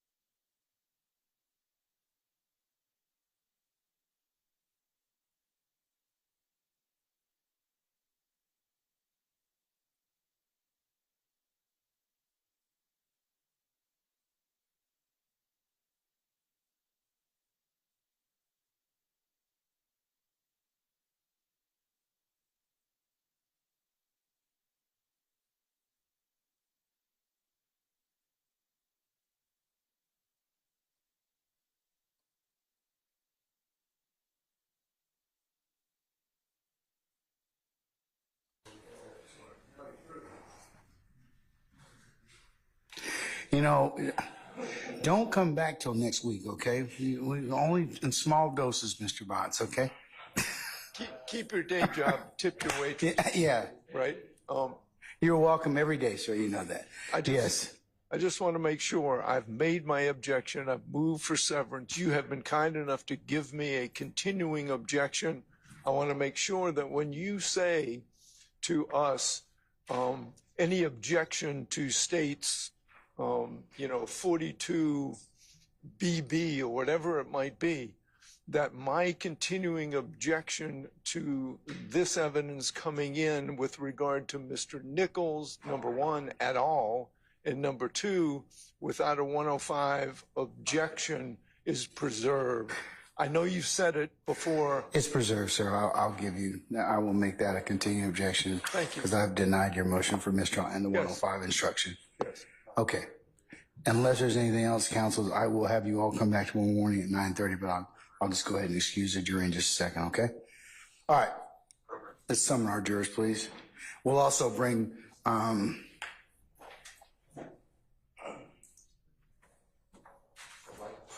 Mr. White back tomorrow morning for 9:30. Okay, yes.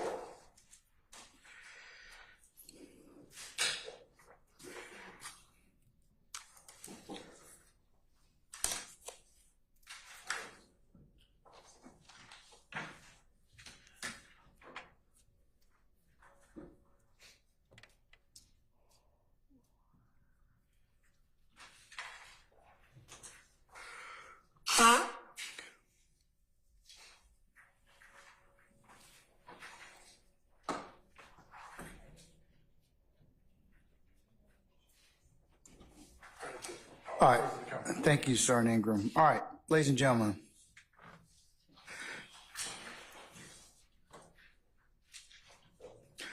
We have reached the natural stopping point, members of the jury, for today. The hour being almost 5 o'clock or 10 minutes to 5. So I'm going to go ahead and then release you all for the evening. I've excused our witness for the time being. He'll be back tomorrow morning. And so you'll need to be here for, please arrive before 9:30 for an anticipated 10 o'clock start time. All right? Do you have any ministerial inquiry of me at this point? Okay, let's go through your ad nauseum admonitions. Remember, leave your notepads in the basket in the back.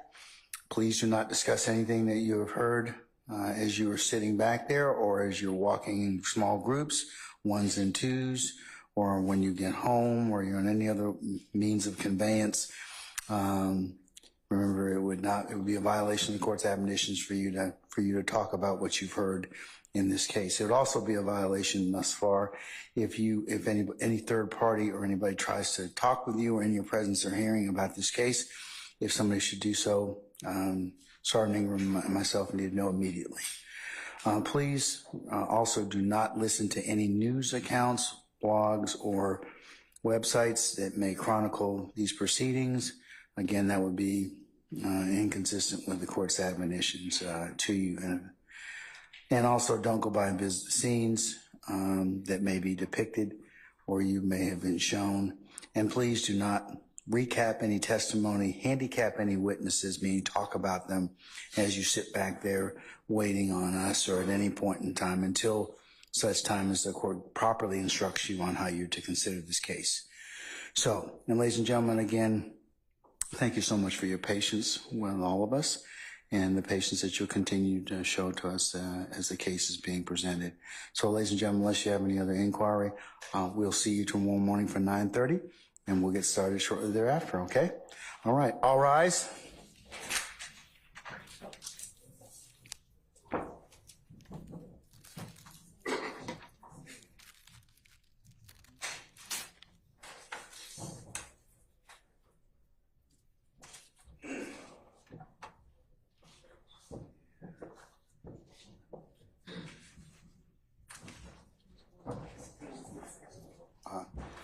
Can you call that, please? All right, ladies and gentlemen, please be seated. Our jury has left us. All right, counsels, unless you all have anything or any other business you need to take up with me, I will see you tomorrow morning for 9. Police arrive before 9:30. Once all of you and our jurors are present, we'll get started sometime between 9:30 and 10 a.m. Okay? All right, we're in recess. All right. Thank you, Your Honor. You're welcome.